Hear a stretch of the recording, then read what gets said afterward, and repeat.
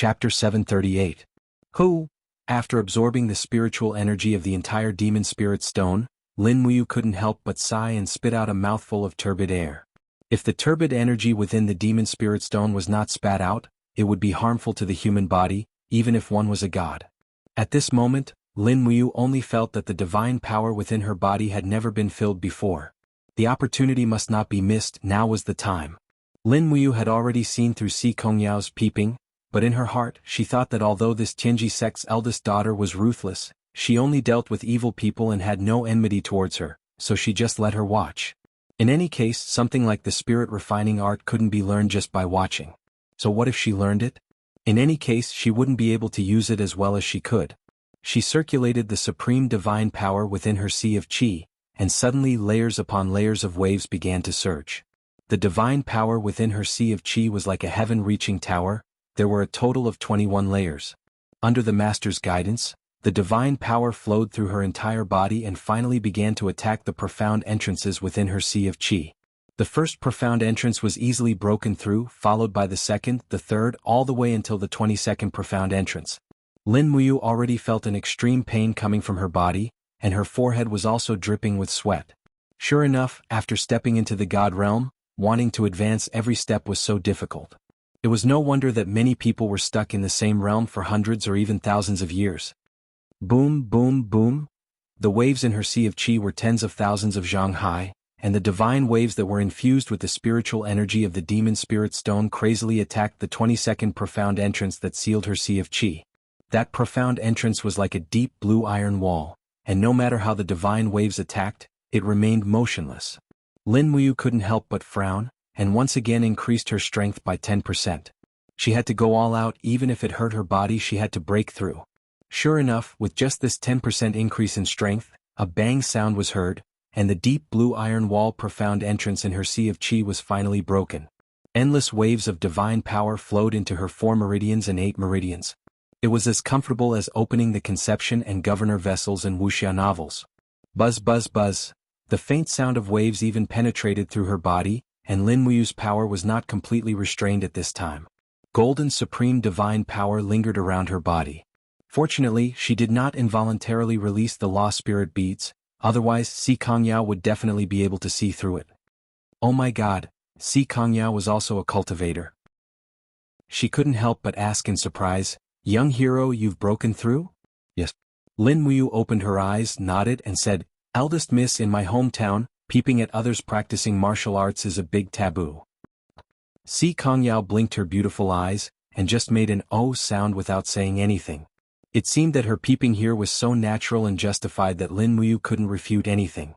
The depths of her body were filled with extravasated blood. This time Lin Muyu had already suffered a small internal injury. She needed to adjust her breath for a period of time to recover, so she didn't try to break through to the 23rd layer of the heavenly abode. Even if she tried, it would probably be impossible to succeed. According to the speed at which the demon spirit stone was absorbing power, Lin Muyu could also roughly estimate that at least 3 to 5 venerable demon spirit stones would be needed to help her break through to the 23rd layer of the heavenly abode. Moreover, the spiritual power in her sea of qi was currently extremely abundant. There was no need to refine demon spirit stones at all. She had to wait for this feeling of fullness to disappear before she could continue to rely on absorbing power to cultivate. After all, cultivation was a matter of oneself. Blindly relying on external gains may eventually cause one to be unable to control the power in one's body. This kind of example could be seen everywhere in the ancient books on the continent.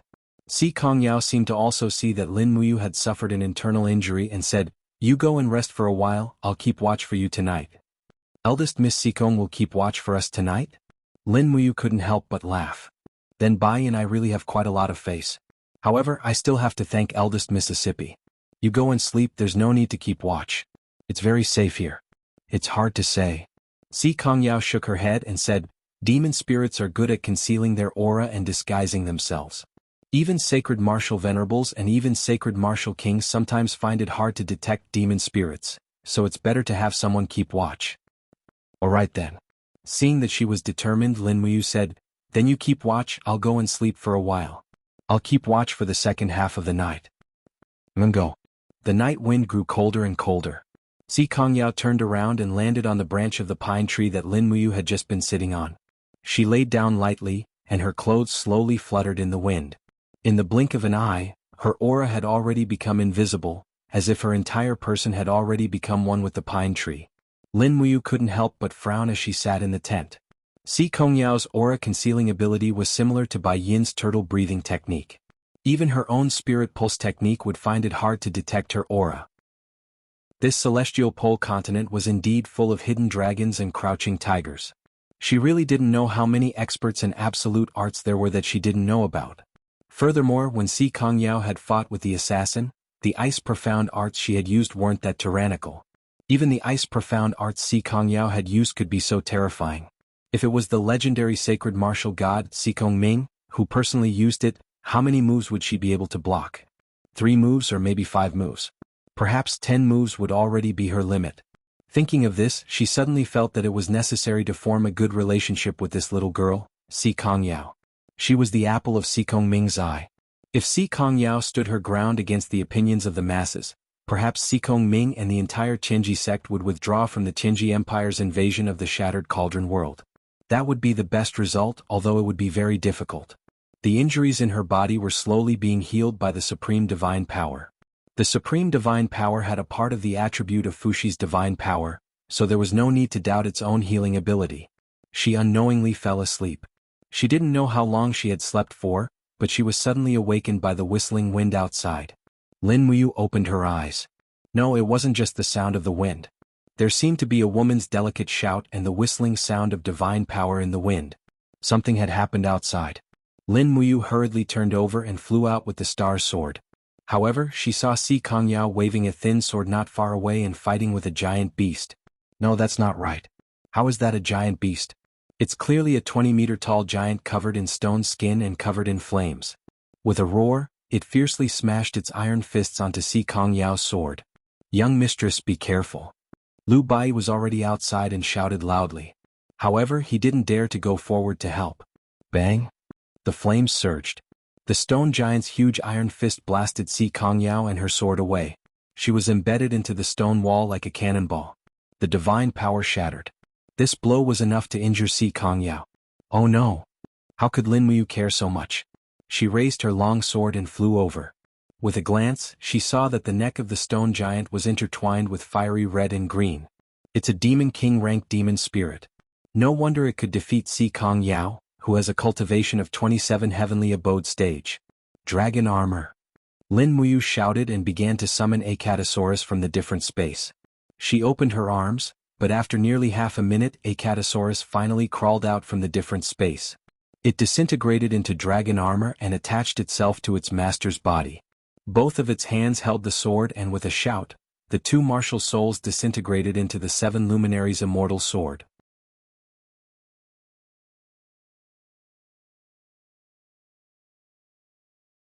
Boom!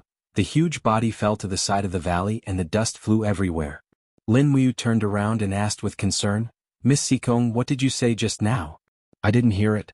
Are you okay? Si Kongyao's tears flowed out of her eyes. She was angry and regretful, but it was too late. There was no medicine for regret in this world. Chapter 739. Dummy? Lin Muyu stood on the head of the stone giant Demon King's corpse and asked in confusion, What happened? Miss, do you know this Demon King? Si Kongyao walked to the side of the stone giant's corpse in 2 or 3 steps. She lay on its huge arm and started bawling. As she sobbed, she said, Dummy was the most obedient. He did whatever I wanted him to do. I just wanted to test your strength. I didn't think that you would actually kill Dummy.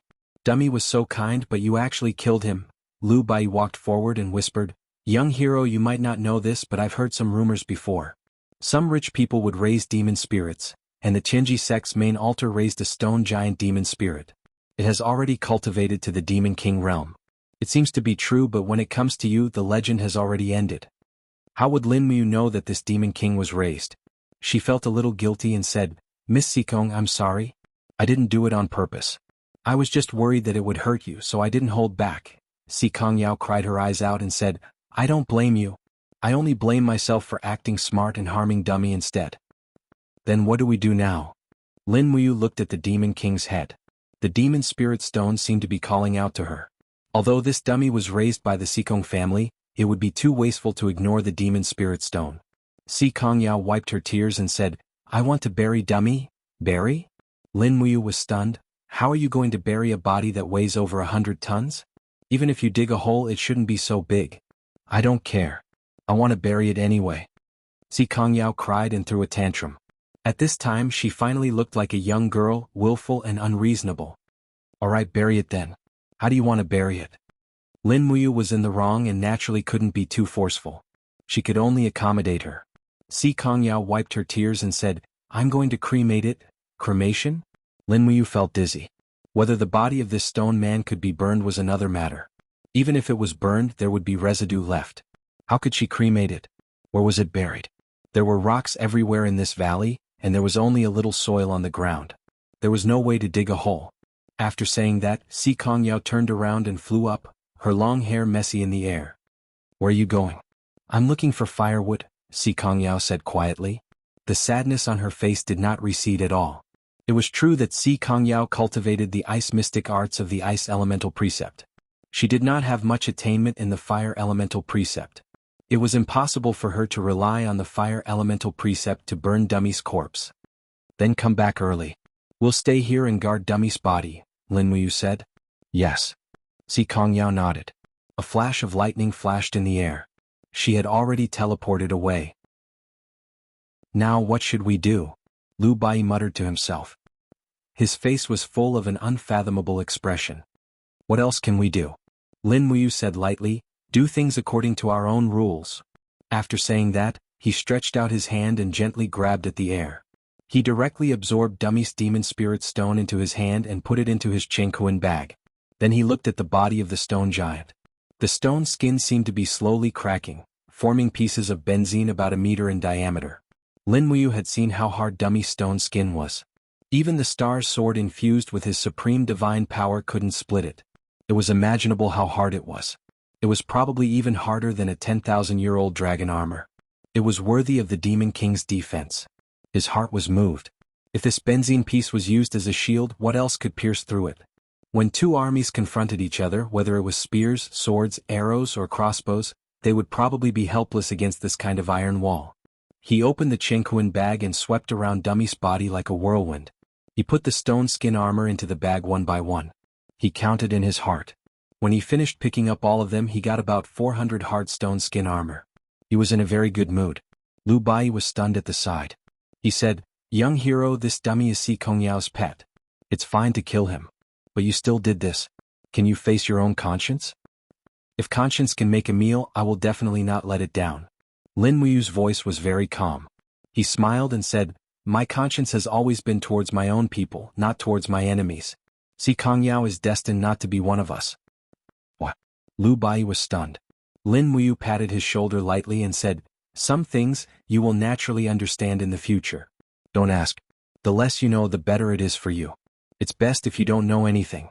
Bai, take a step back. "I want to burn Dummy's body." "Oh." Lu Bai quickly retreated. Lin Muyu flew up and stopped in midair. Looking at the huge corpse of Dummy, he couldn't help but frown. He opened his palms slightly and suddenly, a fire elemental spirit pearl appeared between his palms. In the next moment, raging flames descended from the sky and began to devour Dummy's body. The sovereign persona had the ability to control all elemental laws. The intensity of the raging flames that Lin Muyu summoned was in no way inferior to the power of a fire elemental master god.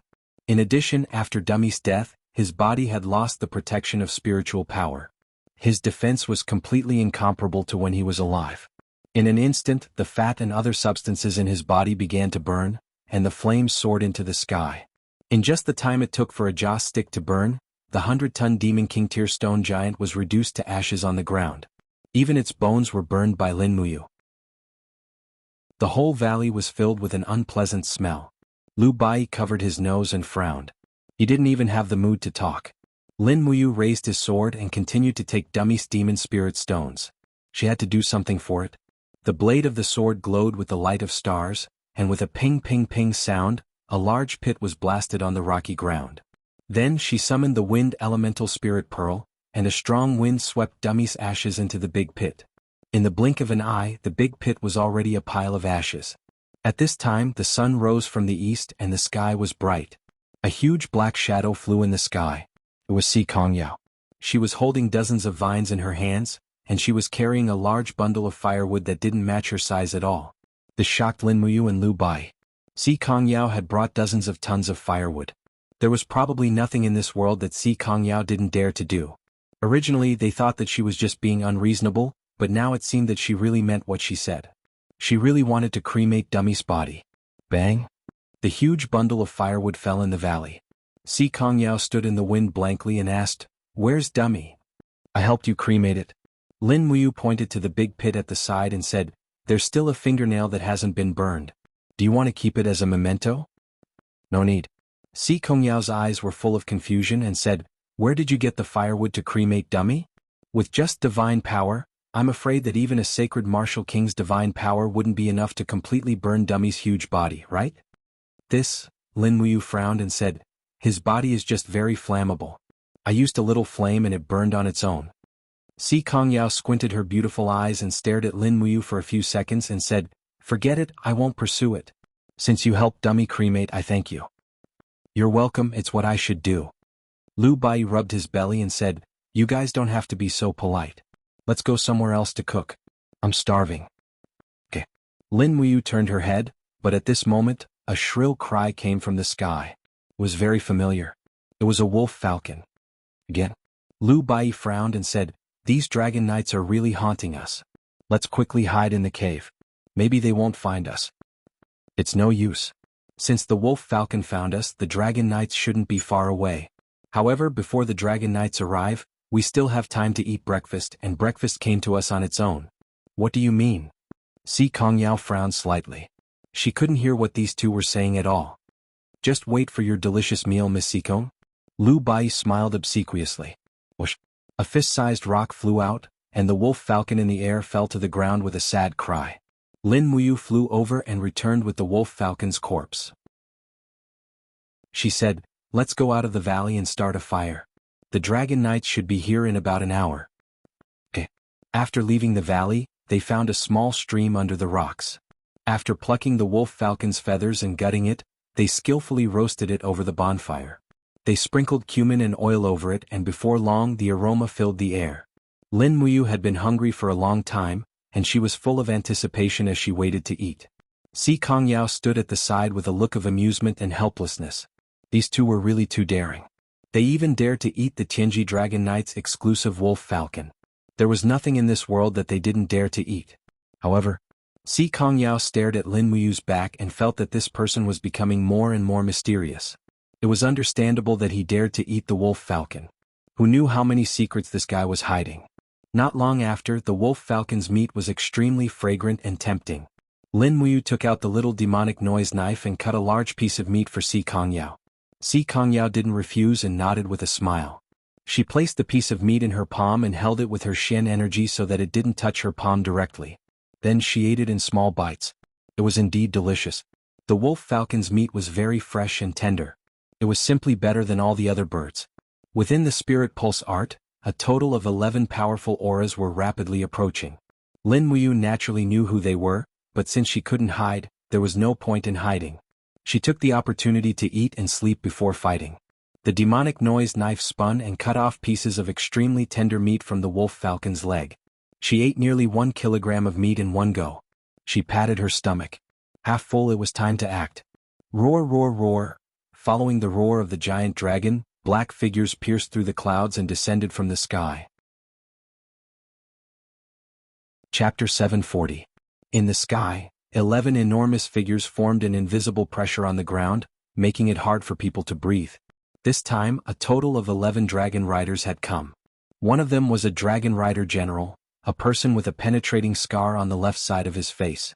It was most likely a scar that had been left behind after being shot by a sharp arrow. He looked to be around 40 years old, and his chin was covered in short stubble. His gaze was intimidating, and he wore a symbol of 4 golden stars and a red cloud on his chest. The symbol of 4 stars signified that he had already obtained the title of Sacred Martial King on the Celestial Pole continent, while the red cloud was the symbol of the Tianji Empire. Lei Wen, one of the 21 dragon riders of the Tianji Dragon Riders, was a saint martial king. His muddy fire blade had swept through many experts within the empire, making his name known throughout the world. Now, he had received an order from the headquarters of the Tianji Dragon Riders to lead 10 dragon riders to kill a sword-wielding ranger. Now he had finally found him. However, when Lei Wen's gaze fell on the bonfire under the cliff, he couldn't help but tremble. He was furious. These two brats actually killed the wolf falcon. On the ground, Lin Muyu stepped on the early spring grass and walked forward step by step. She raised her head to look at the dragon riders in the sky and said, "You guys have come again and again. Are you done yet? You're the one who defeated Huyin?" Lei Wen's voice was filled with dignity. "That's right, it's me." "You killed the wolf falcon as well?" "That's right. You have a good appetite." Lei Wen's gaze turned cold and he became especially ferocious. "Do you know how to write the word death? Only death awaits those who challenge the Tianji Dragon Riders. I don't care who you are. Today this will be your burial ground." "Is that so?" Lin Muyu raised her head to look at him. She didn't fear death and her aura didn't lose out at all. Aura was a part of the domain. At this moment, Lei Wen was secretly shocked. Just who was this young man to be able to compete with his aura when he was riding a dragon? At this moment, a beautiful girl walked out from the forest. It was Si Kongyao. She had a faint smile on her face and said, "Uncle Lei Wen, long time no see." Lei Wen was stunned. "Si. Young Miss Sikong, why are you here?" Si Kongyao smiled. "I came out with 2 friends to travel around the world." "These 2 are your friends?" "Yes." "How is that possible?" Lei Wen's eyes were filled with disdain towards Lin Muyu and Lu Bai. His face was filled with a look that said, "Who is Miss Si Kongyao, and why would she hang out with these 2 lowly people?" "Miss Si Kong, these 2 have injured Huyin and Li Ku, the 2 dragon riders. They are openly provoking the Tianji Dragon Riders, which is equivalent to provoking the Tianji Empire. Even if they are friends of Miss Si Kong, this humble one, Lei Wen, cannot be biased." "Really?" Si Kongyao narrowed her eyes. "What if they are from the Tianji sect? Was Uncle Raven going to do something to them? If Uncle Raven did something to the Tianji sect and Grandpa found out about it, would he punish you?" Lei Wen's face flashed with a trace of horror. "Sikong Ming," these 3 words were the supreme existence in the hearts of the Empire's warriors. Even the Imperial Marshal, one of the 5 divine martial gods, Bai Ming Huan, was respectful to Sikong Ming, not to mention a mere dragon rider like him. However, if he were to admit defeat like this, he would probably become a laughingstock. Not to mention that Lei Wen was leading 10 dragon riders to carry out a mission from the headquarters. If he returned without any results, he would not be able to explain it to his superiors. The muddy fire saber in his hand began to hum, as if it was already anticipating a battle. Lei Wen said with a fake smile, "I have to give face to Miss Sikong. Since these 2 people are from the Tianji sect." "Wait." Lin Muyu raised her eyebrows. "I am just an idle person, not from the Tianji sect." Lei Wen smiled. "Then it's even easier." Si Kongyao stomped her feet in anger and stared at Lin Muyu. You want to anger me to death? Are you a pig?" Lin Muyu naturally knew what Si Kongyao was thinking. She wanted to pull her into the Tianji sect, but this was absolutely impossible. Once she joined the Tianji sect, she would not be able to control herself. She, the Qin king of the Shattered Cauldron world, would not know how to stand in the Qin Empire in the future. Lei Wen raised his blade and shouted, "Spread out. Surround this place. Don't let anyone escape. Today I want the corpses of these 2 brats to lie on the ground. How dare they challenge the dignity of the Tianji Dragon Riders? You 2 must have eaten the guts of a leopard." "Wait." Sikong Yao cried out and stood in front of Lin Muyu. "Uncle Lei Wen, these 2 have yet to join the Celestial Mystical Sect. Now that I've promised them that they will become the Celestial Mystical Sect's distinguished guests, even if they're not from the sect, I won't allow anyone to bully them. Uncle Lei Wen, are you not going to give face to the Celestial Mystical Sect?" "Honored guests." Lei Wen was stunned. "I remember that the Tianji sect's honored guest last time was General Zhang Qing, one of the 5 martial saint gods of the Empire. Why did they invite these 2, honored guests this time? Anyway, they are honored guests of the Tianji sect. Touching them is equivalent to becoming an enemy of the Tianji sect." Si Kongyao quickly made her position clear. Lei Wen smiled. "Miss Si Kongyao, although the Tianji sect is respected in the Empire, we, the Tianji Dragon Riders, carry out His Majesty's orders. I respect the Tianji sect and Lord Sikong Ming, but please respect the Tianji Dragon Riders as well. Don't make it difficult for me." How can these two clowns be honored guests of the Tianji sect? Don't deceive yourself, Mississippi. Si Kongyao was anxious. She stamped her feet and said, "What do I have to do for you to let them go?" VIPs. Lei Wen's arms emitted traces of fire rule divine power and entered the muddy fire saber. In an instant, the saber was burning red, illuminating his ferocious face. He smiled and said, "I can admit that they are VIPs, but they have to pass through my muddy fire saber. Otherwise, how can they be worthy of being VIPs of the Tianji sect?" Zikongyao was silent. Lin Muyu's body was surrounded by an invisible whirlwind. She rose into the air and stood at the same height as Lei Wen. She looked at him and said, "Then what do I have to do to pass your muddy fire blade? As long as you can survive 20 moves from my muddy fire blade, I, Lei Wen, will let you go. How about it?" Lei Wen's eyes were filled with arrogance. He didn't even put Lin Muyu in his eyes. He was going to say 10 moves, but this brat won against Huyin. Even if it was a trick, he must have some ability. So he said 20 moves. Lin Muyu was also angry. After talking so much nonsense, she had already recovered 90% of her divine power. This Lei Wen's aura was completely exposed. He didn't hide it at all. Under the detection of the spiritual pulse technique, he was at the 34th Grotto Heaven level. If he was only at the 34th Grotto Heaven level, he would have a great chance. Plus, Lei Wen was so arrogant. It was time to suppress him. Alright, 20 moves. Come. The flames of the muddy fire blade soared. The dragon Lei Wen was riding on also let out a roar. Its whole body was covered in flames. It was a fire dragon with extraordinary power. Lin Muyu secretly thought to herself. When fighting Lei Wen, she still had to be careful of the fire dragon's bite and dragon's flame. Otherwise, if she was careless, she would suffer. No matter what, Lei Wen was a dragon rider. She couldn't underestimate him. Lei Wen's blade was raised horizontally. A flame formed into a dragon and circled around the hilt. It was actually Dragon Qi. This was a dragon rider who could control Dragon Qi. Lin Muyu was secretly startled. She slowly unsheathed her stellar sword. Streaks of frost and stars lingered around the blade. Since Lei Wen was using the law of fire, then she would use the law of ice, which was relatively more restrained. "If you lose, I want your head to report to His Majesty," Lei Wen said indifferently. No one would doubt the truth of his words. "And if you lose?" Lin Muyu raised her eyebrows. "What are you going to give me?" "If I lose?" Lei Wen laughed out loud. "What a joke. You think I will lose to you?" "What if?"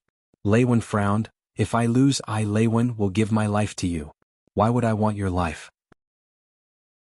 "If you lose, I want this fire dragon of yours." "What?" Lei Wen was startled. "You want my Qi Yan?" So this dragon's name was Qi Yan. Lin Muyu nodded and smiled. "What, you don't dare to bet?" "Let's bet. You're just courting death."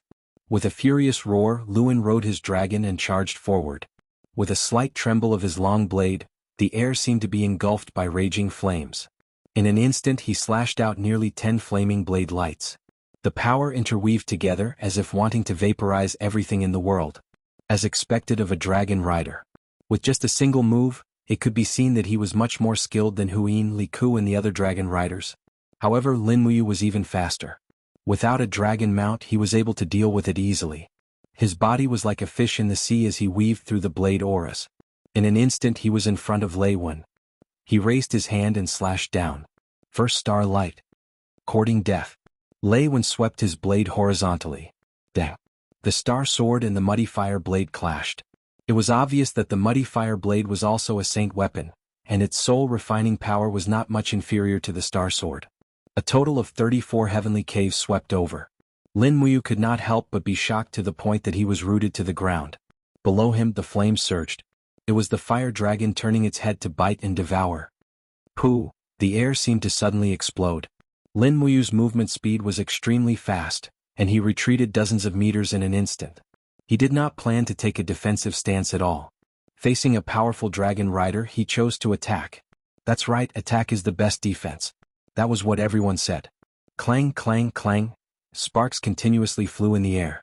In just a few seconds, Lin Muyu slashed out 7 or 8 times. Every slash was filled with supreme divine power, and his body was surrounded by the energy of the jade snow ice. The more Lei Wen fought, the colder he became. His body and arms were covered in a layer of frost. This brat was like an ice man from purgatory. The surroundings were extremely cold, and this kind of ice law divine power was the power that Lei Wen hated the most. His movements gradually became slower and slower. Lei Wen's temperament also became irritable, and he no longer had any method to fight. Chapter 741. Peng. Lin Muyu's fist, which was filled with frost, landed heavily on the blazing palm that Lei Wen had hurriedly thrown out. The surrounding time and space seemed to have frozen in that instant.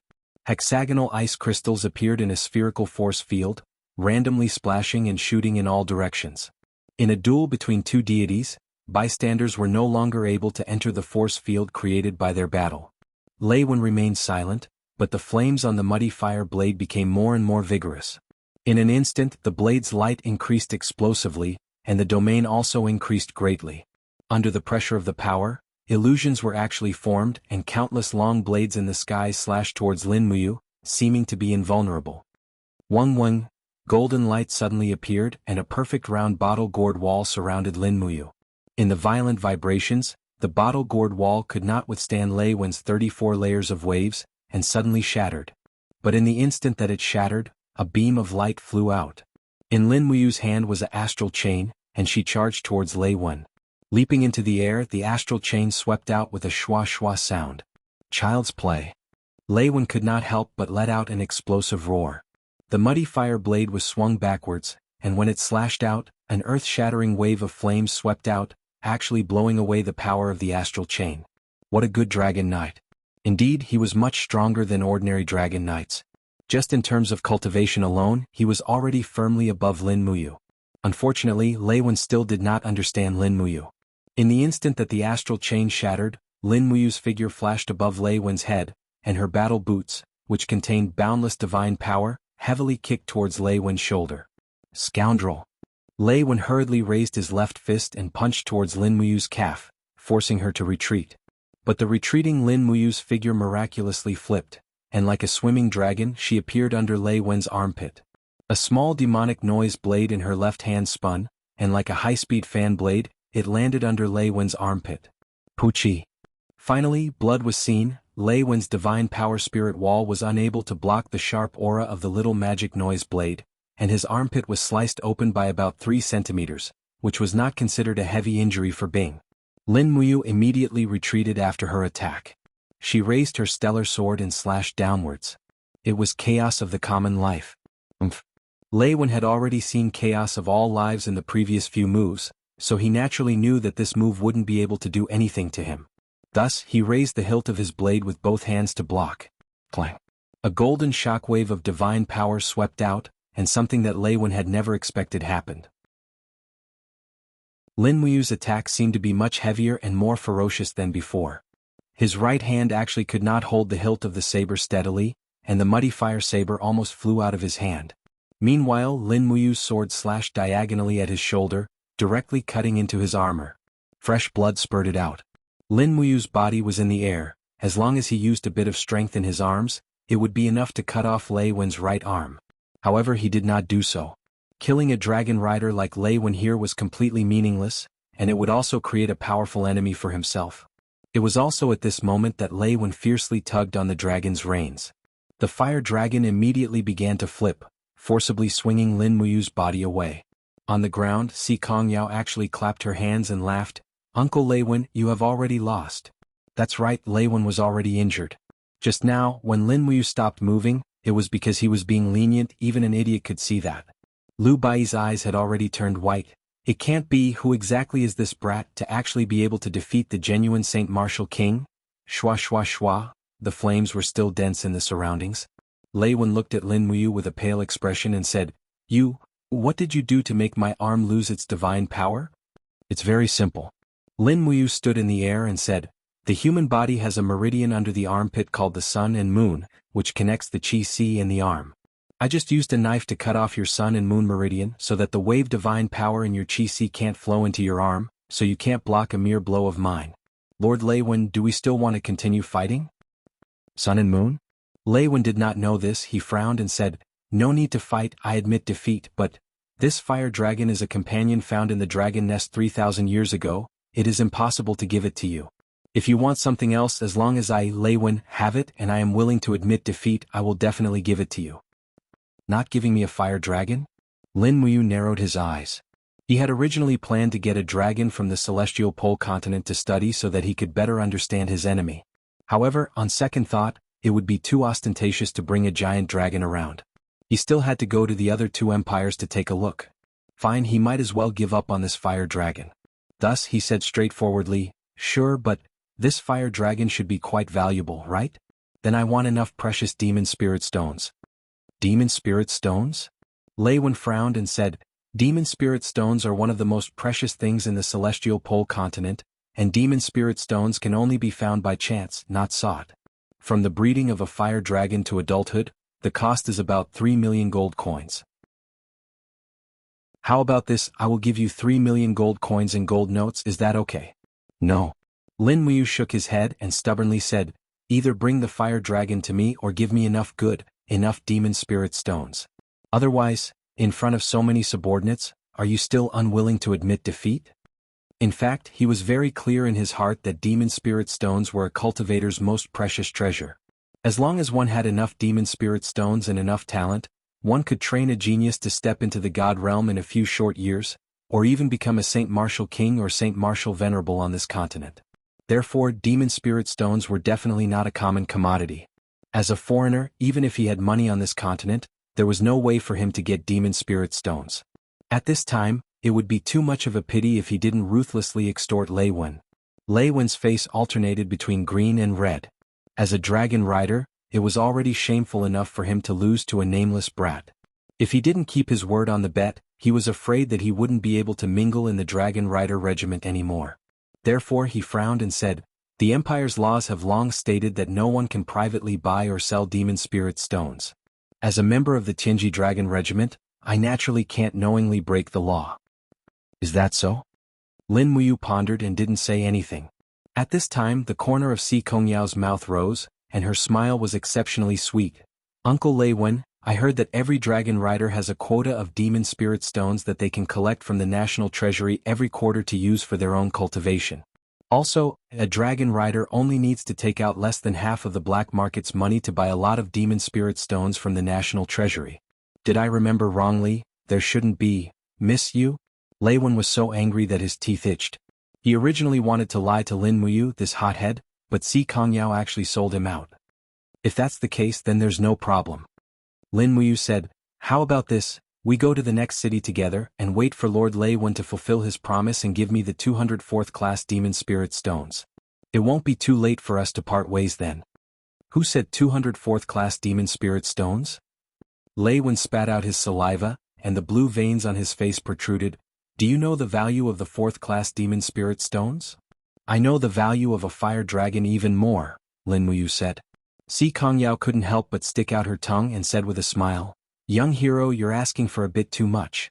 Some provincial treasury doesn't even have a total of 204th class demon spirit stones. In my opinion, the value of a fire dragon should be equivalent to 105th class demon spirit stones. That should be it, at least in Tianji City." Her elbow had already turned completely outward. "Let's go with 205th class demon spirit stones." Lin Muyu looked up at Lei Wen on the dragon's back and said, "Lord Lei Wen, what do you think?" Lei Wen's face turned livid. 205th class demon spirit stones? "I'm afraid I can't afford that much even with my 50 years of salary. You're making things difficult for me." "Who said so?" "Uncle Lei Wen, it's not right for you to say you're poor." Si Kongyao squinted her beautiful eyes and smiled. "If I remember correctly, 3 years ago when you went to Eastcom City to subdue a demon venerable level demon spirit for Marquis Egret, you received more than 1 million gold coins from him. Moreover, the Tianji Dragon Riders sometimes complete some missions in private. I'm afraid you guys also reaped a lot of benefits, right?" Lei Wen's face was full of embarrassment, and the group of dragon riders behind him were also a little mischievous. After all, even if they stepped into the divine realm, they still needed to live. Since they entered the world to cultivate, how could they not be stained by the mundane world? Which dragon rider didn't have a mansion in the imperial capital? Therefore, Si Kongyao's words were also a secret that couldn't be said, and everyone had a tacit understanding. As members of the Tianji Dragon Riders, we have long sworn to dedicate our lives and everything to the Empire. Those are all gifts from the Empire to us, Lei Wen said solemnly. "Good gifts. Lin Muyu secretly felt that it was funny. "Since it's a gift, then give me some of it." 200 Tier 5 Demon Spirit Stones, deal. No, it's too much. I really can't take out that much at the moment. Lei Wen frowned. It seemed that this was indeed beyond what he could bear. Then how much can you take out? 50. 50 Tier 6 Demon Spirit Stones. Looks like I need to go to the Imperial capital and announce that the Qinji Dragon Rider Lei Wen of the Qinji Dragon Riders lost to a ranger, Lin Muyu said slowly with her arms crossed.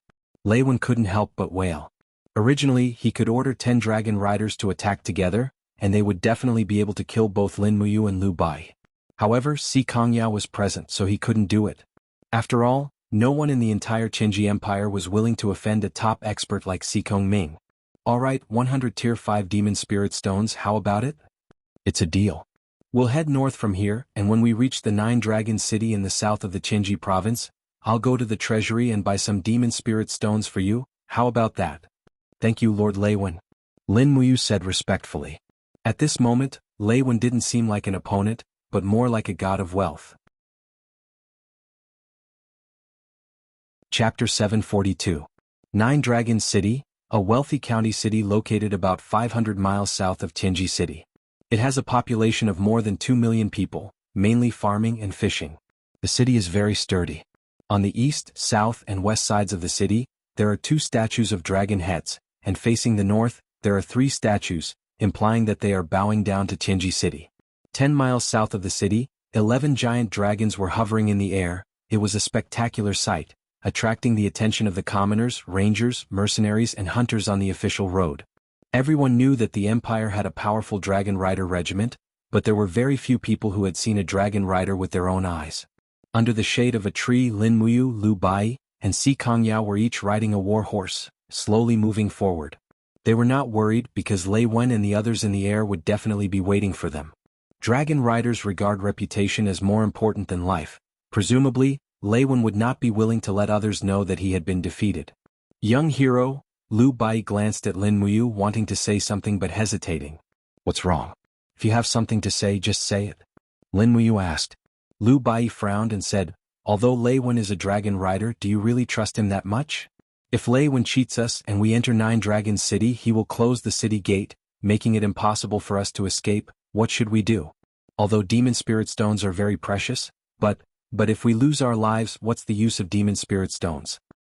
Bai, you misunderstood. It's not us entering 9 Dragon City, it's only me entering 9 Dragon City. Oh? What? Lu Bai was stunned. Lin Muyu slightly smiled. Do you think I don't know how sinister people can be? But I must get my hands on these 100 demon spirit stones. So you and eldest Miss Sikong don't go into the city. You'll go around the 9 Dragon City and head towards the direction of the Qinji City. I'll leave the 9 Dragon City after I get the demon spirit stones, and then I'll look for you. Si Kongyao frowned slightly. Although you're very strong, you're definitely not stronger than all the warriors in 9 Dragon City. Also, you probably don't know this, but all the large cities in the Empire have been set up with barriers, and the laws of space are chaotic. Even Saint Martial gods can't use their power to pierce through space within the city. In other words, it's too difficult for you to walk out by yourself. Unknowingly, Si Kongyao seemed to have regarded herself as one of the members of Lin Muyu and Lu Bai's adventure team, so she was always thinking of them. Barrier? Lin Muyu narrowed her eyes. How did you set up this barrier? It seems to be an iron bar buried in the ground. As for what it is, I don't know. That's a matter for the Imperial Army. Iron bar? Lin Muyu muttered to herself. That should be a magnet. It turned out that the people of the Celestial Pole continent already knew how to use magnets to disrupt the 4-dimensional power of God-state experts. She asked, Miss Sikong, have you heard of the Heavenly Book? Heavenly Book? Si Kongyao's eyes were filled with confusion.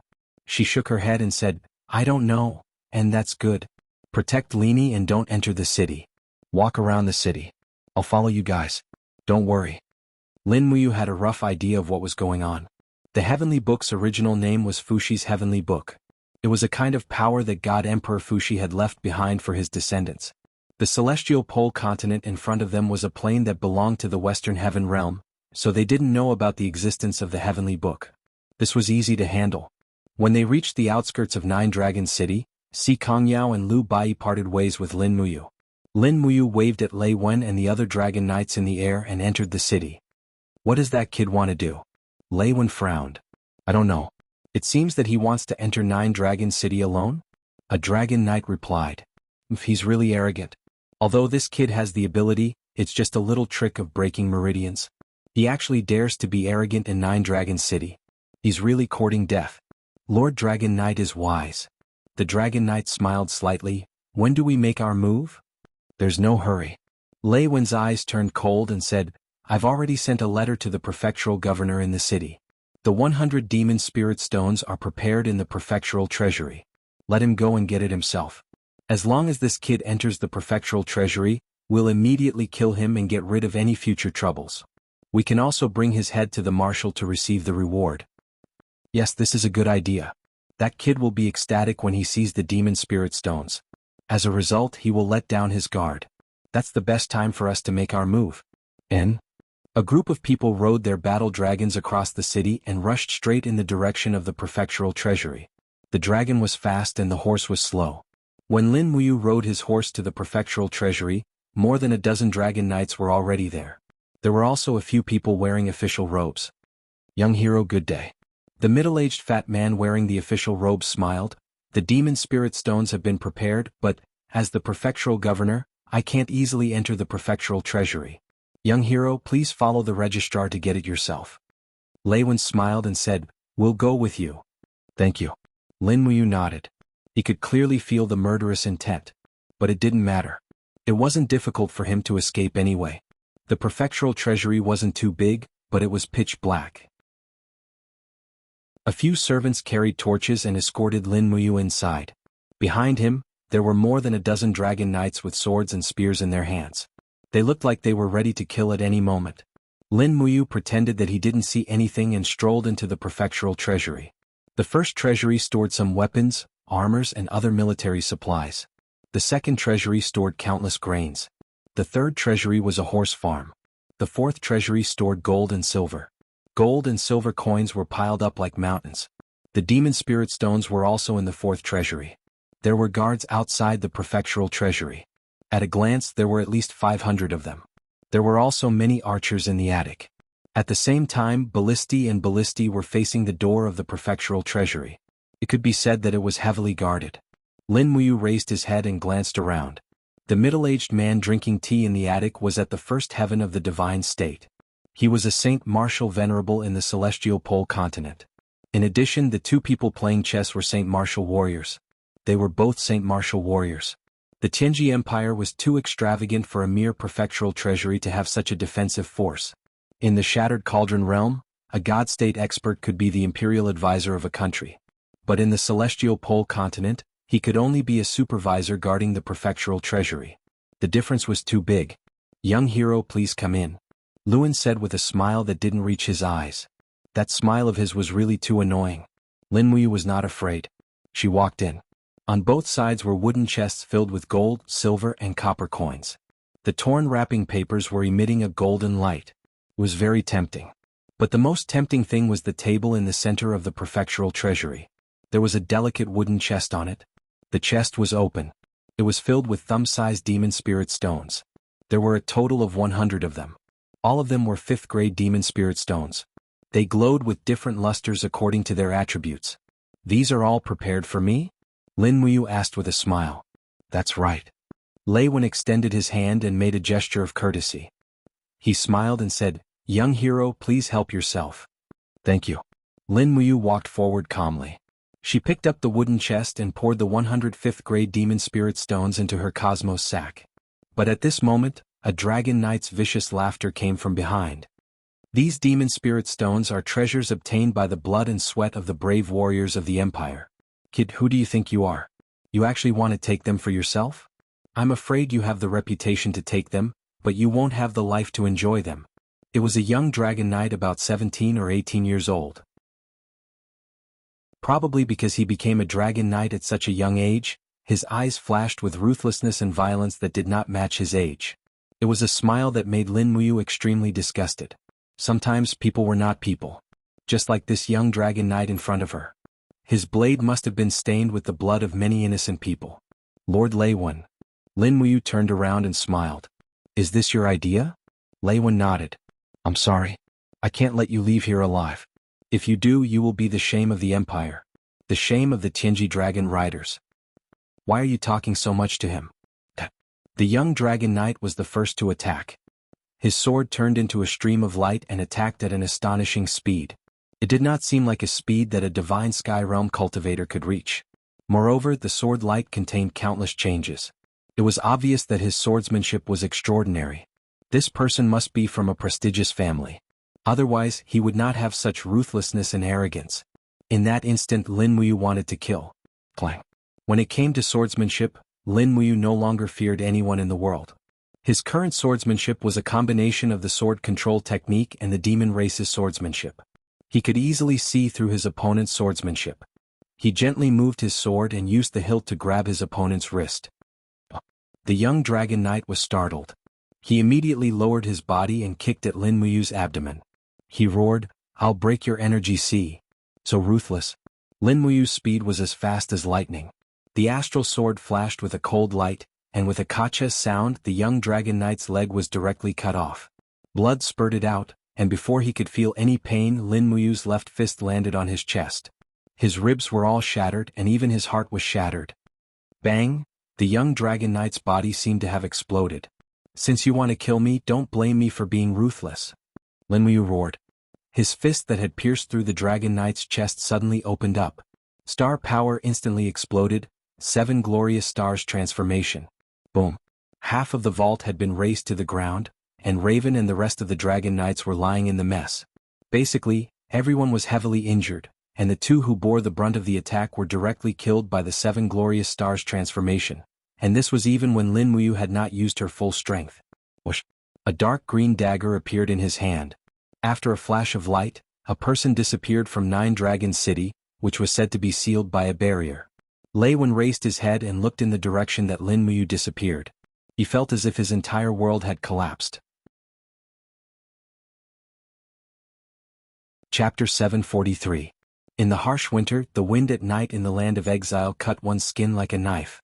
However, the colder it was, the harder it was to find food. Many large beasts had hibernated in their caves. Therefore, the exiles could only hunt each other for meat. To the exiles, the greater significance of the harsh winter was whether they could survive until winter, but the cold was not the most fatal factor. Huff, huff. In the barren, pale yellow grass, a ghost wolf crawled there. Ghost wolves never hibernated. They needed to maintain continuous hunting to maintain their strength.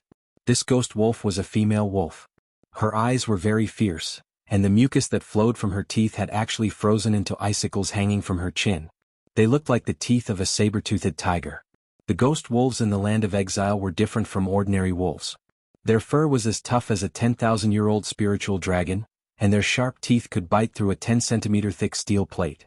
They were ferocious and ruthless. Every time they hunted, they would bite their opponents into pieces before stopping. This female wolf had not hunted for any food for 3 days in a row. If she did not eat, she would not be able to maintain her strength and become someone else's prey. Therefore, she had to succeed in one strike. Now her prey had arrived. In the distance, a man in black carrying a scythe with a ghost head slowly walked over. He wore a loose windbreaker, and his face was hidden in the hood of the cloak, making it impossible to see his true appearance. Roar! The ghost wolf finally could not hold it in anymore. She pounced at the prey from the wild grass like lightning. It seemed that as long as she bit the opponent's throat, the man in black would become her prey. Beast! A cold light shot out from the hood. The black-clothed man waved his arm lightly. Crack! The sickle turned into a sharp light that swept across. In the next moment, the ghost wolf's body was cut in half. The cold wind blew past, and the black-clothed man's hood was blown up, revealing a middle-aged man's face that was filled with hostility. Although the meat of the ghost wolf was fishy, it was the best food in winter. However, the man in black did not pick up the corpse of the ghost wolf. Instead, he walked towards the distant mountains without looking back. To him, the enemy hidden in the mountains was more important. Moreover, mere wolf meat was not enough to attract the attention of an exiled king. Eric, a powerhouse who had been exiled tens of thousands of years ago, had killed 3 Lord-level opponents, Lin Dong, Wang Fei and Terran, with a blood-red scythe. His outstanding military achievements had earned him the title of King of the Land of Exile. There were only about 10 kings in the entire Land of Exile, and Eric had naturally earned his current position through strength and not luck. But now, Eric had learned that a powerhouse had appeared in his territory. Eric was a young girl with a steel sword. No one knew her name. She only had a pair of blood-red eyes and endless power. She had also was an aggressive murderous intent. She had killed many Lord-level powerhouses including General Iron. Humph! When Eric thought of General Iron he could not help but sneer. A person like General Iron was not worth mentioning to Eric. In fact, if Eric wanted to kill General Iron he could even crush him with his fingers. However, what shocked Eric the most was that the young girl had actually killed the Lord-level exiled King Luobwa a few days ago. One had to know that Luobwa's battle blade had killed more than 10 Lord-level powerhouses. The person who could kill Luobwa was definitely not simple. Therefore, the people of the land of exile called this young girl the Dark Moon Shura. Every night of the Blood Moon Shura, it was the time of the Dark Moon Shura's massacre. The time of the massacre? Eric couldn't help but laugh coldly. Tonight would be the night the Azura of the Dark Moon would be slaughtered. The legends of the banished land were worthless. Every legend would only last for a few years or even a few months. After that, they would be destroyed. According to the ranking system in the land of exile from high to low they were King, Lord, Chief, Rogue, Newbie, Noob. The Dark Moon Shura had killed the Lord-level Luobwa, so naturally she became the new Lord. Every day in the rundown taverns, there were legends about the new Lord, and the Dark Moon Shura naturally became the topic of conversation. People said that the Dark Moon Shura had the most beautiful face and the most enchanting figure in the world, but she was also the cruelest hunter in the land of exile. Anyone who was targeted by the Dark Moon Shura did not live to the second day. Eric did not believe it. He decided to use the waning moon scythe in his hand to end the legend of the Dark Moon Shura. Because he was the king he had the right to end this legend. Therefore, Eric did not even bring a single servant with him. He only came to the Dark Rock Mountain Range which had been classified as the Dark Moon Shura's territory. She had to die. This was something that had already been decided. Eric's lips curled into a confident smile. The blood-red waning moon hung in the sky. It seemed fake, but the cold moonlight seemed to make the land of exile even colder. It was as if everything on the earth was about to freeze into ice. In the Dark Rock Mountain Range, there was no sign of human habitation. There were no weeds, only cold, black stones. On one of the giant rocks, a beautiful girl sat. Beside her, a bonfire swayed in the wind. She stretched out one of her slender, snow-white legs and lifted the coarse cloth on the outside of her thigh to change the medicine for her wound. She did not know which of the medicines was gold wound medicine, but she could instinctively confirm it by smell. In fact, the wound had already begun to heal. She had guessed correctly. Arg! The coarse cloth pulled on the wound. She could not help but frown. Enduring the great pain, she reapplied the medicine, tore off a piece of cloth from the edge of her skirt, and bandaged it again. This coarse cloth skirt was found in an abandoned house. It was originally a knee-length skirt, but in order to bandage the wound, it had now become a miniskirt. The area between the skirt and the girl's black boots was almost 30 centimeters of absolute territory. It was suffocating. After she rebandaged the wound, she laid down on her back to rest. She picked up the water bottle beside her and took a sip. Then she held a piece of dry bread in her hand and gnawed on it. Perhaps it was not bread but compressed biscuits. It was just that she had no idea what it was called. Suddenly, the girl raised her head, her beautiful eyes filled with vigilance. Someone had come, and a very strong one at that. Unfortunately, her leg had been cut by Lord Luobwa's blade. This had weakened her combat power by at least 20%. However, being in the banished land, she had long ago learned the rules of this place. There was never a path of retreat and you could never be weak. Otherwise, what awaited you would not only be death, but you would also become food on someone else's plate. This was the rule of iron and blood. There was no room for tears or sympathy. Clang. Grabbing a long sword with mysterious runes carved on it, she leaped and disappeared from the giant rock. In the blink of an eye, she had already disappeared into the boundless night, as if she had become one with the night. Sha-sha. In the wind, a shadow came along with the wind. Like a bat, it gently attached itself to the giant rock. He raised his head and looked at the pitch-black night, the endless darkness of the Dark Rock Mountain Range. Where did you go? Eric coldly snorted. The waning moon scythe in his hand glowed with a faint bloody light. He used his spirit sense to sense a bit and couldn't help but secretly laugh. So it's here. Run as much as you want, but you will never escape from my pursuit. Swoosh. His figure shot out like lightning. His speed was so fast that it was somewhat abnormal. Even a god might not be able to fly so fast. The surrounding scenery turned into a stream of light, and Eric no longer relied on his eyes. Instead, he relied on his spirit sense to chase after the Shura. In front of him was a wild grassland. The grass was as tall as a person, and any danger could be hidden in it. It was also here that the Shura's aura suddenly disappeared, as if it had never existed. Then there were only two possibilities. The first was that the Shura had hidden her aura, and the second was that she had already been killed. However, Eric was confident that his senses would not be wrong. Then there was only one possibility: the Shura had been killed. But this was even more impossible. How could a lord be killed in an instant? At this moment, Eric actually felt a little confused. Who cares? Eric coldly snorted. The waning moon scythe in his hand suddenly swung. Suddenly, a blood-red flame spread out like a fan. In the next moment, the entire grassland became a sea of fire, and the flames shot up into the sky. But at this moment, suddenly, a cold aura appeared in the sky again. Eric swung the scythe in the air without thinking. He only felt a huge shock coming from his arms, and with a clang, sparks flew everywhere. Eric was actually knocked back, and his body landed on the ground, forming a fierce shock wave that blew away the flames within dozens of meters. It was as if an invisible force field had been formed. In the air, the beautiful girl stood in the wind. There was not a trace of emotion on her stunning face, and the long sword in her hand shone brightly. She just looked at Eric indifferently. Finally willing to show yourself? The Shura of the Dark Moon? Eric held the waning moon scythe and looked at her as if nothing had happened. Your name? The girl said indifferently. Eric. After saying this, he touched his nose and added, King. And he emphasized it as if he was emphasizing to his opponent.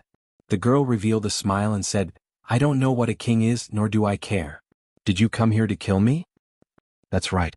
Eric smiled and said, I can't tolerate a lord who doesn't submit to me in my territory. Then let's fight. The girl raised the long sword in her hand high and looked down at Eric without the slightest fear. It was as if a king was just a symbol in her eyes, and nothing else represented anything else.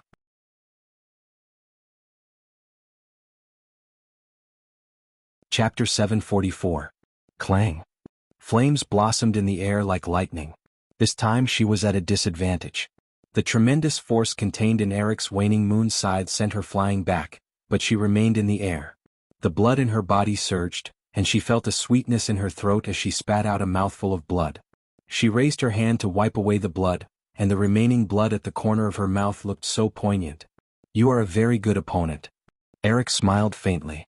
If you are willing to surrender, I can consider not killing you and let you be my woman. The girl laughed. Her laughter was so frivolous and unrestrained. She looked at Eric with her beautiful eyes. No. Why not? Eric asked, puzzled. The girl said, I mean you are not worthy. Eric said coldly.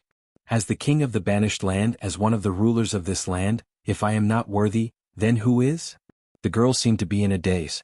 No one knew what she was thinking. After a few seconds she looked at Eric and said, I can't remember his name, but I know he must be waiting for me. I love him. You are courting death. Eric gritted his teeth. He felt jealousy burning in his heart. He quickly increased the divine power in his body to 100%. Suddenly, his cloak fluttered and his long hair danced in the wind. He looked like a god of death. The light from the crescent moon scythe in his hand refracted dozens of meters away. The flames were threatening. He sneered. Since you think I am not worthy, then I will send you to your death. I will send you to meet the person you love. Aha. The girl smiled and the airflow around her surged. As the blood-red light soared, a golden light burst out, and a dazzling golden ice crystal appeared in her palm. It was the celestial dragon crystal. She didn't even know where this power came from, but she knew that this power belonged to her as if she was born with it. Interesting. Eric roared. The crescent moon scythe slashed forward with divine power. The girl raised her palm and the celestial dragon crystal flew out. Bang. Rays of light soared into the sky, illuminating the entire Dark Rock mountain range. Anyone would be able to tell that two exiled beings with extraordinary strength were fighting it out. They might be lords or kings, but one thing was certain. No one should join in the fun or they would definitely die on the spot. Kill. The more Eric attacked, the more ferocious he became. Almost every strike contained layers of divine power, especially when he discovered the scars on the girl's legs. Every time he waved his scythe at the most vulnerable part of the opponent. As time went by, the girl was at a complete disadvantage. Even the dragon crystal could not help her turn defeat into victory. You lost. After Eric fiercely knocked away his opponent's longsword, he quickly flipped his scythe and thrust out with lightning speed. Pooh! The sharp awl pierced through the young girl's shoulder, sending her body flying backwards. With a dang sound, the nearly 30 centimeters long handle nailed the young girl to the rock. Ah! The young girl screamed and swept her sword across, leaving a wound on Eric's abdomen. Do you still want to struggle? Eric endured the pain. No matter how much it hurt, he could not show it. A king was a natural warrior. He would never know pain and he would never know pity. If this girl was not willing to be his woman, then she could only be a dead person. Eric's face became extremely distorted as he gripped the handle of the scythe tightly. He pushed the handle inch by inch into the rock and grinned hideously. How does this feel? Do you think you can do whatever you want in the banished land with this ability? You're still far from it. I'll give you one last chance. Give up that so-called person you love and be my woman, and I won't kill you.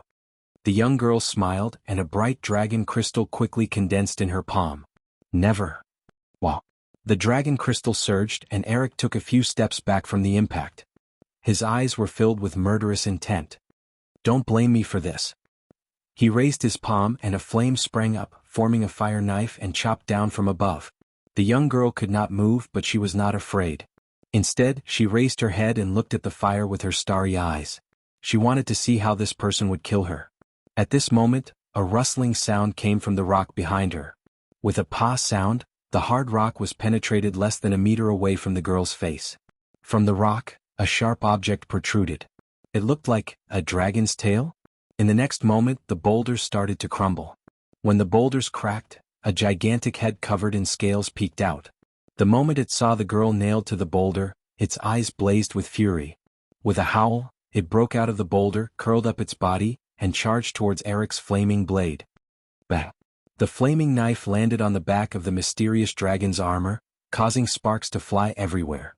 However, it seemed that Eric's unarmed attack didn't cause much damage to the dragon armor.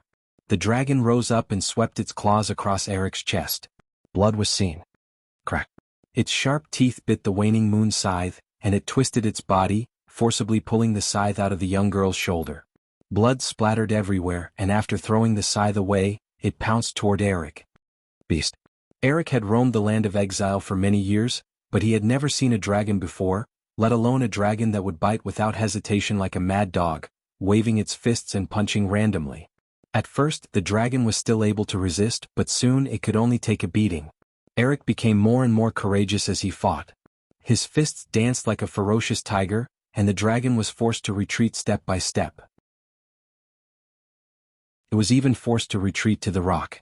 His fists landed, and the dragon's skin was torn open, as if he wanted to send it back into the mountain. Just as Eric was punching randomly, a cold wind suddenly came from behind. It was her, the dark moon Azura had attacked again. Eric raised his iron fist and shouted, "Fire shield."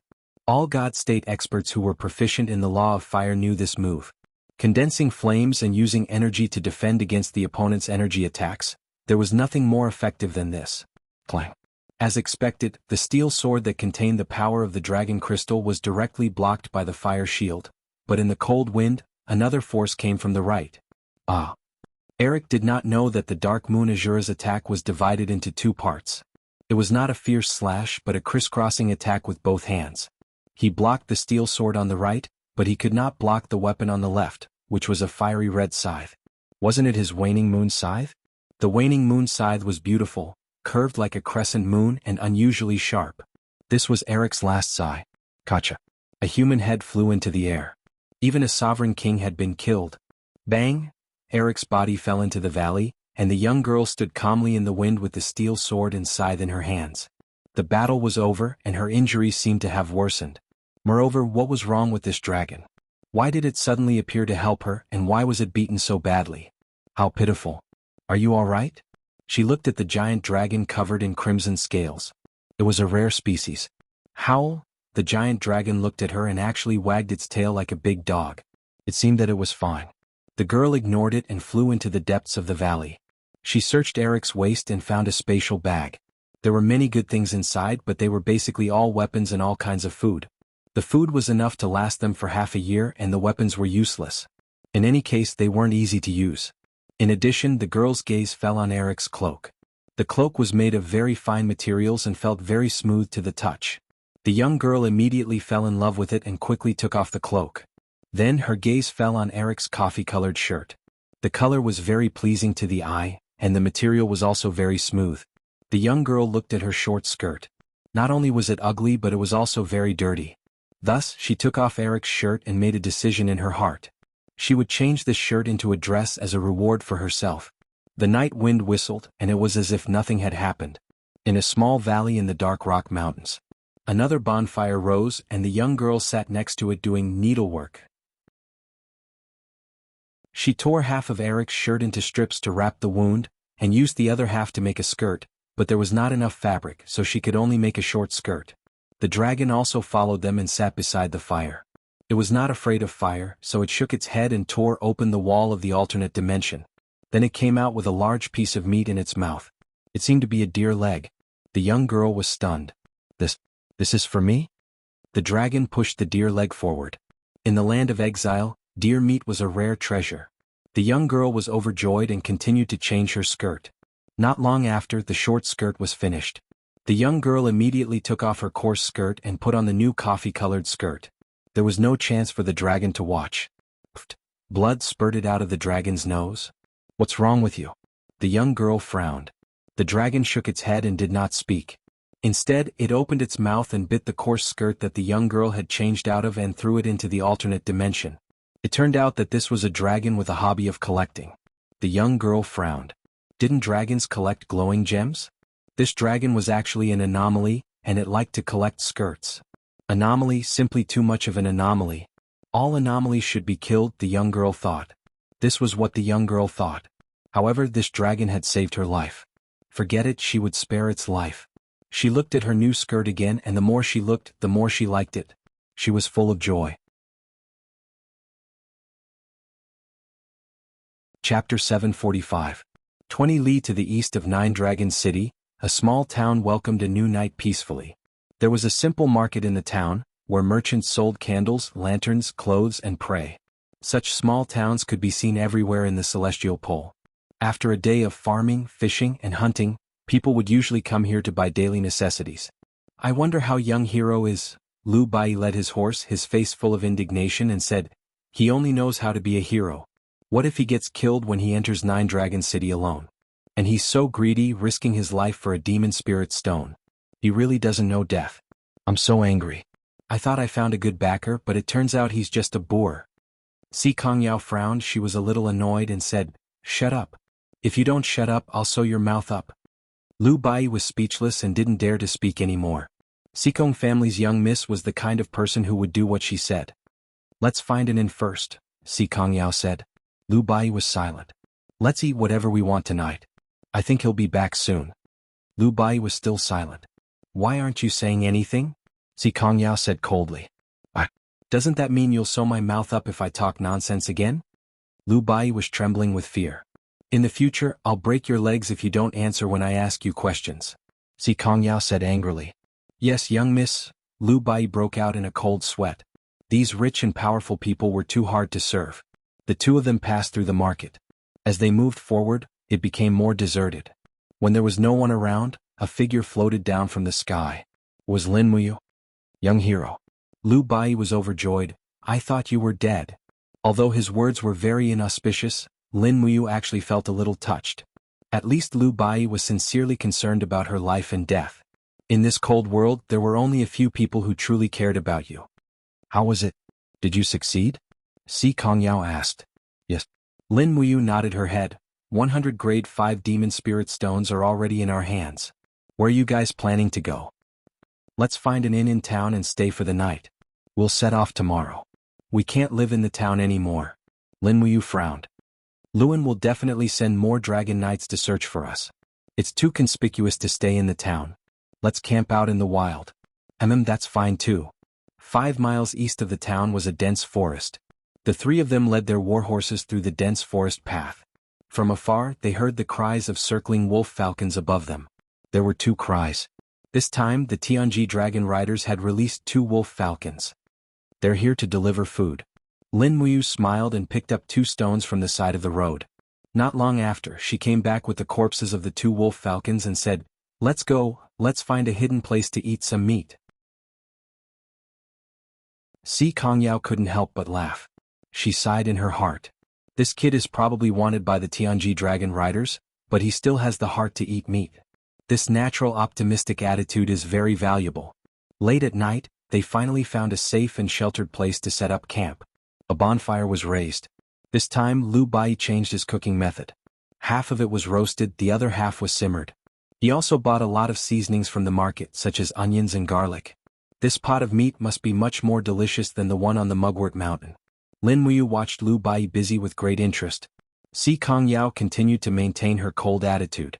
She sat on a black beech tree far away and watched Lin Muyu and Lu Bai chatting and laughing. Her mission was still not completed. This kid didn't even have the slightest intention of joining the Tianji sect. Perhaps the Tianji dragon rider's overbearing attitude would only make him more disgusted with the Tianji sect? Thinking of this, Si Kongyao pouted. She clenched her fist and waved it at Lin Muyu a few times in the air while panting. Not long after, a fragrant aroma assailed his nostrils. The broth and roasted meat were almost ready. Lin Muyu couldn't help but have a great appetite. She happily waited for the food, but at this moment, there was a sudden bang. A purple light penetrated the plane's wall, followed by a familiar howl. Acatosaurus was here. When Acatosaurus appeared, Lin Muyu smiled. "Little apple, come and eat. But don't eat too much. There's not enough." The red crystal dragon trotted over and rubbed its head against Lin Muyu's arm. Then it opened its mouth and spoke to its master, "Awoo, awoo, awoo, awoo, awoo." Lin Muyu did not know when she had lost her telepathic connection with the little dragon. Although she could summon the little dragon and feel its emotions, she had no way of knowing what it was thinking. Therefore, Lin Muyu could only understand the little dragon's excitement and agitation, but she did not know what it was thinking in its heart. "What's wrong?" Lin Muyu touched the dragon's head and smiled. Acatosaurus howled and suddenly opened its mouth. There was a piece of rag in it. Lin Muyu took it and looked at it carefully. She found that it was a woman's skirt. She couldn't help but stare and laugh. Where did this come from? Little apple, I was wrong about you. I didn't expect you to be such a dragon. Acatosaurus howled as if it was wronged. It seemed to want to explain something, but it couldn't understand it all. Lu Bai smiled. "Young hero, is this your pet?" "Sort of. This pet is interesting. It's probably hunting for a wife for you outside." "What are you talking about?" Lin Muyu was very protective. He held the short skirt in his hand and was about to throw it into the fire. However, just as he was about to throw it, he suddenly stopped. Although the short skirt was tattered, it seemed like there was a familiar aura on it. Although Lin Muyu could not tell who it belonged to, he was sure that it was someone he knew. Since the little dragon gave this skirt to him, there must be a reason, right? Forget it. I'll put it aside first. He carefully put the skirt into his Qingkuan bag. Tisk! Si Kongyao, who was on a tree branch in the distance, saw this and couldn't help but pout. "I thought you were a gentleman, but you're also a collector. Since you're interested in women, then I can work on this. When I find the most beautiful woman in Tianji province, I don't believe that you won't join the Tianji sect." As she spoke, Si Kongyao took out a pen and paper and wrote a line of words. Then she whistled and a white bird fell from the sky.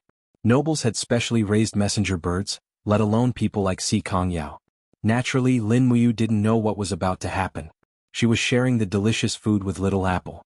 Soon Lin Muyu was 100% full. Acatosaurus was at most 30%, but it didn't care that much.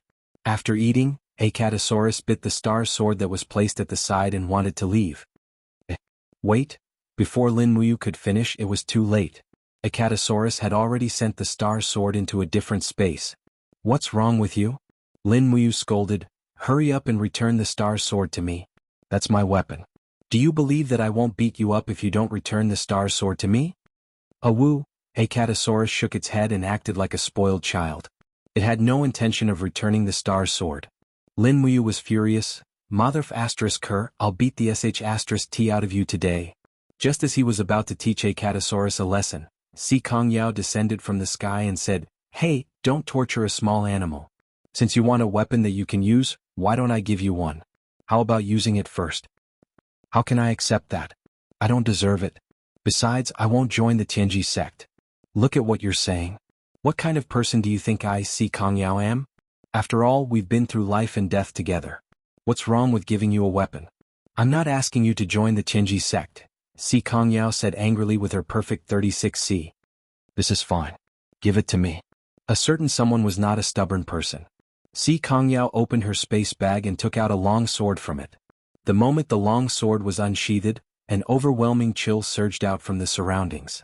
The phantom of a giant beast was entrenched on the blade of the sword. It was the soul of a saint beast. This was actually a saint weapon. It was great to be rich. Here this sword is called the Ice Essence Sword. It was forged by a famous ancient craftsman. Later generations of divine craftsmen reforged it a few times. Its spiritual power does not dissipate and it's very sharp. Since you lack a weapon, this sword. Si Kongyao was reluctant to part with it. She clenched her teeth and said, I'll give it to you. Lin Muyu could not help but laugh. You're really giving it to me? Yes. Then let go of it. Oh. Si Kongyao's pretty face was flushed. The moment Lin Muyu held the sword, she felt a chilling force surging into her arm. It was indeed a divine weapon forged by a famous ancient craftsman. She knew that she could not forge it herself. Moreover, after so many years, the spiritual power of the holy beast's soul was still very vigorous. It was too rare. No matter what, this Ice Essence Sword was a rare treasure. It was really rare that Si Kongyao would give it to her. Apart from joining the Tianji sect, I can agree to one of your requests, said Lin Muyu. What do you want? Si Kongyao giggled. How about this? There will be another beauty coming in 2 days. No matter where you and Lu Bai are going to travel, bring us along. Is that all right? Another beauty? Lin Muyu was stunned. Lu Bai said, She's really a beauty? How is she compared to you? She's not inferior to me, Si Kongyao said embarrassedly. Is that a request? Lu Bai's eyes lit up. This is a kind of benefit. Missy, you're too polite, Si Kongyao. In the end, Si Kongyao was still too young. She didn't know what a beautiful woman meant to a man. In fact, there were many times when a beautiful woman to a man, if she liked him, then she would be the woman he loved. If she didn't like him at all, then she was worthless. Chapter 746. Late at night, the jungle was quiet, only the sound of dew on the branches falling on the tent could be heard. Lin Muyu was lying alone in the tent. Her divine power was concentrated in her sea of consciousness. Her spiritual sense turned into invisible telekinesis that penetrated thousands of miles and found Tang Xiaoxi's aura above the shattered cauldron realm. She tried to communicate with her.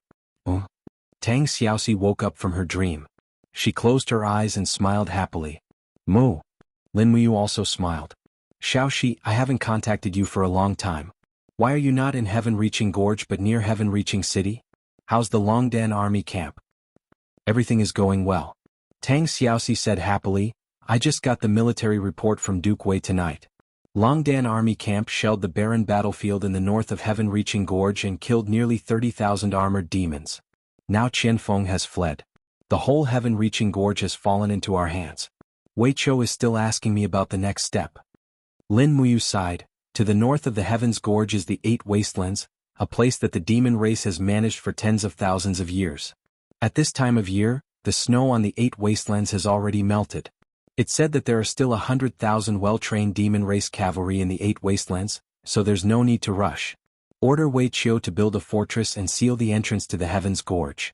Order Wei Ho, Min Yulin and Feng Shi to lead the army to guard this fortress together, so that the demon race can never enter the Heavens Gorge again. I got it. What about you?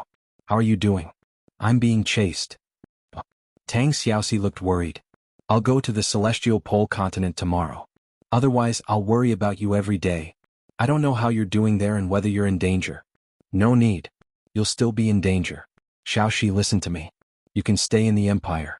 Although it's dangerous here, I can still protect myself. By the way, how is the expansion of the Imperial Navy going? It is said that General Feng has returned to Lanyan City to preside over the overall situation.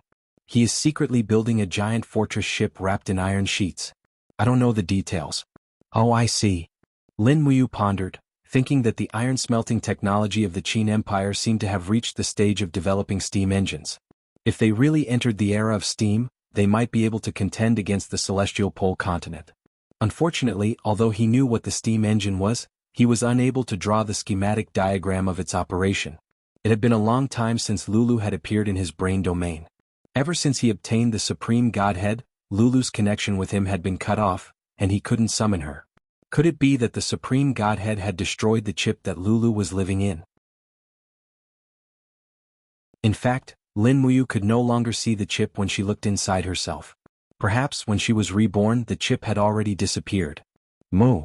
At this time Tang Xiaoxi's voice was a little greasy. I miss you. I miss you too. Lin Muyu answered very decisively. When Tang Xiaoxi was by his side, she always brought him warmth and a sense of home. But now, for the future of the Qin Empire, he could only drift outside. I still have something to do here. Let's contact each other later. Lin Muyu suddenly thought of another way. Okay. Tang Xiaoxi nodded with a smile. Come back early. Okay, I will. Summoning back his telekinesis, Lin Muyu took a deep breath. Nearly 20% of his divine power had been consumed. Sure enough, using telekinesis to communicate with him really consumed a lot of divine power. One could imagine how much divine power the 7 luminaries Demon Emperor had consumed when he sent down the oracle to communicate with him from the heaven. The road of cultivation was endless and no one knew where the end was. Taking out a 5th-grade demon spirit stone from the Chenkuan bag, Lin Muyu gently exerted strength in his palm. Suddenly, the demon spirit stone spun rapidly in his palm, disintegrating inch by inch. Soon, it had turned into energy particles. He absorbed them one by one, and in less than 2 hours he had completely refined them. The divine power in his ocean of qi began to fill up, and the divine power consumed by using telekinesis to communicate with him had all been recovered. His cultivation also seemed to have improved by 1 level, but it was very little. It seemed that refining the demon spirit stone too frequently could not improve his cultivation rapidly. However, now that his divine power was replenished, Lin Muyu could try again. He wanted to use his divine power to penetrate through the multiple planes walls and find his hometown, Earth. Closing his eyes, he took a deep breath. His sovereign lattice actually trembled slightly, as if it was excited about this bold attempt. Swoosh! A beam of light invisible to the naked eye pierced through the tent and shot straight into the sky, heading towards the other star regions. Lin Muyu seemed to have transformed into a bolt of lightning. His surroundings were filled with 4-dimensional areas. He frowned. The direction of Earth was so far away, but he knew it was there. That was the home that he had been longing for. PFFF, PFFF, PFFF. The body formed by telekinesis kept penetrating through the plane's walls, creating loud bangs. It was unknown how many layers of planes he had penetrated. Finally, the view in front of him became clear. Lin Muyu felt his body continuously falling, and below him was a dense fog. It's not fog. It's the atmosphere. However, Lin Muyu had no idea who he was looking for, and he had no idea where he would land on Earth. What if he landed in France? After all, he didn't understand French. Forget it, I'll just try my luck. I'll just find the person with the strongest aura on this planet. He frowned, and under the guidance of the Force, his body directly fell to a certain place on Earth. He penetrated through the atmosphere and pushed away the clouds. Below him was a dazzling city, and it was a very prosperous city. Lin Muyu couldn't tell where this city was until he was about 500 meters away from the ground. From afar he saw the words on the building, Hangzhou Sofitel Westlake Hotel. This is Hangzhou. Lin Muyu almost burst into tears. This is China, my hometown. Following the aura, he landed in a villa not far away. Lin Muyu took a closer look. That's right. In the garden of a villa there were many dim lights. Under the grape trellis, a young man was reading a book with a frown on his face. There was also red wine and a few gaming magazines on the table beside him. Could it be this person? With a whoosh, Lin Muyu landed and condensed his body with his telekinesis so that the other party could see a mighty divine power descending from the sky. A golden pillar of light rose into the sky, surrounded by holy light and lines of golden ancient characters. This entrance was extremely cool. Huh. The young man sitting under the rattan trellis frowned. Very quickly, he raised his hand and pulled out the sharp sword on the sword rack beside him. He shouted in a low voice, "Who's there?" His movement technique was quite impressive. With a single stride, he was already close to 10 meters away. The power in his arms was injected into the long sword, causing it to burn bright red. Moreover, a formless domain aura spread out. How astonishing! Lin Muyu frowned. She didn't expect people on Earth to have such cultivation. This guy was at least at the 2nd level of the Saint Realm. The flame on the blade was clearly a variant of the king's fighting flame. Unfortunately, There was no independent system of cultivation on Earth. Back then, God Emperor Fuxi seemed to only impart culture and not martial arts. Otherwise there would probably be more disputes. In the golden light, Lin Muyu stepped out. His face was full of a friendly smile. "Hello, what's your name? I want to ask you for a favor. Is that possible?" The long sword in the other party's hand was still trembling. Streams of power were ready to be released. He stared at Lin Muyu and said, "My name is Li Xiaoyao. Who are you? Where are you from?" Lin Muyu smiled. "Li Xiaoyao? Isn't this the name of Brother Xiaoyao in the Legend of Sword and Fairy? Ah, interesting. I want to ask for your help." "Who are you? Why should I help you?" Li Xiaoyao seemed to realize that if he used a sword, he definitely wouldn't be a match for the stranger in front of him. He raised his hand and pulled out a gun from his thigh. The black muzzle was pointed at the other party. "You are a police officer? You actually have a gun." Lin Muyu frowned. "If you are a police officer, it will be even easier. I'm not some alien. I'm also a Chinese." "Nonsense." Li Xiaoyao raised his eyebrows. "Chinese basically don't know how to fly. Furthermore, the special characteristics of your power don't belong here at all. Who are you? What are you trying to do? Speak or I will shoot. This is a nano bullet. It has strong penetrative power. You better think it over. As the captain of the Hangzhou Special Operations Team, I order you to put down your weapon." Lin Muyu was about to cry. She raised her hand and sheathed the Ice Origin sword. She spread her hands and said, "You see, I am also a Chinese. My home is in Shanghai. My father is called Lin Shun. My brother is called Lin Yen. I am called—" "Wait." Li Xiaoyao was stunned. He interrupted Lin Muyu's words. He lightly rolled the gun and put it back into the gun holster beside his thigh. He said, "Your father is called Lin Shun? So you are the Lin Ji who has been missing for several years. The god of war Lin Muyu in the conquest game?" "Yes, that is me. Brother, do you know me?" Lin Muyu was wild with joy. "Yes." Li Xiaoyao nodded lightly. "After you left, I dominated the virtual world." As he said that, Li Xiaoyao frowned and said, 2 years ago the artificials caused panic in Shanghai, Hangzhou, Beijing and other cities. Since you have such great ability, why didn't you come out?" Lin Muyu complained bitterly, "It's not that I don't want to help. It's just that I am not in this dimension." "Not in this dimension? What do you mean?" Li Xiaoyao asked. "How do I explain it? Actually, I went to another world." "You died." Li Xiaoyao was shocked. Lin Muyu was about to faint. "Not really. Brother, don't talk about these useless things. Help me get some information about the theory and structure of the steam engine. I urgently need it." "Is that so?" Li Xiaoyao nodded and smiled. "Okay, then wait here. I will go get the iPad from the lobby. You can go online and look it up." "Okay, hurry up." "Yes." Li Xiaoyao flew down the stairs and entered the lobby. When he stepped on the stairs, a girl's scream came from not far away. "Ah, what happened, Wan Air?"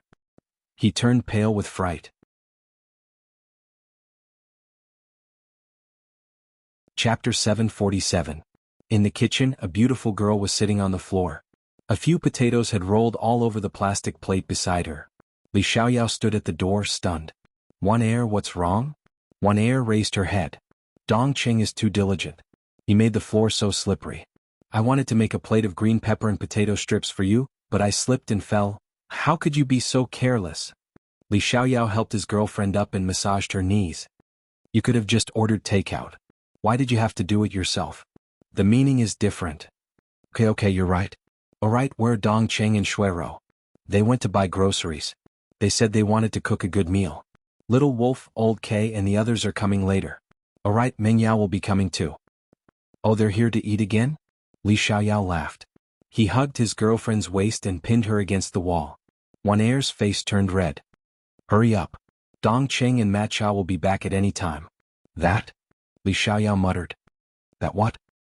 I feel like there's something I forgot to do." "Humph, you have the nerve to be the captain with that kind of memory." Upstairs, Lin Muyu could naturally see everything with her observation skills. She frowned and muttered to herself, "That girl looks familiar.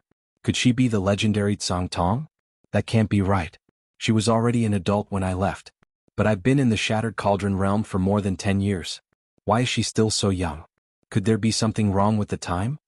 That could only be explained by the staggered opening of the 5th dimension. 10 years in the Shattered Cauldron realm was only a few years on Earth." Lin Muyu frowned. She suddenly felt her spiritual power rapidly depleting.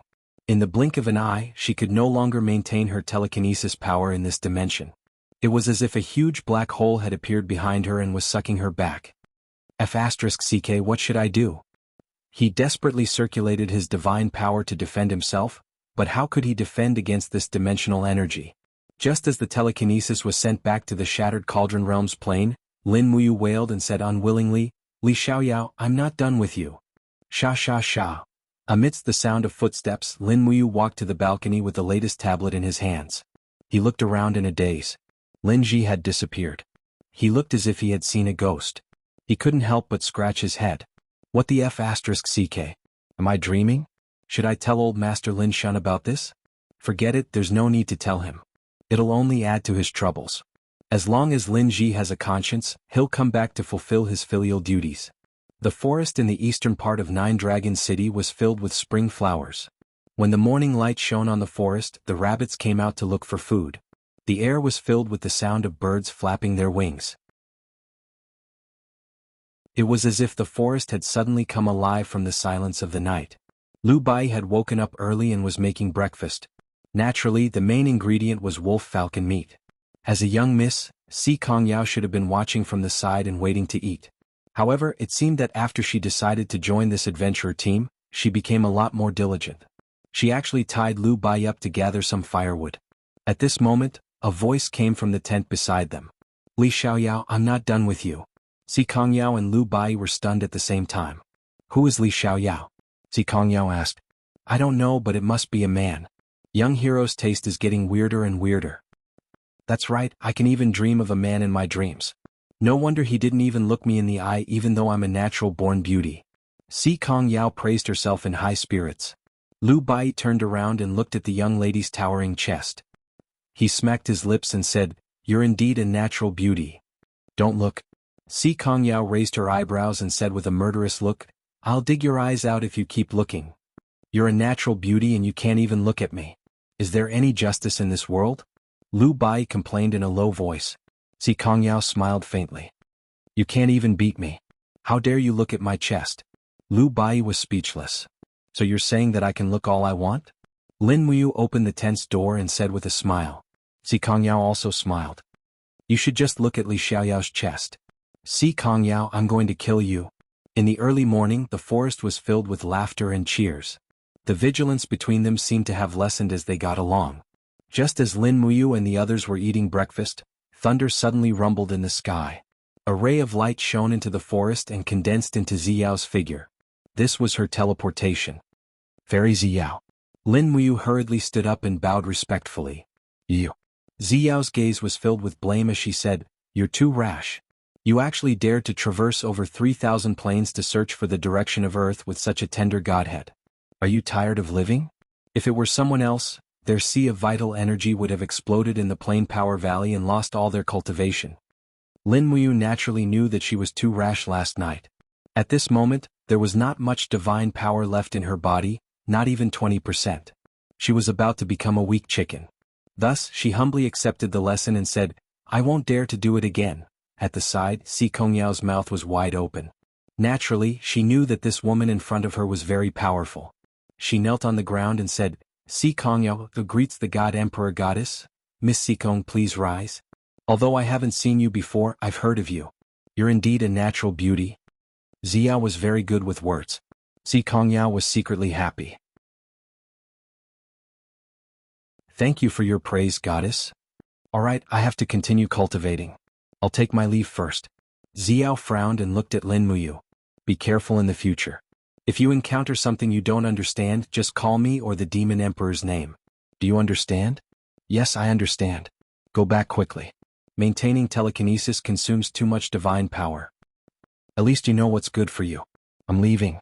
With a swoosh, a rainbow light flew past. Ziyao's figure disappeared. In fact, she had never been here. What came was just a wisp of consciousness. Lu Bai was dumbfounded the whole time. At this moment he finally recovered and said, "Young hero, could this be the legendary goddess of the God Realm?" "Yes." Lin Muyu smiled faintly and patted Lu Bai's shoulder. "Moreover, it's the goddess who rules over hundreds of planes. But don't even think about it. You're so weak. You'll never be able to pursue such a goddess? Lu Bai's face was full of tears. I want to follow you and cultivate well, teacher. The next day, after entering Qinji province, the three of them hurried on their journey. Finally, they arrived at a small town on the official road before the sky turned dark. From afar, Si Kongyao was in high spirits. She said, "There's an inn in front called Flight of Phoenixes Inn. When I was very young, my grandfather brought me to stay here. It was very fun. Every night, there would be acrobats performing here. Today we'll have a good look. Also, I want to introduce you to a new friend." A new friend? Lin Muyu squinted. Is it a girl? How did you know? Didn't you say it before? I said it before. Si Kongyao was confused. Further ahead was the small town. Strictly speaking, this was a very commercialized town. The entire town was made up of inns, pubs, blacksmiths and so on. There was not a single resident. The inns were used to provide accommodation for the traveling merchants. The pubs were for the travelers to pass the time, and the blacksmiths were for the mercenaries and cultivators to forge and repair weapons. There were about 20 inns in the whole town, which showed how prosperous the Qinji Empire was. Among the 20 inns there was one that stood out from the rest. The Flight of Phoenixes Inn covered an area that was 3 to 5 times that of other inns. It used colorful glazed tiles and the floor was paved with expensive pine rocks. There were even dozens of guards standing outside the door. Each of them was wearing the red cloud badge of the Qinji Empire. It could be imagined how powerful the inn's background was if it could mobilize the army to maintain law and order in a small inn. As if seeing the confusion on Lin Muyu's face, Si Kongyao chuckled and said, Flight of Phoenixes Inn only serves nobles of the 4th class and above and businessmen who are as rich as a country. Ordinary people can't enter. Oh, I'm an ordinary person. I won't go. Lin Muyu was a little lonely. Don't? Si Kongyao took his arm and said with a smile, You're my guest. If this Flight of Phoenixes Inn doesn't receive you, I'll make them suffer the consequences. Lin Muyu smiled and asked, Is it free to stay here? Yes, it's free. Si Kongyao had a look of disdain on her face. She thought to herself, how can a person with at least the cultivation of a Saint Martial Venerable be so useless? It should be known that the Qinji Empire holds martial arts very highly, especially for cultivators at the level of 3 saints. The treatment of a Saint Martial God was the same as that of a prince, and the treatment of a Saint Martial King was at least the same as that of a duke. As for a God-level Saint Martial Venerable, he was at least a second-class noble. After turning down the offers from many inns along the way, the 3 of them went straight to the Flight of Phoenixes Inn. A fat innkeeper quickly went up to them. He didn't seem to know Si Kongyao. He just asked with a smile, May I know where the 3 of you are from and what's your identity? Si Kongyao took out a crystal token and waved it in front of the innkeeper. The fatty looked stunned. It's the crystal token of the Tianji sect. Oh my god, you must be Lady Si Kongyao of the Tianji sect. I have eyes but fail to recognize you. Please come in, please come in. As he spoke, his gaze fell on Lin Muyu and Lu Bai. These 2 people looked extremely poor. He asked, Lady, these 2 are? They're my friends. Do they have the right to stay here? Si Kongyao asked calmly. Yes, yes, the fatty nodded repeatedly. Please come in, please come in. Lu Bai glared at him. Damn it, I feel like I've made a name for myself today. After entering the inn's lobby, a few maids came up to them and handed them handkerchiefs to relieve fatigue with smiles on their faces. Si Kongyao looked around and asked, Is the young mistress of the Shang family here? The young mistress of the Shang family? The fatty was stunned. He smiled and said, You mean, the granddaughter of the Imperial General Zhang Cheng, Miss Shang Qian? That's right. She's here, she's waiting for you in the lobby. Lead the way. Yes.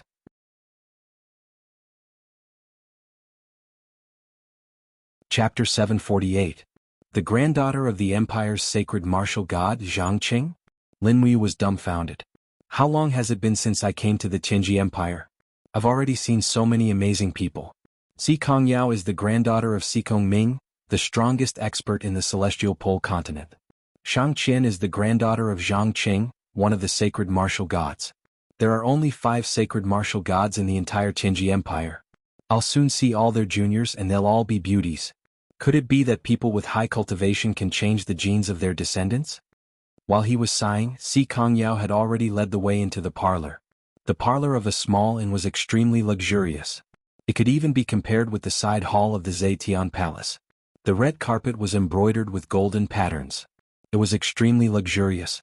Even the armrests and legs of the chairs in the parlor were inlaid with gems and gold edges. Isn't it too extravagant?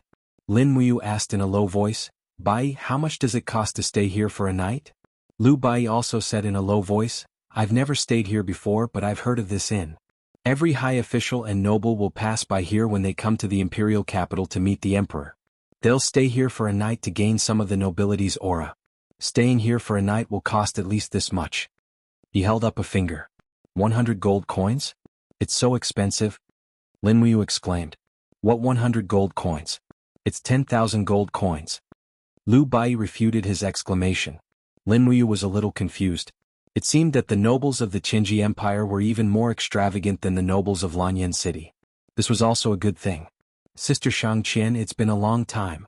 Si Kongyao directly threw herself into the arms of a beauty. Lin Muyu took a look. Just as Si Kongyao said, Shangqian was a great beauty. She was at least 95 points. Her beauty was about the same as the two great beauties, Chu Yao and Ouyang Yan. Come, let me introduce you. Si Kongyao was very enthusiastic and smiled. Big sis Shangqian, this is the person I mentioned to you, the one who can fight a dragoon without falling into a disadvantageous position. Shangqian's gaze fell on Lin Muyu, and her eyes lit up. She bowed and said, Shangqian greets Sir Ranger. You're too polite, Miss Shang. Lin Muyu nodded. This is Lu Bai. Si Kongyao smiled and said, our future companion's specialty is reading people's brows, reading their faces, and also cooking well, hee hee. However, Shangqian did not seem to have any interest in Lu Bai and only nodded. Lin Muyu secretly frowned. If this world worshipped the strong, then Shangqian was too snobbish. Could it be that she looked down on Lu Bai just because his cultivation was low? Using the spirit pulse technique, she had an insight into the aura of the people around her. Shangqian's cultivation was about the first level of the Holy Realm, not very strong, but it was quite good for her age. Behind Shangqian there were a few people dressed as servants. These people were very strong. There were a total of 7 people. The weakest was in the Holy King Realm, and the strongest seemed to have the cultivation of the 30th level of the Grotto Martial King Realm. That person was a middle-aged man with a short beard, and he seemed to be up to no good. Sister Shangqian, why don't you introduce yourself? Si Kongyao smiled lightly. Shangqian nodded and said, my name is Shangqian, the eldest daughter of the Shang family in Tianji City. My father is Shang Sun, a merchant. My grandfather passed away when I was young. My grandfather is Zhang Qing, one of the holy martial kings of the empire, and the commander of the Yenji Corps, one of the 4 great armies. Lin Muyu nodded and said, nice to meet you. Shangqian pointed at the short-bearded expert behind her and said, this is Uncle Chen Hang, the head of our Shang family's guards. This time I went out to play and my father insisted that I let him follow me. Chen Hang squinted his eyes and took a deep look at Lin Muyu. He said, I heard that this young hero can fight with a dragon knight. You are really not simple. I'm honored to meet you. You flatter me, I was just lucky. Lin Muyu secretly scolded Si Kongyao for having a big mouth. How could she say such things? She was simply looking for trouble for herself. Shangqian seemed to have seen through Lin Muyu's thoughts. She smiled and said, although I was born in the Shang family, and it's a prestigious family in the imperial city, don't worry, young hero. We will keep your matters a secret. Don't worry. Thank you, Mississippi. Lin Muyu felt a little complicated in her heart. This woman was not simple. She was much more shrewd than the innocent and cute Si Kongyao. Shangqian continued, where do you want to travel to, young hero? Our Miss Sikong is determined to travel with you. It won't be good if I don't follow. Otherwise, if Grandpa Sikong Ming blames me, I won't be able to bear the consequences. Si Kongyao pouted her small mouth and said, I don't have. You're still talking? Lin Muyu was a little embarrassed and said, I'll go to Qinji City first and see what the imperial city is like. Then, I'll go to the Celestial Empire, and then to the Blackstone Empire to experience the majesty of the 3 great empires. Shangqian smiled and said, the Celestial Pole continent is vast. I'm afraid it won't take 3 to 5 months to travel such a long distance. It doesn't matter. I have plenty of time. All right. Shangqian held Si Kongyao's hand and said with a smile, just in time. We can go back to the imperial city and enjoy the delicacies of Qinji City, right, Yao? Si Kongyao was delighted and said, yes, that's right. Chen Hang, on the other hand, remained silent the whole time. He folded his arms and quietly listened to the conversation for the past few days. But every time his gaze swept over Lin Muyu, there would be a trace of hostility. Obviously, this head of the guards had probably regarded Lin Muyu as an imaginary enemy. At this moment, a servant came in from outside the guest hall and said to Shang Qian respectfully, "Miss Shang, there's a young master outside asking to see you." "Young master? Who is it?" "He claims to be the second son of the assistant minister of the Ministry of Rites." "I won't see him." Shang Qian frowned and said, "We'll rest for the night and set off for Qinji City tomorrow." "I won't see anyone." "Yes, miss. Let's go." Shang Qian smiled again and said, "Let's go to the side hall for dinner. You must be tired from the journey." "All right." Si Kongyao nodded happily. Following behind Shang Qian, Lin Muyu asked Si Kongyao in a low voice, "Miss, what's the matter with the second son of the assistant minister of the Ministry of Rites?" Si Kongyao stuck out her tongue and said with a smile, "Sister Shang Qian is already of marriageable age, so many descendants of the prestigious families in the empire want to become the son-in-law of the Shang family. Moreover, old General Zhang Qing dotes on Sister Shang Qian very much. She's practically the apple of both the Zhang family and the Shang family's eyes. Whoever can become Sister Shang Qian's husband will instantly become a famous person in the Tianji Empire." "I see. So, are you interested in pursuing her? Sister Shang Qian is not only beautiful, but also has a gentle personality. Marrying her would be the blessing of 8 lifetimes. As for me..." Lin Muyu smiled but didn't say anything. At this time Shang Qian seemed to have heard it as well. She turned around and glared at Si Kongyao saying, "Little girl, how did you learn to be a matchmaker at such a young age? You don't have to care about my matters, understand?" "I understand." Si Kongyao took a few quick steps forward and held Shang Qian's hand. She said with a smile, "But young hero is really a good person. He's very strong and easygoing. Look, he's also super handsome." Shang Qian blushed. "Don't mention it, we don't even know his name." "It's okay, it's not important. Just call him young hero." Lin Muyu, the banquet was extremely luxurious. There was almost none of the dishes on the table that Lin Muyu could name. There were all kinds of dishes that could fly in the sky, swim in the water and run on the ground. Lu Bai had only heard of these dishes, so he ate them heartily. He didn't look like a VIP at all. Fortunately, Si Kongyao and Shang Qian didn't seem to care. Only Qin Hang and the others looked at Lu Bai with disdain as he ate. Lin Muyu also ate a lot, but she tried her best to maintain the proper bearing. In fact, she wished she could buy some for supper. It was already late at night when they finished the banquet, so they went back to their rooms to rest. The next morning they woke up early and continued their journey to Qinji City, the capital of this huge empire. When Lin Muyu and Lu Bai went out, they were instantly stunned. There was a gathering of carriages and horses outside the entrance of the inn. There were nobles dressed in brocade clothes standing there. Their faces were full of respect and every one of them was extremely attentive. "Miss Shang, please sit in my carriage. This carriage has been perfumed. I guarantee there won't be any foul smell." "Miss Shang, my carriage is gilded." "Miss Shang Qian, my carriage has been waiting for you for a long time. I am well versed in poems and songs. I can learn from you along the way." "Miss Shang Qian, please sit in my carriage. I have a good character and can last long enough. Also, I'm huge." Shang Qian frowned, but she couldn't chase this group of people away openly. After all, these people were nobles' children. Many of their fathers were high-ranking officials in the capital. She couldn't afford to offend them. Si Kongyao smiled faintly. She led the warhorse over and said, "Sister, let's ride a horse. Do you still remember the days when we galloped on horseback?" Shang Qian smiled cheerfully, "Okay."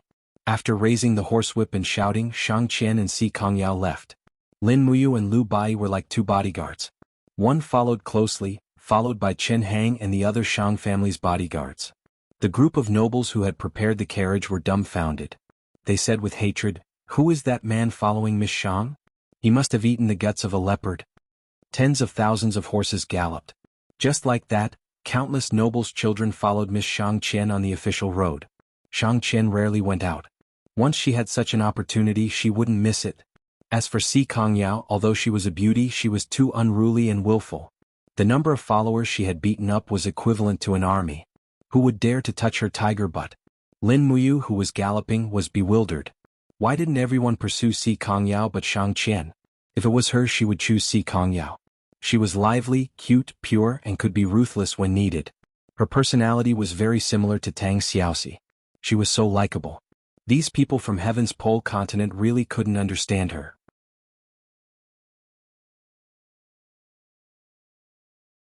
Chapter 749. In Tianji City, the Tianji Imperial Palace stood majestically at the center of the capital city.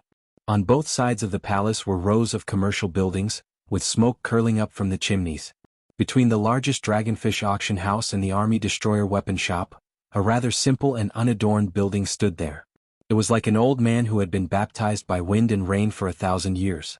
Although he was old, he still possessed outstanding knowledge and extraordinary abilities. This building was known as the Battle Hall. Such battle halls could be seen everywhere in the Heavenly Pole continent.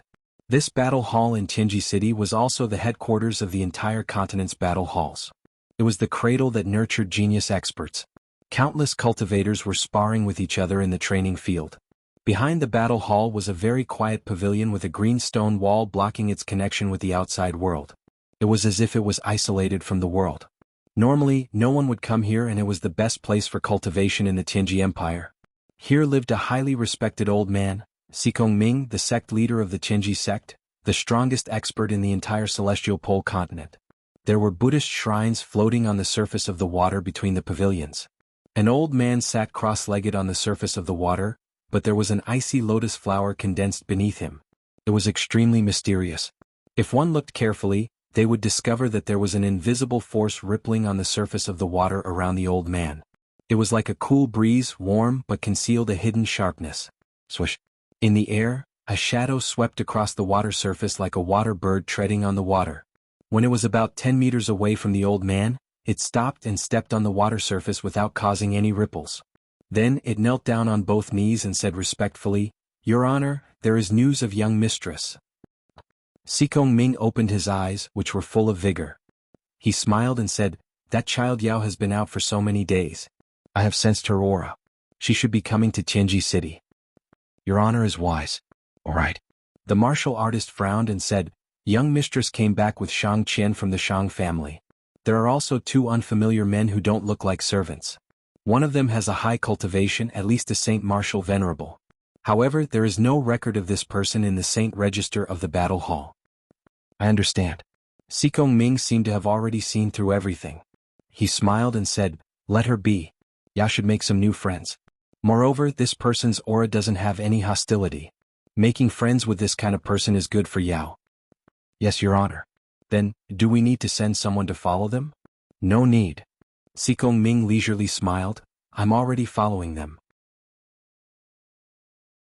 The martial artist's eyes lit up. "Yes, I understand. You may leave.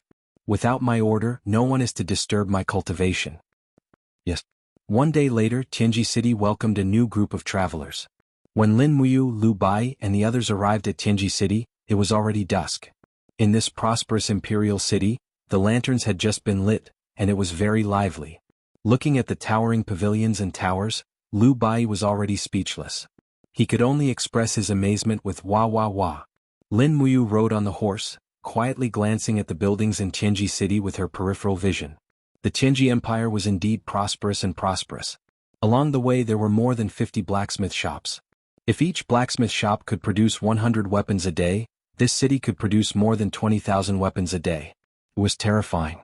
Such a smelting ability was not inferior to that of Lanyan City. On the other side, Shang Qian looked at Lin Muyu intentionally or unintentionally. She was thinking silently in her heart. From the way he held the reins, she could tell that he was a person with excellent horsemanship.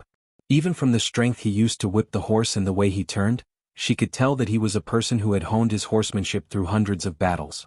Why would such a person become a friend of Si Kongyao? Shang Qian frowned but did not say anything. Later that night, they arranged for Lin Muyu and Lu Bai to stay in the best post house in Tianji City. Then Shang Qian and Si Kongyao planned to go home to report that they were safe. The next day they would pick up Lin Muyu and Lu Bai and travel to the territory of the Celestial Empire together. Although the 3 empires had frequent border conflicts, they did not really go to war. Otherwise there would not be such a prosperous era. Each of the 3 empires had a sacred martial god expert. In addition, they had a strong military force, so they restrained each other. No one dared to take the initiative to start a war. Otherwise they would inevitably become the target of public criticism. Therefore this night only Lin Muyu and Lu Bai were left in the post house. After eating dinner early, the 2 decided to go to the streets to watch the bustling scene. Anyway, it was still too early. It was not bad to see the bustling night of Tianji City. Lin Muyu was still dressed as a ranger. She was dressed in a loose grayish-white tight-fitting outfit with a worn-out animal skin wrapped around it. At first glance, it was obvious that she came from the mountains. If it was not for her extraordinary bearing, she would probably be mistaken for a hunter. As for Lu Bai, he was dressed in a long gown and looked like a fraud. The two of them walking on the streets of Tianji City did not attract much attention. At night, there were many restaurants on both sides of the street. The sound of drinking and playing games could be heard everywhere.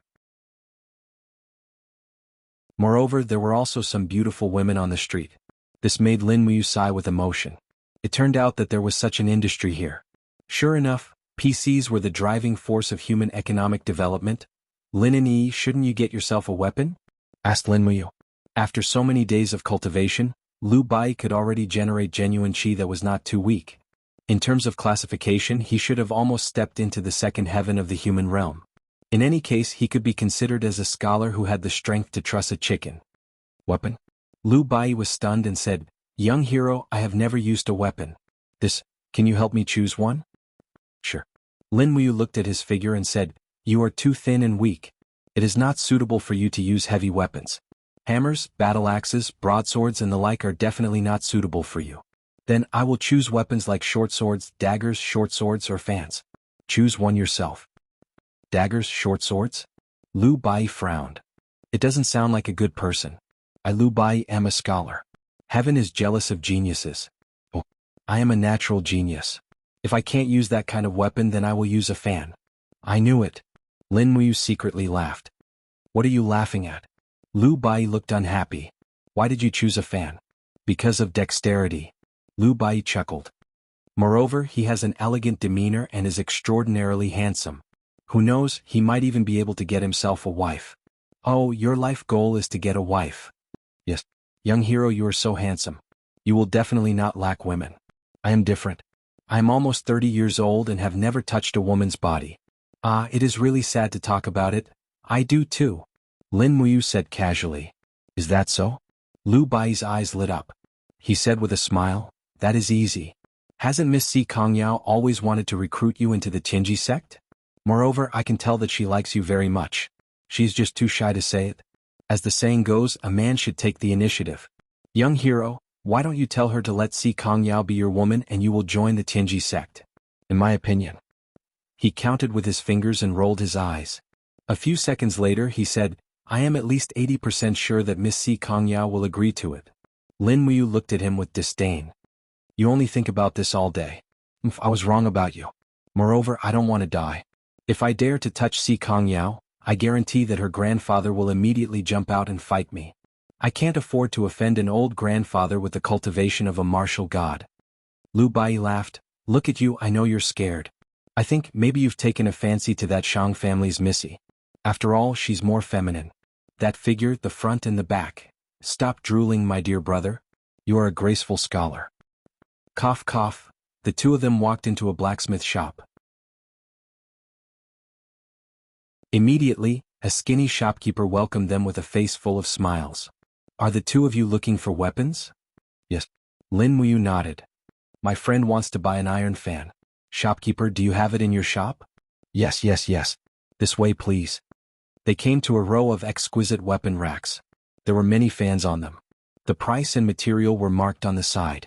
The skinny shopkeeper picked one up and said, the frame of this fan is made of fine steel. It is as hard as iron. The surface of the fan is weaved with cloud silk. It cannot be cut by swords or sabers. It was forged by the capital's famous blacksmith, Gongye Mao. The price is 5,000 gold coins. Wow, 5,000 gold coins. So expensive? Lu Bai was dumbfounded. Lin Muyu couldn't help but laugh. This guy was too embarrassing. She said, let me take a look. He took the fan and weighed it in his hand. After injecting his divine power into the fan to test the recoil, he said, it is indeed a good fan, but the material is not good enough, and the impurities have not been purified. With such a material, it cannot withstand the king's fighting flame of a sacred warrior. Shopkeeper, am I right? The shopkeeper was startled. He narrowed his eyes. This young man in front of him was not simple. His eyes were really sharp. Yes, then what about this one? He quickly picked up another fan and said, customer, look. This fan has a name. It is called the Heavenly Secrets fan. Lin Muyu took the fan and said with a smile, "In terms of material, it is not as good as the one just now." "That's right. However, young hero, don't forget its name. The Heavenly Secrets fan must have a secret inside." Saying that, the shopkeeper took back the fan and gently opened it. After pressing the mechanism at the bottom of the fan, shwa shwa shwa, several steel needles that were so thin that they couldn't be seen flew out and pierced into the stone wall. So sharp. Lu Bai was dumbstruck. This is a fan with hidden weapons." "That's right." The shopkeeper was immensely proud of himself. This Heavenly Secrets fan can not only defend against enemies in battle, but it can also kill people invisibly. However, if it is not a mortal enemy, it is better not to use hidden weapons. "And we will take this fan. How much is it?" "Not expensive. 1,500 gold coins." "Pay up, commoner." Lin Muyu raised her eyebrows and smiled. Lu Bai unwillingly took out the gold notes. At this time he also realized that Lin Muyu was not a master who knew how to run a household.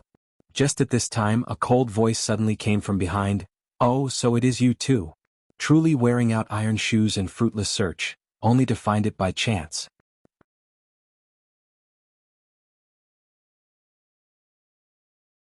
Chapter 750. Behind her was a young man in a golden brocade robe with a bright jade hanging from his waist. His hair was tied up and he wore a pure white jade crown. At first glance, one could tell that he was a person of noble status. Moreover, there were even a few armored guards behind him. This person's identity was definitely not simple. "Who are you?" Lin Muyu's face was indescribably calm. It seemed that she did not take the person in front of her seriously at all. "Boy, you are the person who accompanied Miss Shang Qian during the day and talked and laughed with her, aren't you?" "Yes." "Then it's easy." The young man in the brocade robe showed a hint of a hideous smile. "Miss Shang Qian's identity is so noble. How can she allow a lowly person like you to accompany her? If you know what's good for you, stay away from her. You don't deserve it." "Who are you?" Lin Muyu was a little impatient. "You don't even know my young master. How dare you stay in Tianji City?" A sharp-mouthed and ape-like guard sneered. "My name is Shi Tianming. I am the son of the Minister of War, Shi Ran. Do you know now?" Lin Muyu couldn't help but laugh. "But it's not that I want to follow Shang Qian. It's Shang Qian who wants to accompany me. Young Master Shi Tianming, forgive me for not being able to comply. With my temperament, I can't drive a lady away from you. I'm afraid I'll have to disappoint you." Shi Tianming's eyes became cold. "Really? So, you insist on accompanying Miss Shang Qian?" "Yes, I'm accompanying her. What can you do?" Lin Muyu was amenable to coaxing but not coercion. "I don't know. If a person with broken legs can still accompany Shang Qian?" Shi Tianming's face was full of cruelty. "Someone close the door of the weapon shop and break both of this boy's legs." The shopkeeper was scared silly. "Young Master Shi Tianming, please be merciful. This lowly one is running a small business and cannot afford to be smashed by you. Young Master, please be merciful. This lowly one is begging you. Go away." Shi Tianming opened his palm and blasted the shopkeeper away. It could be seen that he still had some cultivation, probably at the second heaven of the Saint Realm. After all, he came from a rich family and had an endless supply of demon spirit stones, which was enough to cultivate a mediocre person into a Saint Realm expert. However, compared to the other experts of the younger generation in Tianji City, Shi Tianming was probably just a second-rate expert. The door was slammed shut. Lu Bai took a few steps back and sat in his chair ready to watch the show. He knew Lin Muyu's strength very well. He knew that these children of officials couldn't do anything to her. Even the Dragon Knights weren't her match, let alone a good-for-nothing like Shi Tianming. Dang dang dang. 4 guards pulled out their steel blades and rushed over with cold eyes. Furthermore, there were 2 guards on each side, forming a circle. This is an infantry combat formation? Lin Muyu couldn't help but be stunned. These 4 people didn't say a word. At a glance, she could tell that they were not ordinary people. They should be professional soldiers. The tactics they used must be the 4 major armies of the Tianji Empire. Swoosh. 4 sharp lights tore through the air. The shopkeeper was so scared that he hurriedly retreated to the corner of the weapon store. Several shop assistants were also so scared that their faces turned pale. They all knew Shi Tianming's name, one of the young thugs of the capital. Maybe someone would die here today. But what they didn't expect was that Lin Muyu's movements were very agile. Although the 4 soldiers' attacks were very fast, it seemed to be slow in Lin Muyu's eyes. This was the gap between their cultivation. After avoiding the 4 blades calmly, Lin Muyu raised her hand and punched a soldier on the left. Huh. He was slightly stunned, but he responded quickly. He crossed his body to block Lin Muyu's fist, while the other two people on the two sides chopped down with their blades. Their attacks were clean and neat, like two beams of strong light attacking in a ladder. Lin Muyu also felt a faint chill behind her. The fourth person's attack was the most fatal. The blade chopped down from a high position and took his life. Lin Muyu felt a chill in her heart. The four people's joint attack was so tacit that it could be said to be flawless. If the soldiers of the Qin Empire were to block it, perhaps, even some seasoned soldiers in the Longdan army camp who had been through hundreds of battles would also die under this attack. But he was not. Young master, be careful.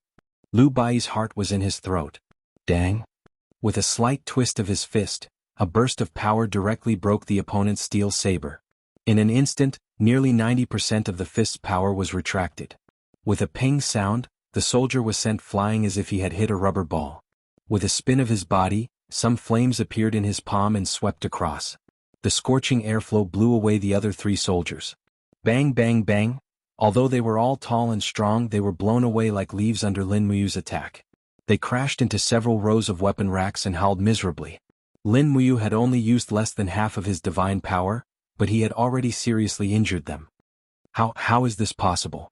Shi Tianming stood there dumbfounded and looked at everything in front of him incredulously. These four people were all first-class guards of the Minister of War's mansion. Each of them was at least a first-class warrior. How could they be so easily defeated by this inconspicuous boy in front of him? This was impossible. Filled with suspicion and anger, Shi Tianming's view of power was almost overturned by Lin Muyu. Looking at the flame in Lin Muyu's hand, Shi Tianming slowly pulled out his sword and asked, "Are you a sacred warrior?" "No." Lin Muyu shook his palm and dispersed the power of the law of fire. "You can condense the king's fighting flame without being a sacred warrior?" Shi Tianming gritted his teeth and said, "But I don't believe it. I'm going to fight you today." "Fight me?" Lin Muyu raised his eyebrows and said, "Sure, but what if you lose?" "If I lose, you can do whatever you want to me." "You said it." "That's right." Shi Tianming bellowed furiously, and the cyclone around him danced rapidly. It was obvious that he cultivated the law of wind. The surging airflow blew away all the weapon racks around him. It was unknown how many young girls in Tianji City were mesmerized by this dance alone. However, it was a pity that Shang Qian had never looked this son of the Minister of War in the eye. This made Shi Tianming feel very frustrated. But today he was faced with an even more tragic defeat. Swoosh! Lin Muyu moved like lightning. Her left hand turned into a palm and landed on Shi Tianming's shoulder. She didn't even wait for him to push his power to the peak level. Shi Tianming spat out a mouthful of blood. He was defeated in one move. He didn't even have the chance to finish his cool starting stance. "Young master." The group of guards was dumbfounded, but no one dared to step forward. Everyone knew that the strength of the wanderer in front of them was definitely above them. Who would want to court death? After all, serving as a guard of the Minister of War was just to earn a living. Who would be willing to lose their lives for a living? Lin Muyu's strength was at least at the level of a sacred warrior. Everyone in the empire knew about the bad temper of a saint-level expert. At this time, Lin Muyu just didn't have the intention to kill. If she really had the intention to kill, then they could only blame themselves for being unlucky. "Oh!" Shi Tianming fell in the mess and used a mace as a pillow. He screamed in pain. Lin Muyu stepped forward and stepped on Shi Tianming's chest. She approached him and said with a faint smile, "You just said that you lost and I can do whatever I want to you, right? The son of the Minister of War? What do you want?" Shi Tianming gritted his teeth. "I want to beat you up first. Don't hit my face." Fists fell on Shi Tianming's body like rain. The poor handsome and charming young master was beaten into a pig's head in the blink of an eye. His eyes were swollen like ping-pong balls and he wailed and begged for mercy. Even after Lin Muyu stopped, he was still waving his arms to block randomly as if he had gone mad. "Tsk, you really can't take a beating." Lin Muyu sneered and bent down to take the space bag from Shi Tianming's waist. She said, "This is your filial piety to me. Are you willing?" Shi Tianming couldn't help but wail, "No. Young hero, there are 3 million gold notes and dozens of extremely precious demon spirit stones in there. Please return them to me, dream on." Lin Muyu quickly stuffed the space bag into her arms. Looking around, Lin Muyu said, Bai, give the shopkeeper 2,000 gold coins as compensation for the damage here. Then let's go. Okay. Lu Bai was scared silly by the scene in front of him and hurriedly paid the money. However, just as Lin Muyu was about to turn around and leave, she suddenly felt her leg tighten. Her calf was being hugged by someone. It was Shi Tianming, whose face was swollen like a pig's head. His eyes were filled with determination as he said, "Young hero, you've taken away all my assets. Can you promise me something? I'll give you another sum of money." "You don't even have money. Why are you still talking about conditions with me?" Yes. I can go back to the mansion to get it." "Alright, what conditions do you have? Tell me. Can you?" Shi Tianming's swollen face actually turned a little red. He said, "Can you bring me along? I want to travel with you and Miss Shang Qian." "Oh, what a passionate person." Lin Muyu gave him a thumbs up and said, "I'll promise you 100 fourth-class demon spirit stones." Ah. Shi Tianming's face was ashen. How is this possible? How can I have so many high-class demon spirit stones? Then forget it. Wait, young hero. I can get them. I have many friends. I can get them. However, how about 50? Anyway, it was free money. Lin Muyu readily agreed. Okay. Tomorrow morning, bring the demon spirit stones to the biggest inn in Tianji City to find me. I will plead for you and bring you along. Okay. Thank you, young hero. Shi Tianming nodded repeatedly. When Lin Muyu and Lu Bai walked far away, several guards helped Shi Tianming up. One of them asked, "Young master, are you really going to give him 50 fourth-class demon spirit stones? This guy is not a good guy." Shi Tianming's eyes revealed a sense of ruthlessness and said, "Cut the crap. Help me prepare 50 demon spirit stones. In addition, help me get a top-grade sleeping powder. Shang Qian must become my woman. This guy must die." "Yes. Young master, aren't you being too ruthless? Once General Zhang Qing blames us, I'm afraid even the Ministry of War's Minister of War can't protect themselves. Just do as I say. Why are you talking so much nonsense?" "Yes."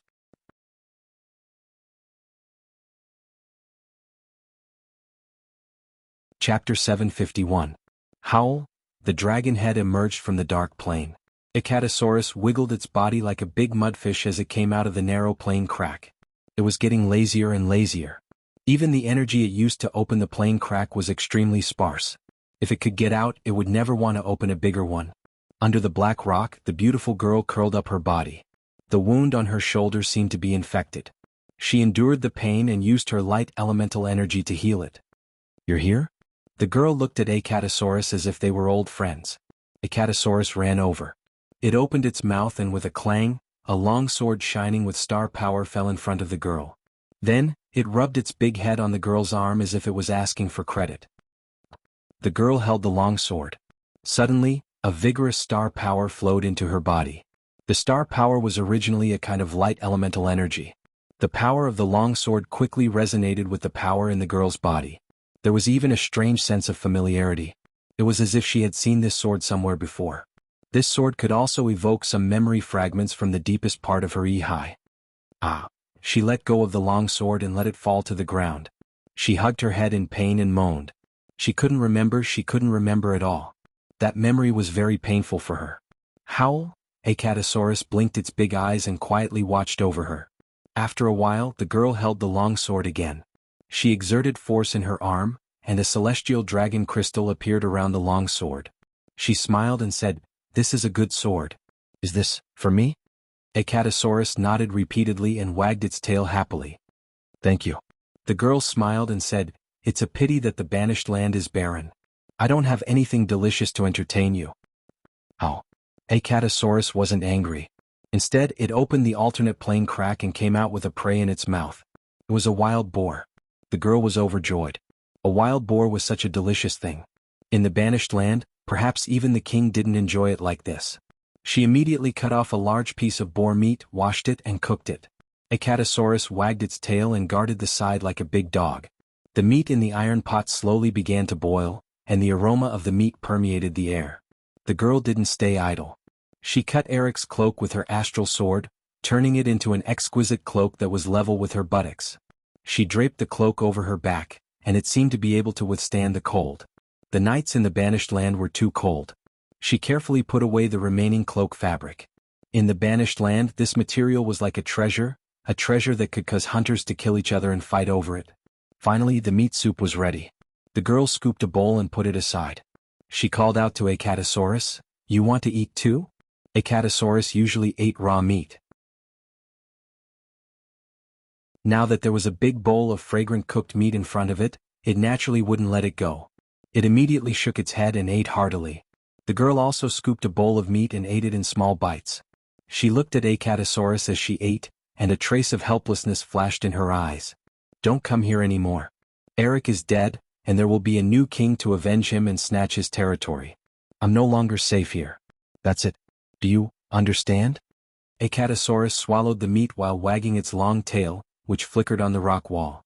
It didn't seem to understand what she was saying. The girl sighed, "Fine. If you really want to die here with me, then let's die together. However, it won't be that easy for the king to kill me." Her beautiful eyes, which were like the moon, revealed a trace of killing intent.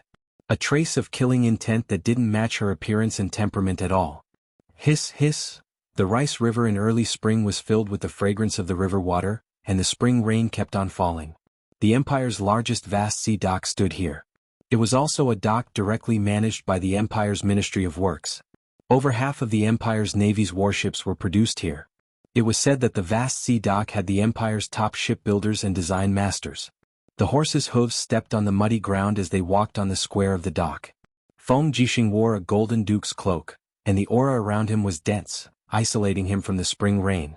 Zhang Wei, Qin Xiaoli, Luo Yu, and the other generals behind him didn't have such cultivation. All of them were drenched. "Your Highness, Prince Xan." The person who wore robes and armor was none other than one of the Empire's 5 marquises, the Navy's commander, Beili Tsang. After so many years, Beili Tsang seemed to have aged even more. Right now, he could be said to be a veteran general. He said with great respect, "It's very difficult to build a ship. We've tried many methods, but we're still unable to solve the problem of the ship's sturdiness and bearing capacity." Feng Jixing said, "Have you asked Xiling about these problems?" "I have. Lord Qin has drawn up new blueprints for us, but our craftsmen aren't able to understand them. I'm afraid we'll have to ask Lord Qin to personally make a trip back to Lanyan City." "Got it." Feng Jixing turned and said, "Qin Xiaoli, personally lead 1,000 men and head to the heaven-connecting province. Xie Xiling, return to the imperial capital. Tell him directly that this is my order." "Yes, Your Highness." Qin Xiaoli nodded. Feng Jixing looked at the many ship prototypes in the canopy in the distance and said, "Marquis Canghai, the powerful enemies won't wait until we've made all the preparations before they take action. They might kill their way through the Eastern Sea at any moment and step into the Empire's territory. Please supervise the work strictly and there mustn't be any carelessness.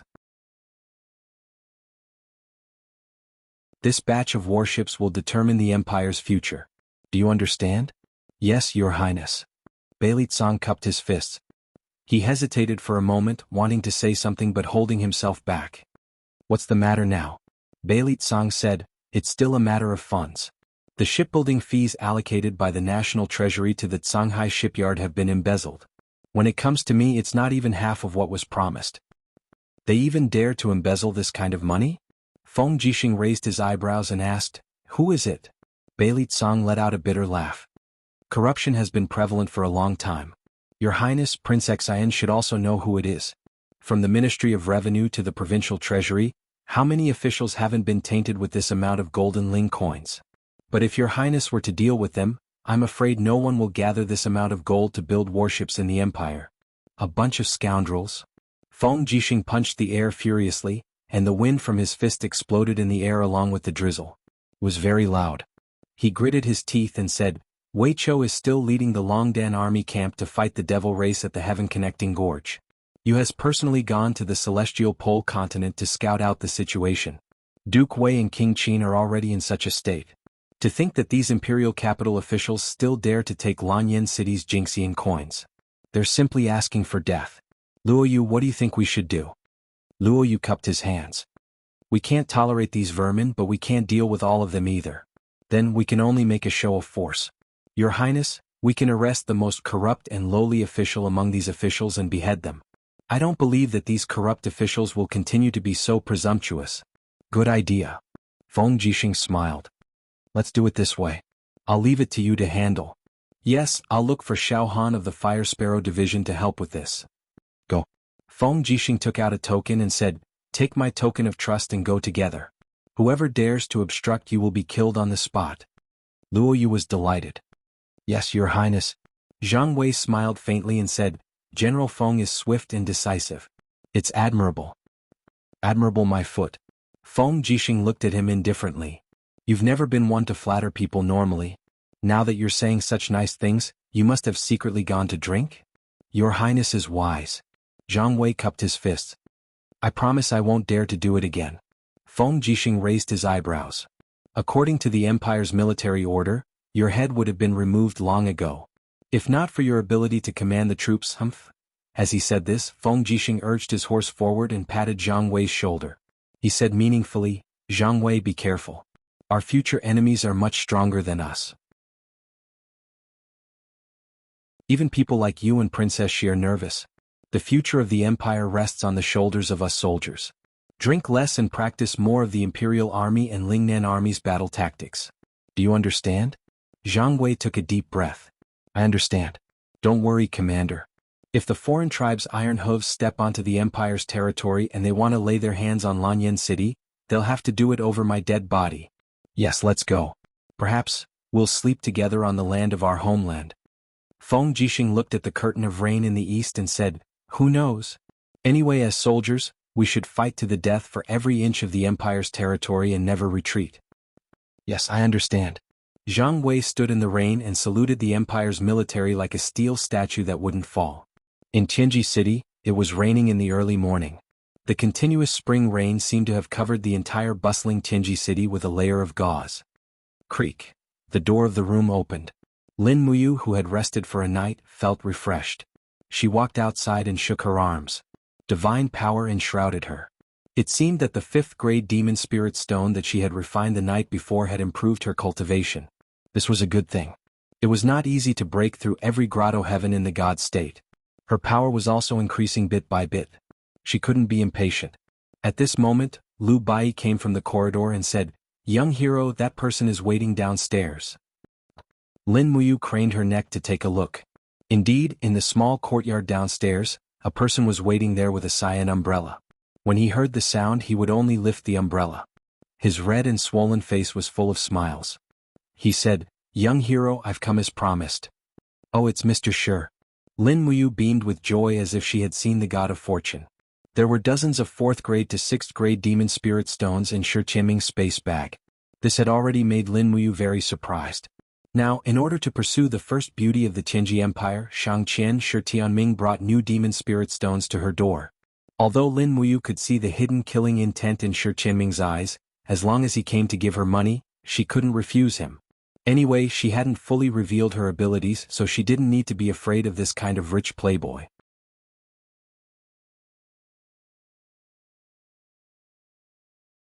Chapter 752. Here, this is a gift for you. Shi Tianming held a cloth bag embroidered with patterns in his hand. It looked very exquisite, but it seemed that the cloth craftsmanship of the celestial pole continent was far inferior to that of the shattered cauldron world. Even the materials used by people of Shi Qianming's status were considered very rough in Lanyan City, not to mention the famous silk and cloud brocade of Lanyan City. Compared to those, the bag in Shi Qianming's hand was simply unpresentable. However, this bag contained 54th-grade demon spirit stones, so Lin Muyu didn't mind the shabby bag at all. Just like Lin Muyu's original intention, since she had come to the celestial pole continent, she couldn't go back empty-handed. At least, she had to bring a batch of demon spirit stones back to the Empire to improve the cultivation of Tang Xiaoxi, Xu Yao, Ouyang Yen, Feng Jixing, Wei Chou, and the others. In this way they might have the power to fight in the future. Lin Muyu took the bag and cleared it. She had a look of praise on her face. "Mr. Shi, you are a man of your word and you are resolute in your actions. You are indeed a disciple of a prominent family in Tianji City. I admire you." Shi Tianming was so proud of himself in front of his subordinates that he almost burst out laughing. Lin Muyu looked at the at least 30 guards behind him and said, "Are you sure you want to take so many people with you on your trip? I'm afraid Miss Shang Qian will be unhappy with such a big show." Shi Tianming was stunned. "Then, those people? Just you alone will do." Lin Muyu guided him patiently. "If you want to win the heart of an excellent woman, you have to remember one thing. For her, you have to do things that others can't do. As the son of the Minister of War, young Master Shi is willing to take risks alone for Miss Shangqian, travel to a barren land and disregard life and death. You see, even I feel touched when I hear such words, let alone Miss Shangqian. Shi Tianming bit his lips and pondered for a moment before he said, all right then, I'll go alone. Ah, that's right.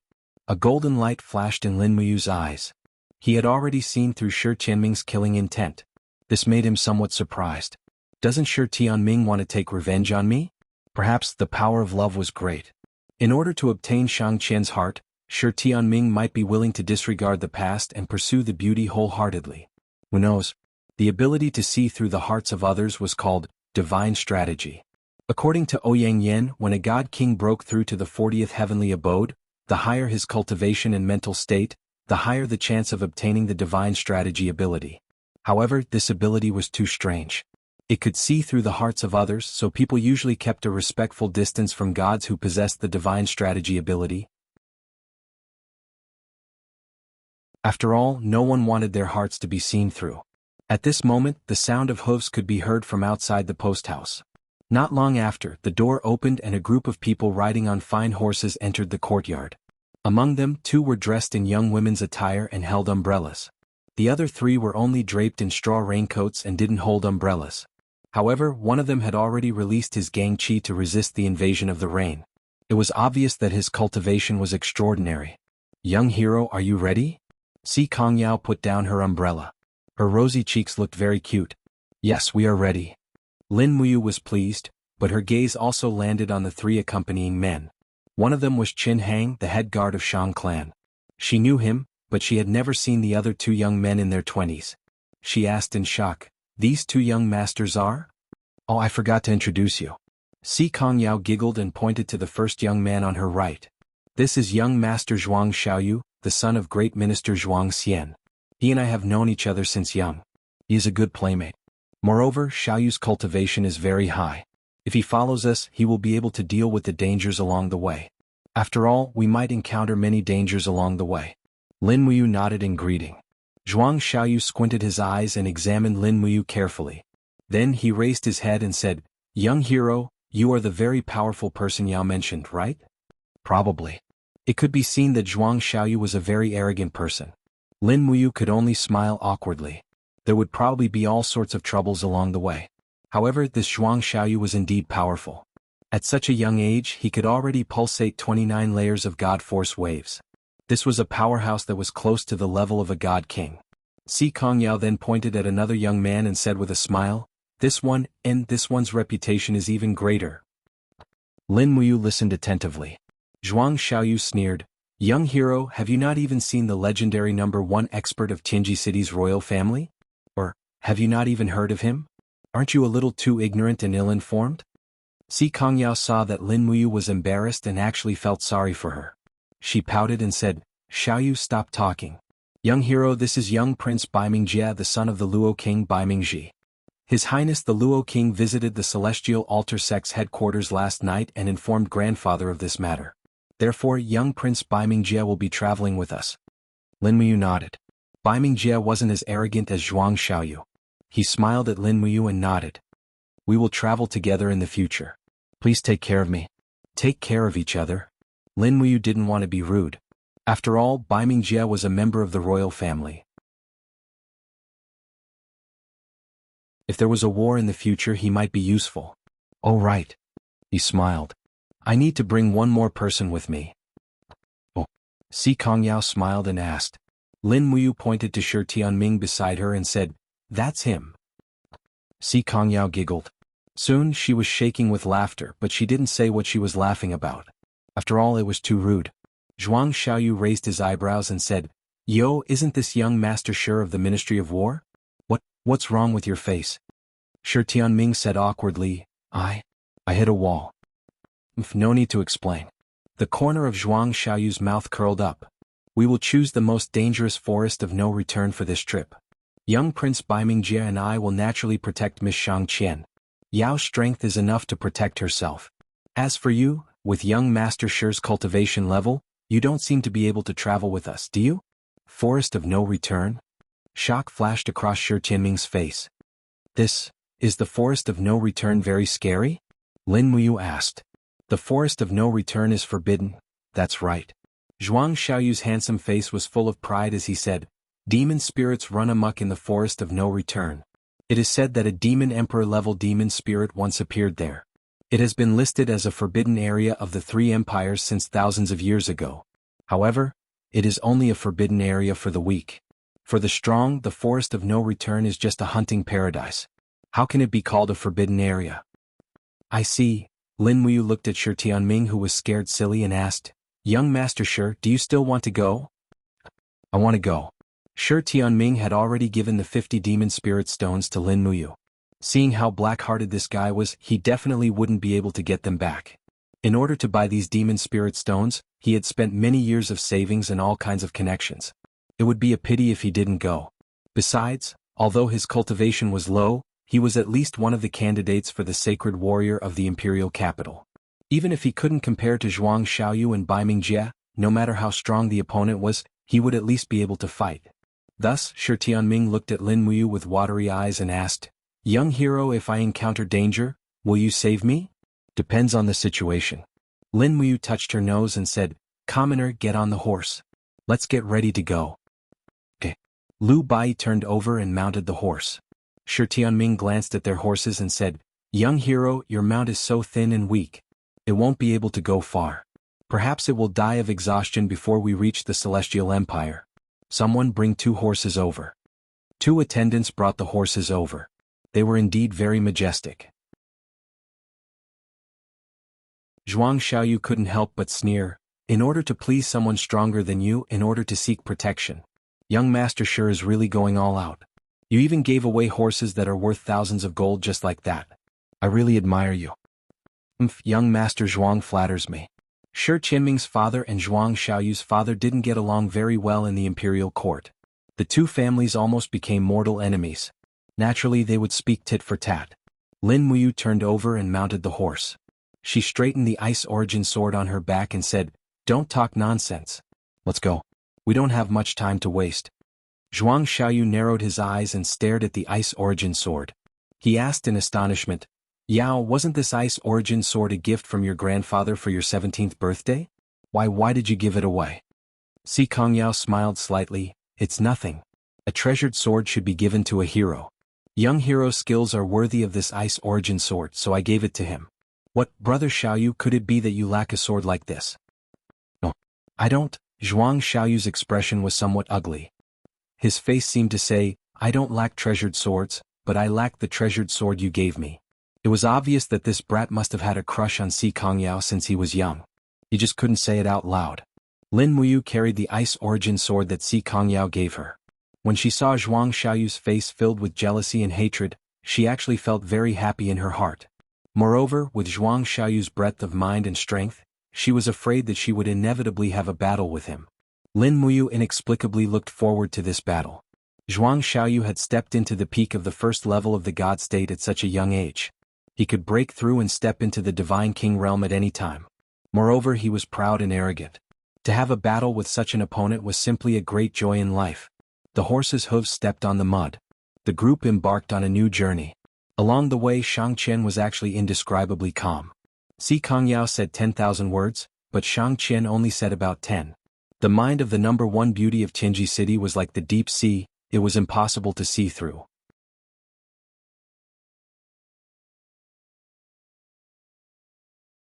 Chapter 753. After leaving Tianji City, they walked eastward for 3 days and finally arrived outside a lush forest. On the edge of the forest, there was a huge stone tablet engraved with the words Forest of No Return Forbidden Area. Along the way there were many soldiers of the Tianji Empire guarding it. However, it was obvious that most of them were reserve soldiers. Many of them were not even fully equipped with military uniforms. Zhuang Xiaoyu rode his horse at the front, looking for a path to enter the Forest of No Return. Although it was a forbidden area, there were still some bold hunters who went in to hunt occasionally. For them, there was no place that was forbidden for them to survive and raise their families. Therefore, there must be a path in the forest that was opened up by the hunters. The 8 of them were riding horses, so it was obvious that there must be a path to walk in the mountains. The spring rain had just ended and the forest was green. Among the green, there were white flowers in full bloom, which was very pleasing to the eye. Si Kongyao and Shang Qian also smiled. After all, they were women. Seeing such a beautiful scenery would naturally open their hearts and make them feel happy. In the distance, more than a dozen soldiers holding spears were walking on the muddy and withered leaves. Their faces were green and yellow, and it was obvious that they lacked nutrition. The forest of no return was located in a remote area, so these soldiers must not have had any good food. Zhuang Xiaoyu, Bai Mingjie, Si Kongyao, Shang Qian and the others were dressed in rich and noble clothes, so the group of soldiers did not dare to act rashly. The leading veteran raised his spear with trembling hands and said respectfully, "Young masters, young mistresses, this is the forest of no return. It is listed as one of the forbidden areas by the Empire. No one is allowed to enter. Please don't make things difficult for us soldiers. Please take a detour." Zhuang Xiaoyu pointed to the depths of the forest and asked, "Sergeant, what's in the forest?" "In the forest?" The veteran looked gloomy and said, "There is everything in this forest. Demonic beasts, demonic spirits, giant pythons, ferocious beasts and so on. We who are on duty can only set up camp in the open space. Otherwise we will be attacked. Just this month, 7 of our brothers from our garrison have died under the claws of the demonic spirits. The demon spirits are so arrogant that they dare to attack the Empire's army?" Zhuang Xiaoyu was stunned. The old soldier replied, "You may not know this, but every 1,000 soldiers in the army stationed in the Forest of No Return will have one paladin. The aura of a paladin is enough to intimidate ordinary demons, but our garrison has a total of 2,000 people and most of them are new recruits. That's why the higher-ups didn't arrange for a paladin for us. The demons in the Forest of No Return are sentient, and they know that I'm easy to bully so they keep attacking me. I really don't know when the Empire will send the warriors of the Heaven's Dawn Dragon Riders to destroy these arrogant spiritual beasts. They will come." Zhuang Xiaoyu comforted the veteran and asked, "Is there a way into the mountain here?" "Young master wants to enter the mountain?" The old soldier was startled. "Let me give you a word of advice. It's best not to enter the mountains. Nowadays, unless you're a dragon knight, you won't be able to return from the Forest of No Return. It's been so many years and there are too many demons in the Forest of No Return who are about to ascend. They're very fierce. We're here to enter the mountain. Don't stop us," Zhuang Xiaoyu said lightly. The old soldier frowned, and the new soldiers behind him immediately raised their weapons and surrounded Zhuang Xiaoyu, Lin Muyu and Si Kongyao. "No one is allowed to enter the Forest of No Return. This is the Empire's law. Do you want to defy the Empire's law?" Zhuang Xiaoyu smiled faintly and fished out a golden token from his bosom. "What if I have this?" Everyone looked at it. The new soldiers didn't recognize it at all, but the old soldier narrowed his eyes and looked at the words on the token. He couldn't help but tremble. He threw away his spear and knelt in the mud. "Your subordinate greets my lord." "Young master." "Young master must be the young master of the great minister Zhuang Xiaoyu? It's good that you recognize Situ Jinling. Can we enter the mountain now?" Zhuang Xiaoyu asked proudly. The old soldier frowned and nodded. "Young master, if you want to enter the mountain, then let's go." It's said that young master Zhuang Xiaoyu is the strongest among the younger generation in the imperial capital. I think the demon spirits in the mountain can't do anything to you. However, I still advise you to be careful. The Lord of the Forest of No Return is a demon emperor.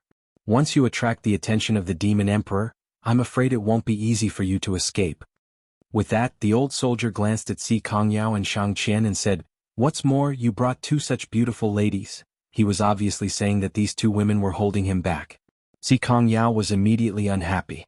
She opened her palm and her ice-profound force whistled through the air, sweeping up all the fallen leaves in the surroundings. With a bang sound, it smashed into a large tree at the side. This nearly 20-meter-tall tree was actually cut in half at the middle and came crashing down. "What? Can't I enter the Forest of No Return?" Si Kongyao asked with a smile. The old soldier was shocked and thought that this group of people was not simple. One of them was the #1 expert of the new generation in Tianji City, and the other was such a powerful young lady. The others who didn't make a move must not be simple either. Shang Qian smiled and said, "All right, Yao, don't make things difficult for them. Take out the pass of the battle temple." Si Kongyao giggled and took out a piece of paper from her pocket. She shook it and said, "Look carefully. This is the pass to enter the Forest of No Return personally signed by Tianji Sect Master Si Kongming. Is that okay?" The old soldier nodded repeatedly. Yes. The nearest path to enter the mountain is not far behind. I'll bring you there, Okay, thank you. The veteran led the group into the mountain. The road at the foot of the mountain was covered in mud. After being soaked in the spring rain for a few days, it had turned into a puddle of mud. Most of the garrison regiment soldiers were wearing tattered straw sandals. Many of their sawls were even worn out and dripping with blood. Lin Muyu urged her horse to walk side by side with the old soldier. She asked softly, "Sergeant Commander, logically speaking, the Empire's military strength is so strong. The important task of guarding the Forest of No Return shouldn't be carried out by the new recruits. Why is that?" The old soldier sighed. "Young master, you may not know this, but a month ago the entire Tianji Empire issued an edict. All the major armies began to train and prepare for war. God knows what is going to happen. Everywhere is crazily capturing people to become new recruits. The elite troops of the 4 major armies have been sent to garrison somewhere. It looks like a war is going to happen, and it is going to be an unprecedented war." "Oh," Lin Muyu nodded. "Are they going to fight the Celestial Empire or the Blackstone Empire?" "That is His Majesty the Sacred Emperor's business. How can we soldiers know? We will fight whoever His Majesty wants us to fight." Zhuang Xiaoyu smiled slightly. "Young hero, why are you asking about these military matters? Logically speaking, as a ranger, shouldn't you be asking about the Tianji sect and the Dragon Riders?" Zhuang Xiaoyu was actually so vigilant. Lin Muyu smiled faintly. "I'm just curious. If these new recruits fight against the demon spirits, they are simply going to die. It is too unbelievable." "That's true." Zhuang Xiaoyu looked up at the sky and said, "But His Majesty and the Marshal must have a reason for their decision. People like us should not speculate about it." Okay. Lin Muyu continued to remain silent. Not long after, they entered the Forest of No Return. Just like what the outside world said, the Forest of No Return was abnormally dangerous. Lin Muyu closed her eyes and let the warhorse follow Si Kongyao's horse. Her hand held the reins, but her spirit pulse technique was already fully activated. She quickly detected some of the stronger auras nearby. Less than 3 miles away there was a stronger aura. It was at least a demon lord level demon spirit. It seems that this night will not be peaceful. Zhuang Xiaoyu glanced at Bai Mingjie, smiled and said, "Young prince, half a year ago at the chrysanthemum viewing banquet, we did not have a clear winner. How about, we compete again this time?" Bai Mingjie faintly smiled. "Xiaoyu, how do you want to compete?" Zhuang Xiaoyu took out an exquisite bag from his waist, shook it and said, "This is the bag I used to store demon spirit stones. It's still empty. From now until we leave the Forest of No Return, we'll see whose bag has more demon spirit stones and who is stronger. We'll compete based on the quality of the demon spirit stones. How about it?" "Ah, that's exactly what I was thinking." Bai Mingjie readily agreed and said, "But once a demon spirit appears, it belongs to the capable. Brother Xiaoyu should understand this logic, right?" "Of course." Zhuang Xiaoyu nodded. "If it's a demon spirit that young prince likes, I Zhuang Xiaoyu will not compete for it." "Good, it's a deal." At this moment, Shang Qian's pair of beautiful eyes swept over Lin Muyu and Lu Bai. She then smiled and said, "Since it's a competition, the more people, the better. I heard from Yao that this young hero's strength is above Yao's. If that's the case, why don't you participate in the competition together? The 3 of us can compete to be the strongest in our group. How about it?" Si Kongyao was a little excited. She looked at Lin Muyu, her eyes full of encouragement. Lin Muyu groaned inwardly. This Shang Qian was really not a simple woman. Shang Qian just wanted to see how capable she was. With just a few words, she was unable to reject her. Lin Muyu nodded. "I'll participate then." Zhuang Xiaoyu said, "Ha, that's good. A competition between 3 people is even more interesting. But, since it's a competition, shouldn't there be a prize?" "Yao, Miss Shang Qian, what kind of prize do you think would be the best for the winner of the competition?" Si Kongyao said, "Gold? Isn't that too vulgar?" Zhuang Xiaoyu smiled and denied. "Then, a Demon King level demon spirit stone? It's a little shabby and it doesn't have any practical meaning." This time it was Bai Mingjie who denied it. His gaze kept wandering around Shang Qian's body. Obviously, Bai Mingjie was also one of Shang Qian's pursuers. He came here because of Shang Qian. His goal was very simple.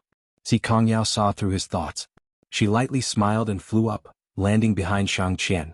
She hugged Shang Qian's waist and giggled. "Little girl, what do you want to do?" Shang Qian couldn't help but laugh. Si Kongyao grabbed the elegant cloak behind Shang Qian and said, "This cloak has the Empire's emblem pattern personally rusted by big sister Shang Qian. It's also Big Sister Shang Qian's beloved item. How about this? Big Sister Shang Qian will sacrifice herself. Whoever wins the competition, Big Sister Shang Qian's cloak will be given to that person. How about it? This idea isn't bad, right? Jie clapped his hands and smiled. That's great. Zhuang Xiaoyu was a little embarrassed. I just don't know what Miss Shang Qian thinks.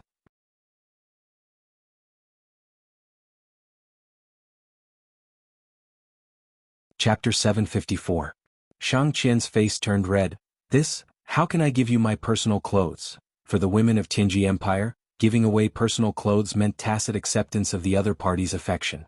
This naturally had a deep meaning. Moreover, Si Kongyao had her own little plan. She hoped that Lin Muyu could win this robe. In this way she could matchmake Lin Muyu and Shang Qian. Then she would be able to keep Lin Muyu in Tianji sect. However, Lin Muyu was holding the reins with both hands and looking forward. She allowed the dew on the branches to drip on her shoulders. She was as tranquil as water, as if there was no one else around. Her handsome side profile was indescribably pleasing to the eye. Si Kongyao almost couldn't bear to move her eyes away when she saw him. She couldn't help but question her original intention. It seemed that this man was really good. Why did she have to give him to Shang Qian? However, Lin Muyu didn't seem to be interested in her at all. Was it because she had a flat chest? Si Kongyao lowered her head and looked at her chest. It was unfair. What? Thinking of this, Si Kongyao couldn't help but pout. Her heart almost collapsed at this moment. As a result, the competition agreement was made. The final winner would be determined by the quality and quantity of the Demon Spirit Stones. 1 Demon Emperor level Demon Spirit Stone was equivalent to 3 Demon King level Demon Spirit Stones, and 1 Demon King level Demon Spirit Stone was equivalent to 3 Demon Venerable level Demon Spirit Stones. According to this calculation, the person with the highest points would get the robe that Shang Qian was wearing. Shang Qian didn't object, which meant that she had tacitly agreed to this agreement. The winner of this competition would be the person she had tacitly agreed to love. This was the dream of many playboys. Shi Tianming was silent at the side. His face was ashen. He wasn't qualified to participate in this kind of competition. Not to mention the Demon Spirit Stones, it would be difficult for him to fight against a Class 4 Demon Spirit.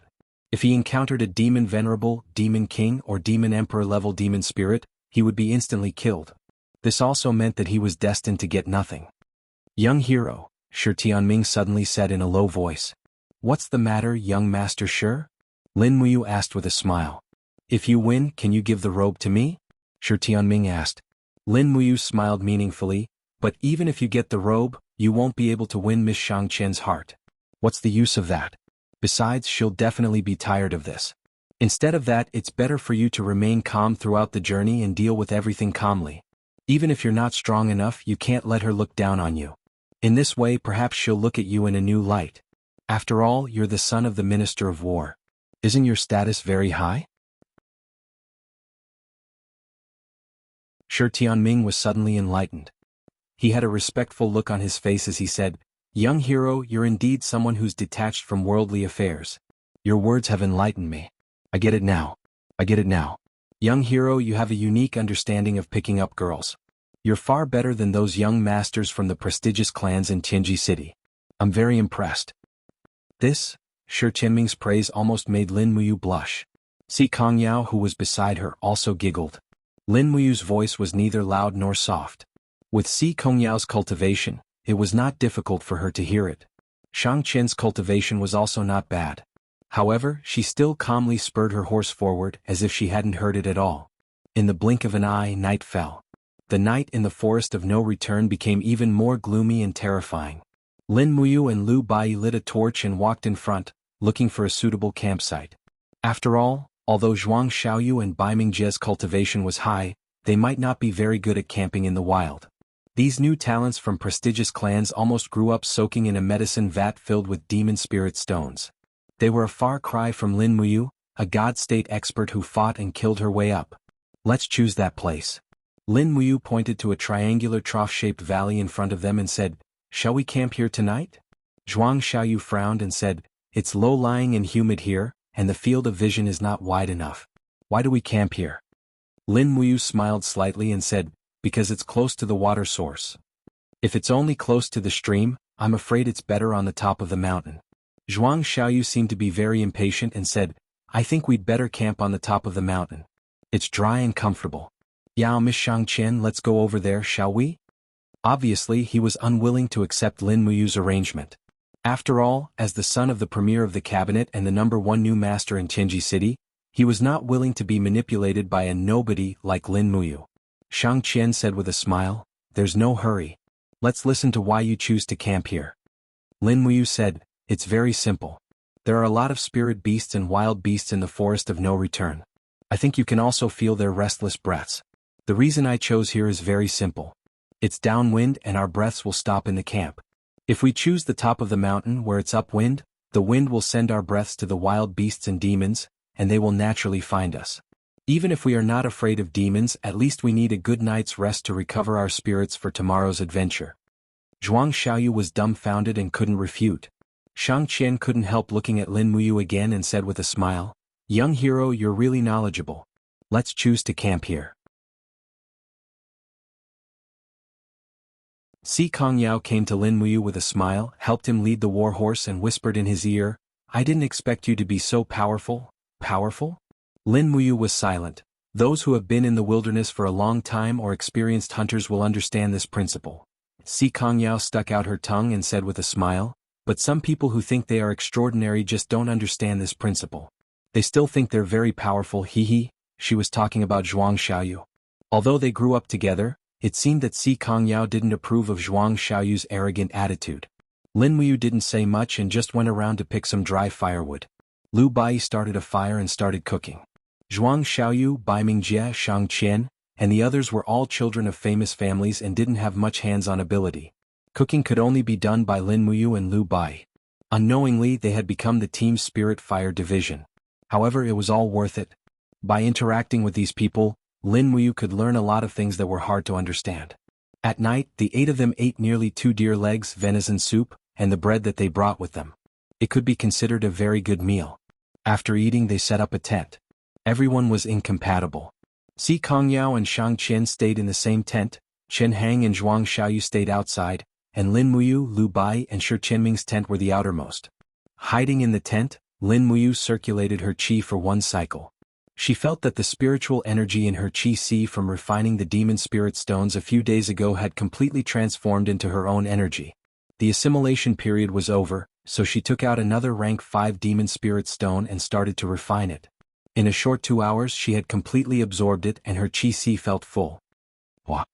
Opening the tent, Lin Muyu floated up and landed on an old pine tree that protruded from the rock wall not far away. Her whole body was lying on top of the tree like an old man. Her aura was restrained as if she had fused with the pine tree. The natural spiritual energy in the surroundings also gathered, helping her to assimilate the spiritual energy that had not yet been completely transformed and absorbed from the demon spirit stones. Using the 4th stage of the cultivating spirit art, 1000 tempering 100 refinement, Lin Muyu looked calm, but her qi was endlessly churning. The external spiritual energy was constantly being refined and absorbed into her own supreme divine power. Only by cultivating like this could she continuously strengthen her own strength. After an unknown amount of time, suddenly, an aura appeared on the side. She didn't need to think to know who it was. Si Kongyao was sitting on the tree trunk above Lin Muyu's head. The distance between the two was less than 10 centimeters. A faint fragrance of a young girl drilled into her nose. Lin Muyu couldn't help but faintly smile. Eldest miss, why did you come out? I'm bored, can't sleep. Si Kongyao swung her pair of slender and perfectly round snow-white legs and said, Are you cultivating? Yes. That? Si Kongyao wanted to say something but stopped. After a long time she smiled and asked, I don't know what your name is. I can't keep calling you young hero, right? One day you will know who I am. Eldest miss, please forgive me for keeping it a secret for now. So mysterious. Si Kongyao pouted her small mouth and said, Then I'll still call you young hero? Tell me how about it. What do you want to say? Tell me what you think of elder sister Shangqian.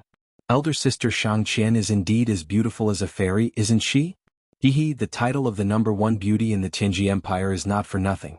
What do you think? Do you like her? If you like her, I can put in a good word for you. There's no need. Lin Muyu rested her head on her arms and looked at the bright stars in the sky. After the rain, The sky was like a clear stream and countless stars and gems hung upside down in the sky, making people yearn for it. He said faintly, "If we're not on the same path, why should we ask to go together? If we're not on the same path, why should we ask to go together?" Si Kongyao repeated his words and actually felt a little happy in her heart. She smiled and said, "So, you don't like elder sister Shang Qian?" "Yes." This time Lin Muyu directly admitted it. That's fine. I won't force it." Si Kongyao actually felt relieved. "Young Miss Sikong, tell me about the three empires, please." Lin Muyu's voice was calm. "I'm cultivating in the deep mountains, so I know nothing about these things. I want to know about the history of the celestial pole continent and the current situation." "About this, you've asked the right person." Si Kongyao smiled proudly. "Grandpa is the sect leader of the Tianji sect, and he is often summoned by His Majesty.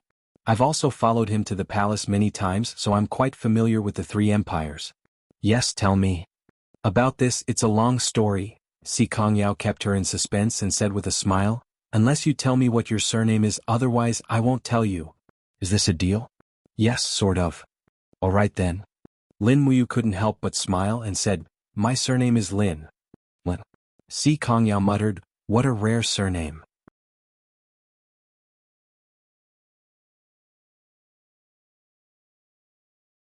Chapter 755. Who said it's rare? There are many people with the surname Lin in my hometown. For example, Lin Yueru, Lin Fan, Lin Wan are so many. Lin Muyu argued but suddenly felt that it was unnecessary. It was impossible for Si Kongyao to know these people. "Alright, so be it. Why are you so serious?" Si Kongyao giggled. "Do you still want to listen to the relationship between the three empires?" "Listen, tell me." "Okay."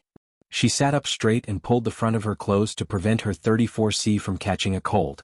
Then she said, "The three empires have each existed for more than 20,000 years. During these 20,000 years, there have been endless disputes and wars. Every 1,000 years, there will be a large-scale war between the gods. This is the era when the three empires are fully developed. I heard from the older generation that there used to be nearly 100 Saint Martial gods when the continent was at its most prosperous." "Nearly 100 Saint Martial gods? Nearly 100 God Emperor-level experts?" "Yes." Si Kongyao tucked the hair in front of her chest and continued, "I heard from the old people that the celestial pole continent is a land that is protected by the God realm. Many people on the continent are practitioners who descended from the God realm. The emperor of the Tianji Empire used to be from the God realm, but for some reason, Di Lin came to the mortal world to cultivate and succeeded as the emperor of the Tianji Empire. According to the ancient records, a main god from the Western God realm once came to the celestial pole continent. Her name was Shiyen and she was a top god at the level of a seraph. However, these are all legends and no one knows whether this is the case or not. Ever since I can remember, I don't think I've seen a god from the God realm who descended from the God realm." "Shiyen a seraph?" Lin Muyu frowned. The situation was getting more and more complicated. The celestial pole continent was indeed not simple. No wonder even the seven luminaries Demon Emperor and Ziyao were helpless and couldn't help her. Si Kongyao swayed her long legs and continued, "The three empires have been fighting with each other until now. Now the three empires are showing signs of rising again. All the forces are accumulating power and preparing to go. They are vigorously building the Dragon Rider army for the sake of war. What, hunting demon spirits? That's just a lie. At present, it seems that the Heavenju Empire has the most land and the most military strength. However, the Tianji Empire's military strength is the most elite. They also have the most sacred warriors. Therefore, in terms of military strength, the Tianji Empire is the strongest." "But what?" Si Kongyao smiled and said, "However, the Celestial Empire has always wanted to replace the Tianji Empire and become the new overlord of the continent. After all, they have the most land and the most population, so they have the qualifications. The current emperor of the Celestial Empire is Qin Hai, but his cultivation is very low. He is addicted to wine and women and his body is very weak. I don't think he will live for many years. Qin Hai has two sons. The crown prince, Qin Qian, is similar to his father. He is also addicted to women and does not have the will to improve. However, the second prince, Qin Yu, is different. He has many good friends and gathered a large group of people who are skilled in both the pen and the sword to serve him. Moreover, Qin Yu holds more than half of the military power of the Celestial Empire. People say that once Qin Hai dies, Qin Yu will definitely kill his brother and usurp the throne.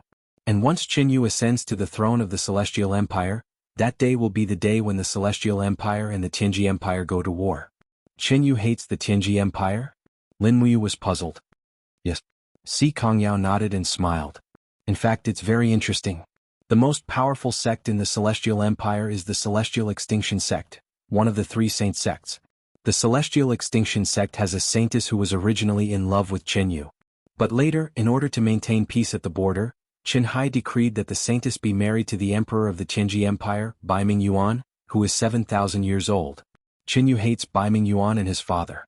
He will settle the score sooner or later, hee. It's so complicated. Lin Muyu narrowed her eyes and said, in that case the Celestial Empire and the Tianji Empire are most likely to go to war. Yes. Si Kongyao lightly smiled. But it's hard to say. The Darkstone Empire has always been concealing its strength and biding its time for many years, and it's nurtured many troops. Even though it has a small population and the smallest territory, the Darkstone Empire's Emperor Shi Yuan has worked hard to rule the empire, and he wholeheartedly wants to revive the empire's once flourishing era and allow the Darkstone Empire to become the new master of the continent. Shi Yuan has trained over 100 Dragon Cavaliers, over 20,000 Beast Cavaliers, and an army of 500,000 foot soldiers with a tiny territory of 3 provinces. It's sufficient to show how great his ambition is. How is the relationship between the Blackstone Empire and the Tianji Empire and the Tianji Empire? Not really good. They all have their own ulterior motives. Once there's a chance, I think the Blackstone Empire will attack the capital of the other 2 empires at all costs and take over the entire Celestial Pole continent. Oh, Lin Muyu asked tentatively with a smile. Miss, is the Celestial Pole continent the only continent under the sky? I don't know, but it seems that way so far. Si Kongyao smiled and said, why? Are you interested in the forces outside the 3 empires' territory? Tell me. The 3 empires' military power is enough to dominate the entire plain, but there are 2 other forces outside the 3 empires. One is the Wolf Valley and the other is the Thunder Spirit tribe. Although they have fewer people, their power can't be underestimated. They have a lot of elite cultivators. The 3 empires have tried many times to rope them in, but to no avail. These 2 tribes are currently neutral. Oh, Lin Muyu responded and said, Miss, do you know the reason why the Tianji Empire gathered the 4 armies for training? I don't know. How would I know about these military matters? All right. Lin Muyu stretched her arms and said, I'm going back to sleep. You should sleep early too, Mississippi. Okay, I'm going back to sleep too. Back in the tent, Lin Muyu took out a map of the Celestial Pole continent from her Qingkuan bag. She bought this map for 1 gold coin, and it described the Celestial Pole continent in detail. It was like a treasure to her. She opened her palm lightly, and a faint celestial dragon crystal appeared, illuminating the map. This map had obviously been used many times. It was a little worn out, but it didn't affect observation. The Tianji Empire and the Blackstone Empire were in the east of the continent. Further east was the East Sea. The entire Celestial Pole continent's territory was huge. The Celestial Pole continent was very far from the coast, separated by the 2 empires. This also meant that the Celestial Pole continent couldn't directly send troops to the Shattered Cauldron realm unless the Tianji Empire or the Blackstone Empire asked for help. At present it seemed unlikely that they would. Lin Muyu took a deep breath. She was worried. Feng Jixing and Tang Xiaoxi were preparing for war in the Shattered Cauldron realm. She had to buy enough time for them. At present, there seemed to be only one way, to make friends with the Celestial Empire. To fight against the Tianji Empire and the Blackstone Empire. This was the unique magic weapon passed down by the ancestors. Only in this way could they fight for a chance of survival for the Shattered Cauldron realm. Otherwise, the Qin Empire wouldn't be able to withstand the pressure of the 3 great war fortresses. After thinking for a long time, she finally decided to use telekinesis to send a message. And this time, she directly found Feng Jixing and showed the detailed description of the 3 empires and this map to Feng Jixing so that he could draw a new one according to his memory. In a short 5 minutes, using telekinesis to send a message through the plane almost exhausted Lin Muyu. She had used up nearly 80% of her divine power and she was very weak.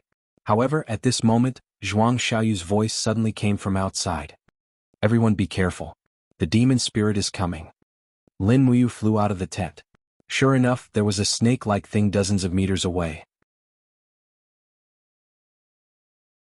There were 4 colors on its neck and its demonic power was very strong. It was a tier 4 demon spirit. Lu Bai, Chen Hang and Shi Tianming didn't plan to participate in the battle, so they all held up torches to illuminate the surroundings.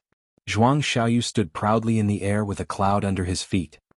He smiled with his bare hands and said, "Young prince, are you going to fight this evil beast or should I? It's a tier 4 demon spirit." His tone was full of provocation. As a member of the imperial family, Baiming Jie naturally couldn't tarnish the prestige of the imperial family. Moreover, he was a sacred martial venerable, so he couldn't tolerate any blasphemy. He raised his hand and drew his sword from his waist and said, "Let me do it." "Okay, I'll help, young prince." At the side, Shang Qian, who was not far away, clenched her fist and said, "Hey, you guys haven't asked the other contestant, right? That young hero is also qualified to fight with the demon spirit." "No need." Lin Muyu waved her hand and said with a smile, "I'm not feeling well, let young prince slay the demon spirit." "Many thanks." Baiming Jie smiled cheerfully, raised his sword and rushed over. His body was wrapped in a ball of raging flames, and when he swung his sword, it was a full ice attack. This young prince wasn't simple, he was actually a cultivator of the law of ice and fire. It seemed like his godhead was at least the heavenly Tao personality. Bang! In the midst of the dance of the ice and fire, the demon spirit twisted its head and used the horn on its head to block Baiming Jie's attack. It opened its mouth wide and tried to swallow Baiming Jie's waist, its speed extremely fast. "In your dreams." Baiming Jie instantly disappeared, the demon spirit only bit his afterimage. This was the ability to shatter the void, and the long sword brought a pillar of fire down from the sky. Boom! The raging flames engulfed the entire body of the demon spirit, and fresh blood splattered everywhere. However, before Baiming Jie landed, he suddenly felt a sharp pain from his waist. He had actually been caught off guard by the demon spirit's tail whip attack, and he had already spat out blood and rolled away. "Young prince." Zhuang Xiaoyu was shocked. "Don't come over." Baiming Jie flipped in the air and forcefully twisted his body. The long sword emitted a scarlet-red raging flame, and with a roar, he slashed out with his sword. This slash used at least 90% of his strength. Hiss, hiss. The demon spirit wailed, half of its head was almost split open by Baiming Jie just like that. After all, Baiming Jie was a sacred martial venerable with the cultivation of the 11th level of the Grotto Heaven realm. It was more than enough for him to kill a 4th-class demon spirit, but he was actually injured and this was somewhat embarrassing. After digging out the demon spirit stone and throwing it into the cloth bag, Baiming Jie panted heavily and said, "This beast, I was careless and actually got injured." "Are you alright, young prince? Let me bandage your wound." Shang Qian said gently. "Thank you, Miss Shang Qian." Baiming Jie's voice was gentle. Lin Muyu was silent. Fortunately, she didn't have to make a move just now. In fact, she had used up most of her divine power to transmit the message through telekinesis. Fighting this 4th-class demon spirit was still quite strenuous, and it would be best if she could avoid it.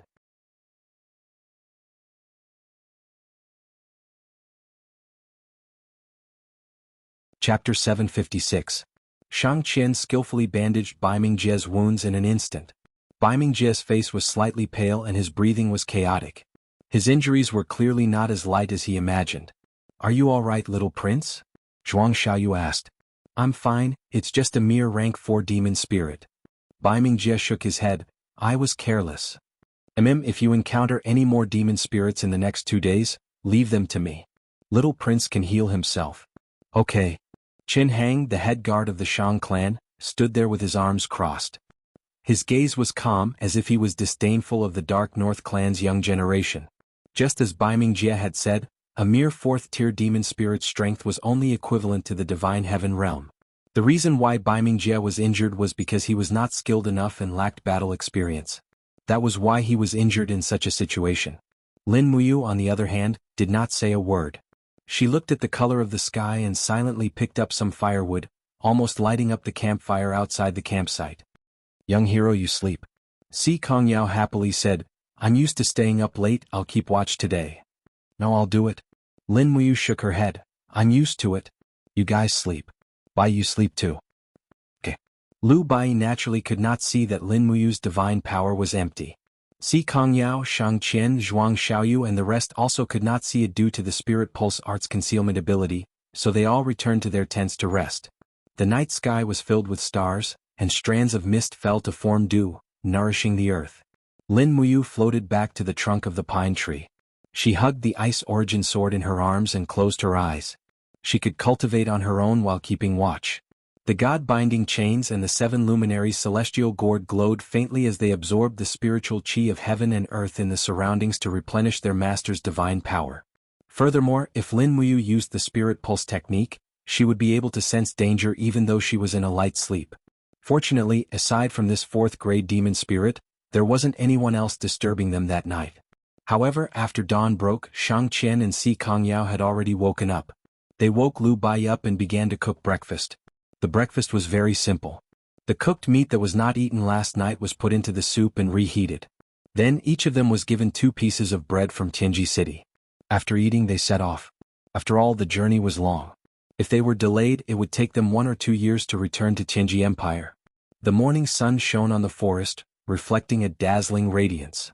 Si Kongyao squinted her beautiful eyes as she followed behind Lin Muyu. Everyone was leading their war horses.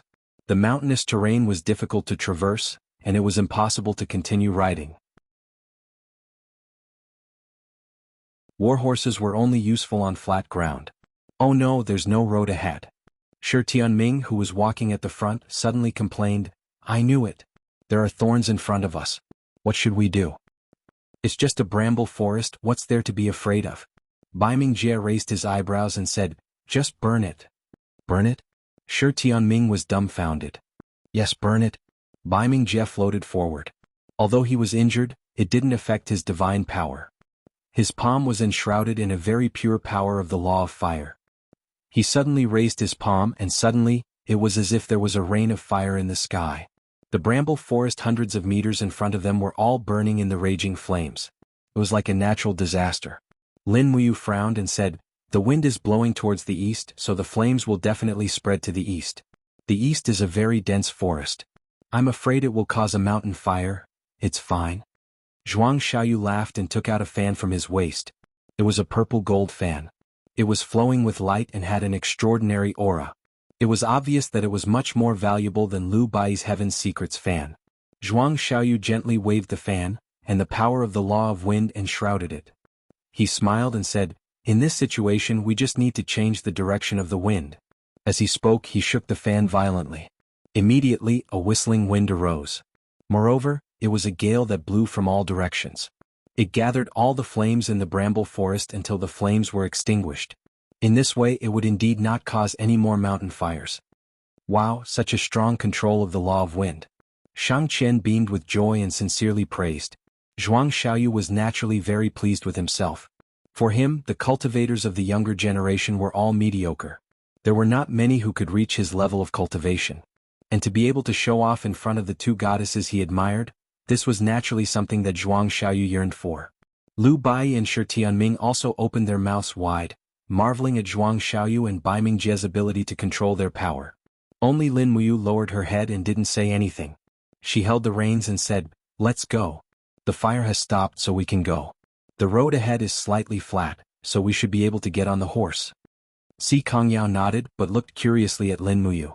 She smiled and asked in a small voice, "Young hero, what do you think of Brother Xiaoyu and the little prince's cultivation?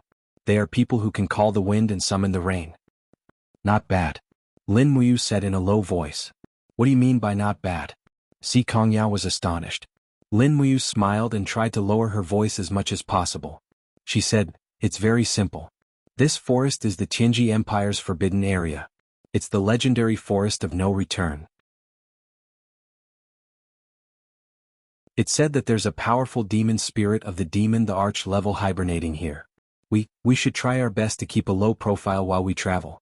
It might not be a good thing to call the wind and summon the rain like this. Who can resist the demon the arch?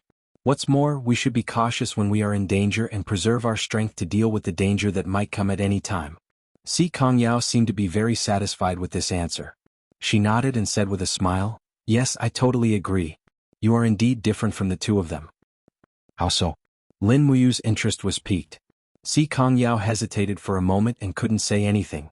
She pouted and said, "Anyway, we are different. Let's not talk about it anymore. They're already far away. Let's catch up." "Yes." The mountain breeze was warm, the morning light was clear, and the air in the mountains was very fresh. Zhuang Xiaoyu, who was riding in front, couldn't help but laugh. It's been a long time since I came out for a walk. This scenery really makes one sigh with emotion. When I was young, I wandered around here and listened to my master's teachings to be careful. Now that I'm back, I realize that the monsters here are nothing more than this. That demon the Arch is just a legend that no one has seen before. Bai Mingjie nodded and smiled. Yes.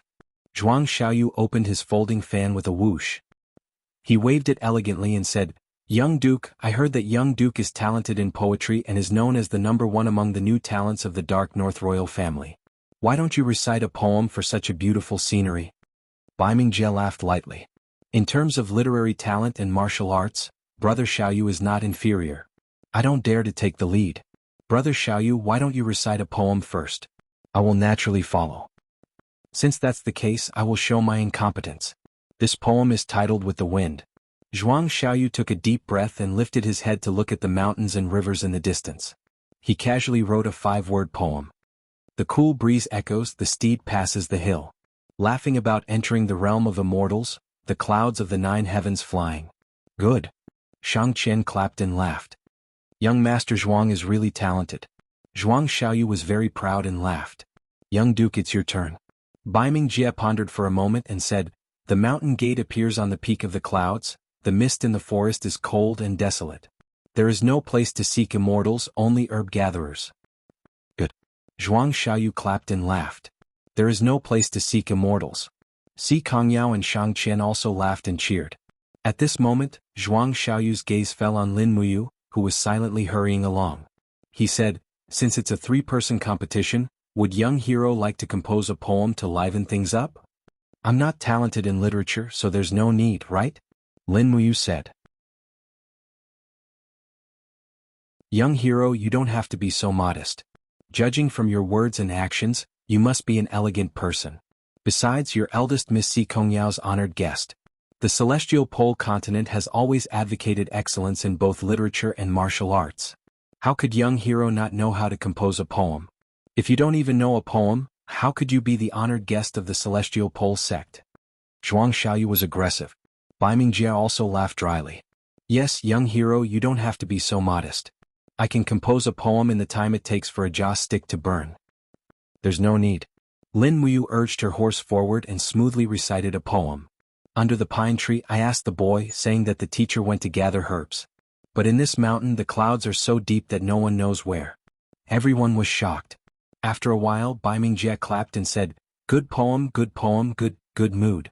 I didn't expect young hero to be so talented in both literature and martial arts. Not simple, not simple. Little prince, you flatter me. Lin Muyu sneered in her heart. I'm familiar with 300 poems from the Tang dynasty. You guys want to compete with me in poetry? Isn't this the same as not taking the road to heaven but barging into hell? Zhuang Xiaoyu smiled indifferently. I only saw some similar literary talent. As for your martial arts, I wonder when I'll be lucky enough to see young hero's martial arts cultivation? You definitely will. Lin Muyu faintly smiled. At this moment, the divine power in his body had already recovered to about 60%. It wouldn't be a problem for him to fight. The problem was that he couldn't fight against a Demon King-level demon spirit. That would only be asking for humiliation. Furthermore, Qin Hang, who had the highest cultivation in this group, was at least a divine king. Even he didn't say anything. It was better for her to keep a low profile. Just at this moment, a rustling sound came from the bushes in the distance. They could faintly see the grass moving, instantly attracting everyone's attention. A guest has arrived. Zhuang Xiaoyu said coldly. That guest was none other than a pack of wolves. Lin Muyu's spiritual pulse technique had already sensed this pack of wolves. It's just that these wolves had low cultivation. Their necks were filled with patterns of 9 different colors. They were the legendary 9th-tier demon spirits. Their strength was at most equivalent to a 500-year spiritual beast in the Shattered Cauldron realm. It wasn't worth mentioning. The only thing that made people afraid was the large number of wolves. There were at least 30 of them. It's the hunting wolves. Si Kongyao lightly smiled and said, Our luck is pretty good. We met a pack of wolves on the first day.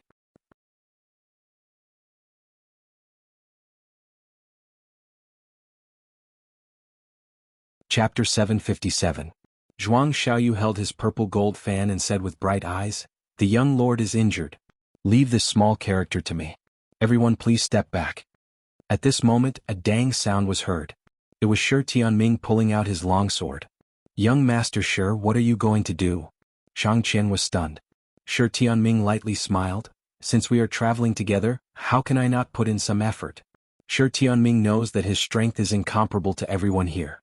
"However, how about leaving this pack of hunting wolves to me?" Zhuang Xiaoyu smiled. "Since that's the case, I'll leave this pack of wolves to young Master Shi." Swish, swish. Streaks of gray scars rushed out. More than a dozen hunting wolves charged forward at the same time, launching an attack. Shi Tianming let out a low roar and leaped from his horse. King Do flames surged from both of his arms. He heavily slashed his sword down on the ground, causing the ground to split open. The raging flames sent a few hunting wolves flying as they howled miserably. With a pa sound, Shi Tianming waved his long sword. His entire body was like a golden bell plated with flames as he stood tall within the pack of hunting wolves. Wolf corpses flew out one after another. In the blink of an eye, more than 30 hunting wolves had all died under Shi Tianming's sword. When the flames dissipated, Shi Tianming's robes fluttered in the wind. There wasn't a single drop of blood on his body. Sure enough, a Holy King realm cultivator killing hunting wolves was as easy as chopping melons and vegetables. "Young Master Shi, you're so skilled." Shang Qian cheered. Shi Tianming looked as if he had eaten honey. He stood there happily, completely dumbfounded. "Be careful," Lin Muyu shouted. A cyan shadow descended from the sky and swept its sharp claws toward Shi Tianming's back. It was a huge hunting wolf. "It's a hunting wolf king." Si Kongyao was shocked. A hound wolf king is different from an ordinary hound wolf. If a hound wolf wants to grow into a hound wolf king, it needs to cultivate for at least 5,000 years. Furthermore, the lowest rank of a hound wolf king is a 5th-rank demon spirit. This hound wolf king's neck is densely covered with red, green, blue, white and black, 5 different colors. This already proves its strength. Clang. The moment Lin Muyu unsheathed her sword, she had already thrown it out. The Ice Origin sword was surrounded by the Dragon Flame Spiral Destruction. With a pu sound, it pierced through the Wolf King's head and came out through the brain. However, there was no blood on the blade. The entire process was actually powered by the Fire God power. Boom! The Wolf King's corpse fell to the ground. Shi Tianming turned around and saw it in a daze. He was scared out of his wits and hurriedly said, "That was close. Thank you, young hero, for saving my life." Lin Muyu opened her palm, and the Ice Origin sword that was spinning rapidly in the air returned to its scabbard after a few turns as if it had a mind of its own. With a ding sound, the people around her were surprised. "This kid can actually control a sword?" Zhuang Xiaoyu's heart sank. The Imperial Sword technique isn't some rare martial art. However, the Imperial Sword technique will definitely weaken the piercing power of the sword. However, this kid actually used the Imperial Sword technique to kill a 5th-grade demon spirit. Isn't this a little too shocking? Qin Hang, who was behind Shang Qian, was also silent. His pair of eyes were staring at Lin Muyu. At this moment, Qin Hang had already started to pay attention to this unfamiliar kid. He's not as simple as he looks. He's simply hiding his strength. Among the crowd, only Si Kongyao and Liu Bai, who have seen Lin Muyu's strength before, were not surprised.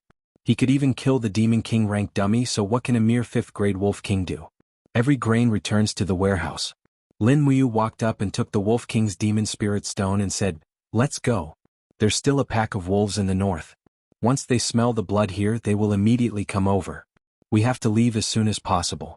Otherwise it will be very troublesome." Si Kongyao nodded.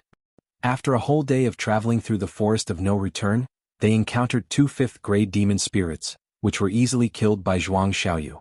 Aside from that, there were also some ferocious beasts, which were naturally left to Shi Tianming to deal with.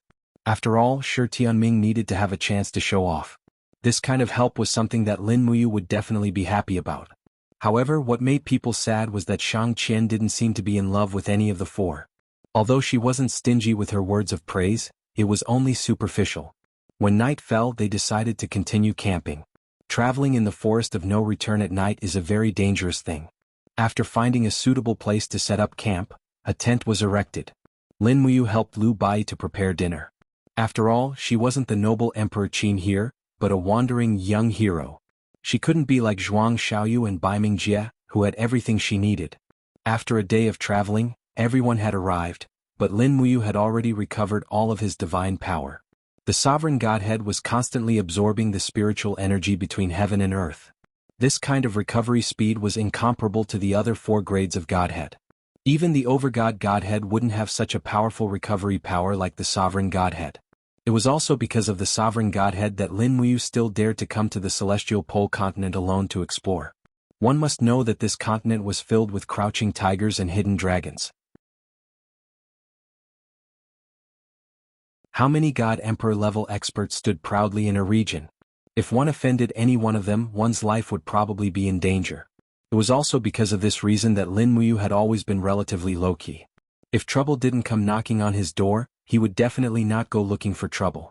Obviously, Shi Tianming was such a trouble. Not far away, Shi Tianming held a water bottle and knelt on the ground on one knee. Half of his body stood there strangely. He said, "Miss Shang-Qian, would you like some water?" Shang-Qian didn't take the water bottle. She just smiled and said, "Thank you, young master Shi. I brought my own water." On the side, Qin Hang passed Shang-Qian's water bottle to her. Shi Tianming looked resentful, but he still didn't give up. He said, "When we were in Tianji City, my father always praised you when he mentioned you." "Oh really?" "Yes, Mrs. Smart and Pure. Moreover, you have reached a certain level of attainment in martial arts cultivation. At such a young age, you have already entered the ranks of the sacred martial warrior level experts. In our Tianji Empire, which young girl can be like Miss Shang-Qian?" Shi Tianming's face was full of sincerity. Unexpectedly, Si Kongyao, who was carving a branch with a knife, smiled and said intentionally or unintentionally, "I'm 2 years younger than Sister Shang-Qian. I'm a sacred martial venerable with the cultivation of the 27th Grotto Heaven realm. Is there a problem?" Shang-Qian chuckled. Shi Tianming was rebuffed, but he couldn't blame Si Kongyao. After all, Si Kongyao's beauty was not inferior to Shang-Qian's at all. It was just that her background was too powerful. She was the beloved daughter of the continent's #1 expert, Si Kongming. She had extraordinary talent and was already one of the strongest sacred martial venerables in the empire at such a young age. Who dared to pursue her? It was also because she was too outstanding that Si Kongyao seemed to be alone. Although she was proud and arrogant and didn't want to marry these ordinary people in the celestial greatness continent, it was a girl's nature to enjoy the feeling of being pursued. In particular, outstanding girls needed to be protected and pursued even more. In the end, no one was pursuing Si Kongyao now, which made her feel very lonely in the bottom of her heart. Thinking of this, Si Kongyao glanced at Lin Muyu beside her. However, Lin Muyu scooped a spoonful of soup and tasted it. She frowned and said, "It's salty. Lini, do we not need to pay for our salt? You wastrel."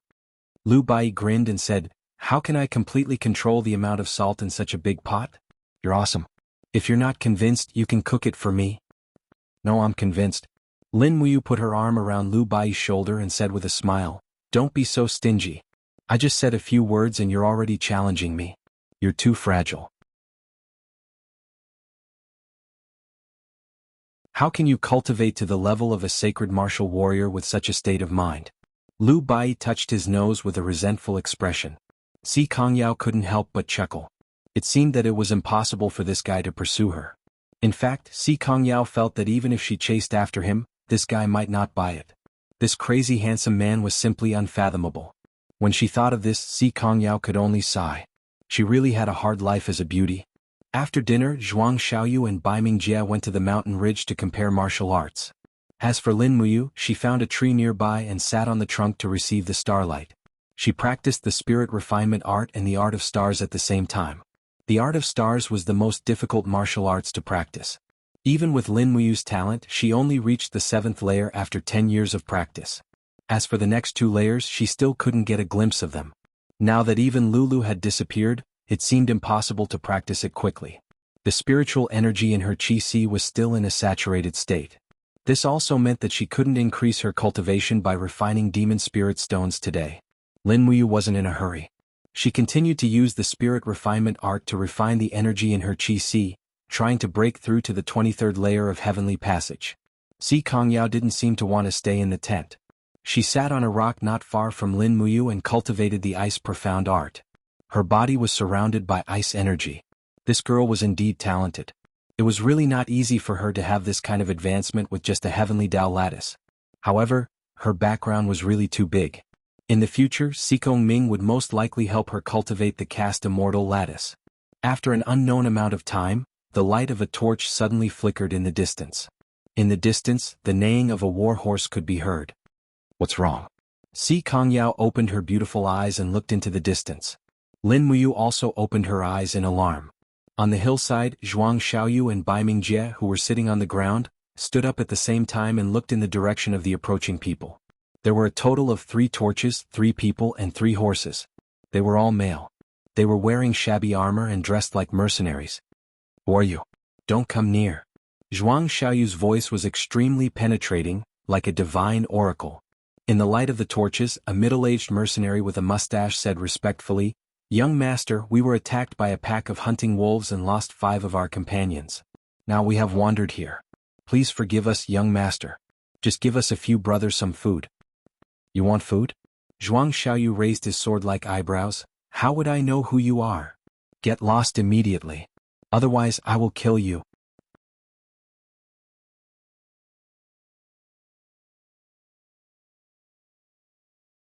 Chapter 758. The corner of Lin Muyu's mouth rose as she lightly said, "Big trouble has finally found its way to our doorstep." What do you mean? Si Kongyao stood up and leaped to Lin Muyu's side. These few people aren't simple. Isn't it just a few mercenaries? Si Kongyao's face was filled with confusion. Lin Muyu smiled. They aren't as simple as mercenaries. As she spoke, Lin Muyu leaped forward and stood shoulder to shoulder with Zhuang Xiaoyu and Bai Mingjie on the hillside. She said, "Young Master Zhuang, be careful. These 3 people aren't good people. Or rather, they aren't humans." What do you mean? Zhuang Xiaoyu's body trembled as he furrowed his brows and said, "Don't try to scare people. Could it be that young Master Zhuang doesn't know that high-ranked demon spirits can transform into human form?" Lin Muyu lightly said. "You're saying that these 3 people are high-ranked demon spirits that have transformed?"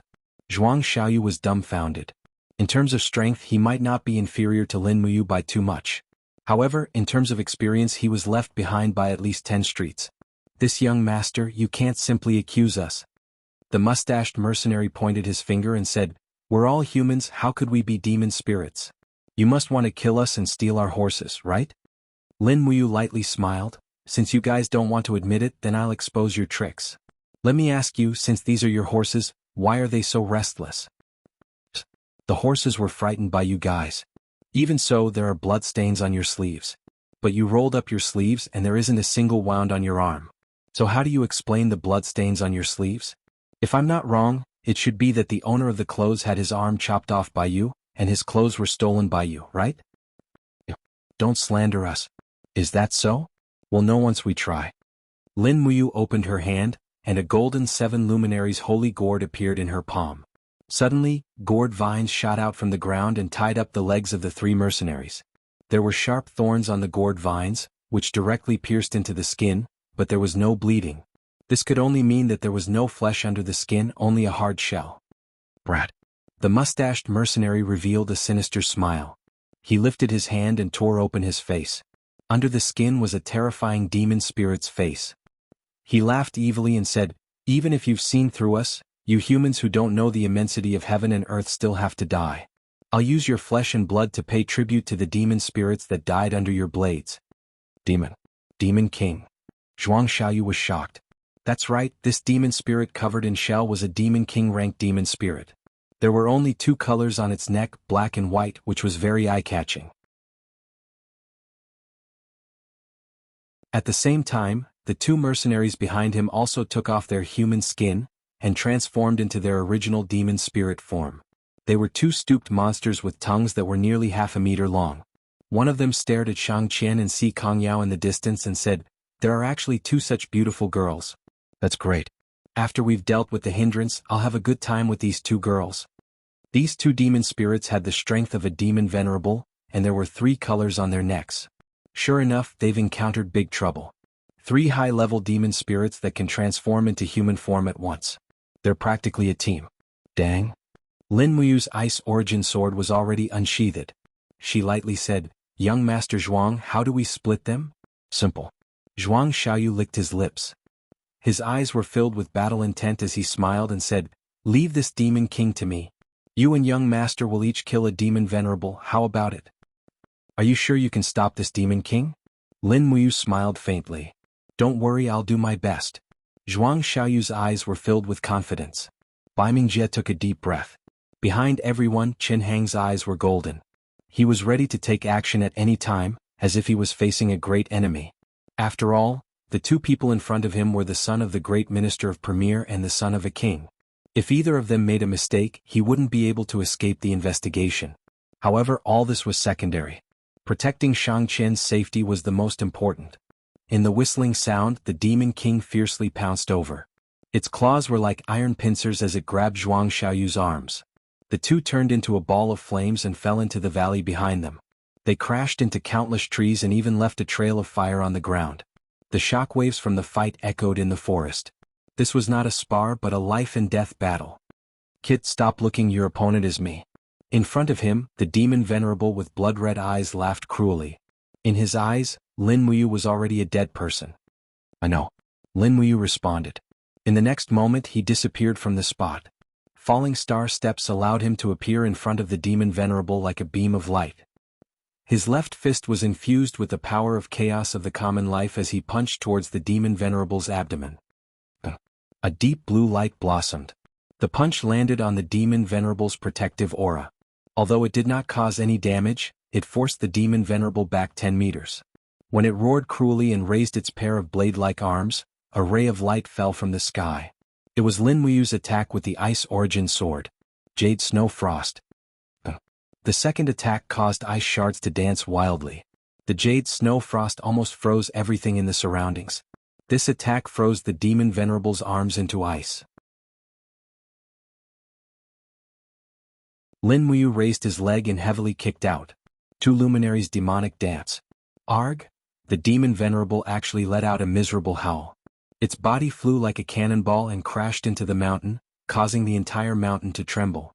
At this moment, Si Kongyao and Shang Qian were already watching with their mouths wide open. Lin Muyu's battle was much more interesting than Zhuang Xiaoyu's. Lin Muyu was practically crushing the pitiful demon venerable. On the other side, Baiming Jie swung his long sword and fought with another demon venerable. The demon venerable was the same species as the demon venerable that Lin Muyu was fighting with. It swung its blade-like arms to block Baiming Jie's slashes and thrusts. It laughed cruelly and the aura around it became denser and denser. In the blink of an eye, Baiming Jie's shoulder was injured again. As a God State expert, he actually lost to a demon venerable. Go to hell, trash. The demon venerable roared and suddenly leaped forward. It wrapped its legs around Baiming Jie's waist and opened its blade-like arms to grab Baiming Jie's arms. It opened its bloody mouth and 2 rows of sharp teeth bit down. Bastard. Baiming Jie roared furiously. The law of fire and divine power in his body was raised to the peak. He forcefully shook off the opponent's grip and kicked upwards with his right leg. Bang. The demon venerable suffered a blow, but Baiming Jie was the one who suffered the pain. This kick didn't send the demon venerable's head flying, but it broke a few bones in his leg. The crisp sound was very clear. Arg? Baiming Jie retreated in pain and even lost the ability to fly. Huff! The demon venerable charged over with a sharp expression. Its blade-like arms cut open Baiming Jie's leg, causing blood to splatter everywhere. Young Lord, back off. A figure appeared in the sky. It was Qin Hang. He finally made his move. The fist wind was biting cold. A heavy punch landed on the demon venerable's neck. A total of 30 heavenly layers. Arc. The demon venerable was knocked away. Qin Hang didn't let it go. He kept kicking and punching. Golden lights burst out in the forest. Each of his punches contained 30 heavenly layers divine power. The demon venerable didn't even have the strength to retaliate. Finally, after a cracking sound, Qin Hang forcibly took the demon venerable's head from its body. Boom! A punch filled with 8 elements 8 desolation power smashed the demon venerable into the mountain. The 5 elements 8 desolation power was not something that the demon venerable could withstand. Moreover, Lin Muyu used 80% of her power in this 5 elements 8 desolation. The Ice Origin Sword shone brightly and pierced through the demon venerable's throat, ending the demon venerable's life. Lin Muyu was breathing heavily. In order to make the demon venerable unable to retaliate, this series of attacks had consumed a lot of her stamina and divine power. After all, this was a demon venerable, not a low-grade demon spirit. She carried the demon venerable's corpse out of the cave. After taking out the demon venerable's spirit stone, she threw the corpse next to the demon venerable's corpse next to Qin Hang. She looked not far away and saw Baiming Jie lying on the ground. Lin Muyu couldn't help sighing in her heart. With this kind of strength, he actually dared to call himself the #1 genius of the royal family. It seems like the Baiming family doesn't have many geniuses. Actually, thinking about it carefully, it's normal. Peerless experts like Baiming Yuan and Baiming Huan only appear once every few thousand years. And every generation only lasts for a few decades. Looking at the demon venerable's corpse, Chen Hang was a little stunned and asked, "You already killed it? What else?"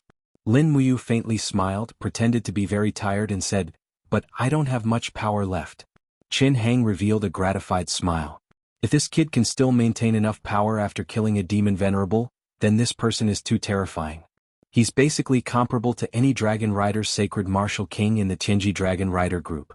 Shang Qian raised her head to look at Lin Muyu, who was standing in the sky. Her eyes flickered and her brows were slightly knitted. No one knew what she was thinking. On the other hand, Si Kongyao's expression was a lot simpler. She gave Lin Muyu a thumbs up. "Where's young Master Zhuang?" "He's still fighting." Shang Qian looked at the valley not far away. Zhuang Xiaoyu's opponent was a demon king. That's a powerful existence that's second only to the demon emperor in the demon spirit clan. It can't be underestimated. Everyone immediately flew over. Zhuang Xiaoyu might need their help to kill that demon king. Boom. Before they even got close, a small hill dozens of meters in front of them instantly crumbled. The wind power howled. How powerful was this power? In the wind, Zhuang Xiaoyu's crown had already been lost. His long hair danced in the wind. His eyes were filled with ruthlessness. The long sword in his hand had actually broken into two, but his divine power was still condensed on the broken sword. On the other hand, the Demon King's aura was extremely domineering. Although there were a few sword wounds on his body, they weren't fatal. Demon power lingered around him, and his battle intent surged. With a roar, he charged at Zhuang Xiaoyu again.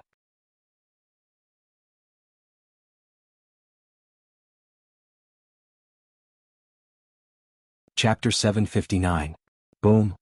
A huge pillar of flame soared into the sky. The Demon King's scorching attack actually burned the rocks in the mountain range into powder. Zhuang Xiaoyu, who was wrapped in a divine power wall, was lucky enough to survive.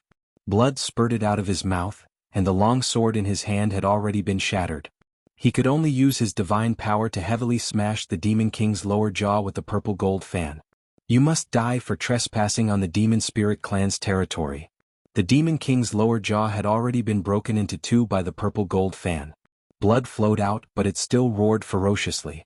Flame energy surged out of its body, instantly forming a flaming shockwave. "Be careful," Si Kongyao exclaimed. She opened her palm and condensed ice mystic arts to protect Shang Qian. Lin Muyu raised her hand and slashed out with her sword. The cold sword light split apart the shockwaves and formed a wall, protecting Shi Tianming and Lu Bai behind her. Chen Hang looked at Lin Muyu's imposing manner and couldn't help but frown. This kid is not simple. "Should we help young Master Zhuang?" Shang Qian said worriedly. Si Kongyao's bright eyes stared at the battle between Zhuang Xiaoyu and the Demon King.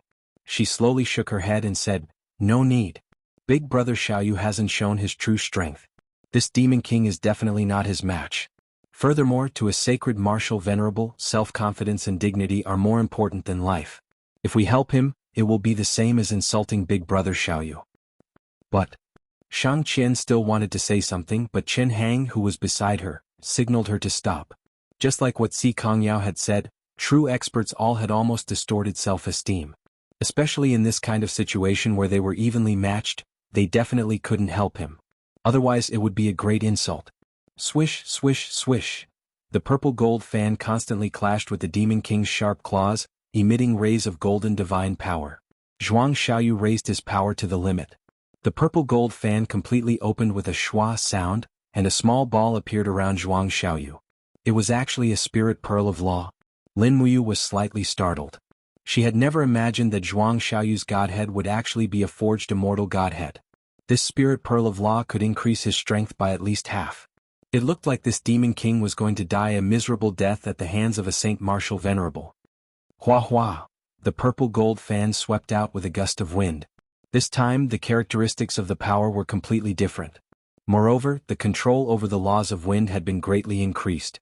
The destructive power contained in the wind was completely different from before. "They're finally here." Si Kongyao smiled and said, "The Zhuang family's 4 styles of wind god. The first style, piercing gale. Amidst Si Kongyao's laughter, the Demon King let out a miserable howl. After its body was baptized by the gale, its scales flew off and blood gushed out. In an instant, it had already fallen into a disadvantageous position. Zhuang Xiaoyu's eyes were cold, and there was still a trace of blood at the corner of his mouth. He flipped the purple gold fan again, and his figure was like a fallen leaf in the wind. He floated with the wind, but it was in accordance with the laws of nature. When the purple gold fan fanned again, the power of the wind seemed to be compressed, condensing into the image of a wild green dragon that pounced straight towards the Demon King. Two styles of wind god, tornado coiling dragon. Si Kongyao's eyes were filled with excitement. Clearly, Si Kongyao's talent was extraordinary, and her attainments in martial arts far surpassed her peers. So much so that when she saw Zhuang Xiaoyu's 4 styles of wind god, she couldn't help but be excited. If it wasn't for the fact that the 4 styles of wind god was not a secret technique that was passed down to outsiders, Si Kongyao would have already learned it. Lin Muyu was silent. If she had used the 7 glorious stars transformation just now, she was afraid that with Si Kongyao's temperament, she would definitely pester her to learn it. As the tornado coiling dragon devoured, a kacha sound rang out, and the Demon King's arm broke into a cloud of blood. It was clear to see how powerful the tornado coiling dragon was. The Demon King's body was extremely tough, and even the stellar sword could not cut it. Thinking of the stellar sword, Lin Muyu couldn't help but be silent. She didn't know where Acatosaurus had sent the stellar sword to. The sword spirit of that sword was the Sword Elder. However, Acatosaurus had also grown up, so it must have had its own reasons for doing this. Roar, roar, roar! The Demon King was already one-armed, but it still roared at the sky. The flames swelled as if its body would explode at any moment. At this moment, Zhuang Xiaoyu's handsome face appeared even calmer. Under the illumination of the flames, his eyes were filled with confidence. With a light wave of the purple gold fan, another storm flew up. It's the 3rd form, tearing heaven and splitting earth. Si Kongyao's small mouth gaped open as she looked at the surging storm in the valley. This was not a power that a mortal should have. If Zhuang Xiaoyu was just a bit stronger, he would be able to destroy the entire mountain range with a single strike. The Demon King's body was bathed in flames, and it attacked the wind blades. Zhuang Xiaoyu didn't expect the Demon King to still have the strength to fight back. The Demon King's sharp horn was pointed straight at his chest, and it was about to pierce through his heart. Bastard! Zhuang Xiaoyu raised his hand and slashed down with the purple gold fan. With a kacha sound, the sharp horn was broken. However, half of the Demon King's horn still pierced into his chest. The sound of bones breaking rang out, and a few of his ribs were broken. In a miserable state, Zhuang Xiaoyu activated his ability to shatter the void, and directly jumped tens of meters away. With a wave of the purple gold fan, he used the 4th form, Dimensional Slash. As soon as she saw the purple dimensional wind blade, Lin Muyu felt an inexplicable sense of familiarity. That's right, Feng Jixing's dimensional wind blade was the same. It seemed that Zhuang Xiaoyu's understanding of the law of wind had already reached the same level as Feng Jixing. No wonder he was known as the #1 person among the younger generation of the Tianji Empire. There was no doubt about his strength. Roar, roar, roar! The Demon King had already used up the last of its life force in this attack. How could it still withstand the impact of the dimensional wind blade? In an instant, its limbs were disintegrated into a pile of minced meat. Only the Demon King Grey Demon Spirit Stone was glowing with a dazzling luster amidst the minced meat. Brother Xiaoyu, are you alright? Si Kongyao leaped forward and supported Zhuang Xiaoyu's back with one hand so that he wouldn't fall into the mud. When she saw Zhuang Xiaoyu's face, she couldn't help but be shocked. At this moment, Zhuang Xiaoyu's face was pale and big beads of sweat kept flowing down. In order to kill this Demon King, he had already used up all his strength and even started to overdraft his life force. Yao, I'm alright. Take out the Demon Spirit Stone. Zhuang Xiaoyu closed his eyes and groaned painfully.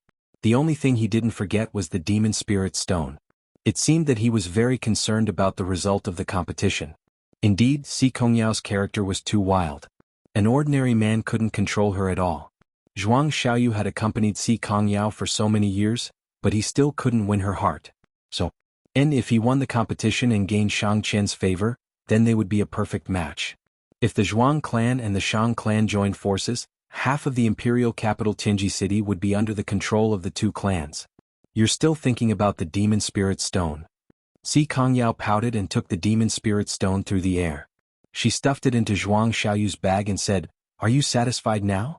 You can go and heal your injuries. And Zhuang Xiaoyu's voice was weak and he actually fainted in the blink of an eye. Brother Xiaoyu. Brother Xiaoyu. Si Kongyao was anxious. She turned around and looked at Lin Muyu and said, He's dead. Woo woo woo, he's dead. Lin Muyu's mind was filled with a million, what the F asterisk CK. She was speechless and said, He's not dead, right? He's still breathing. Hurry and take him to rest. He needs rest now. Zhuang Xiaoyu's cultivation is so strong, his body's ability to recover on its own is very strong.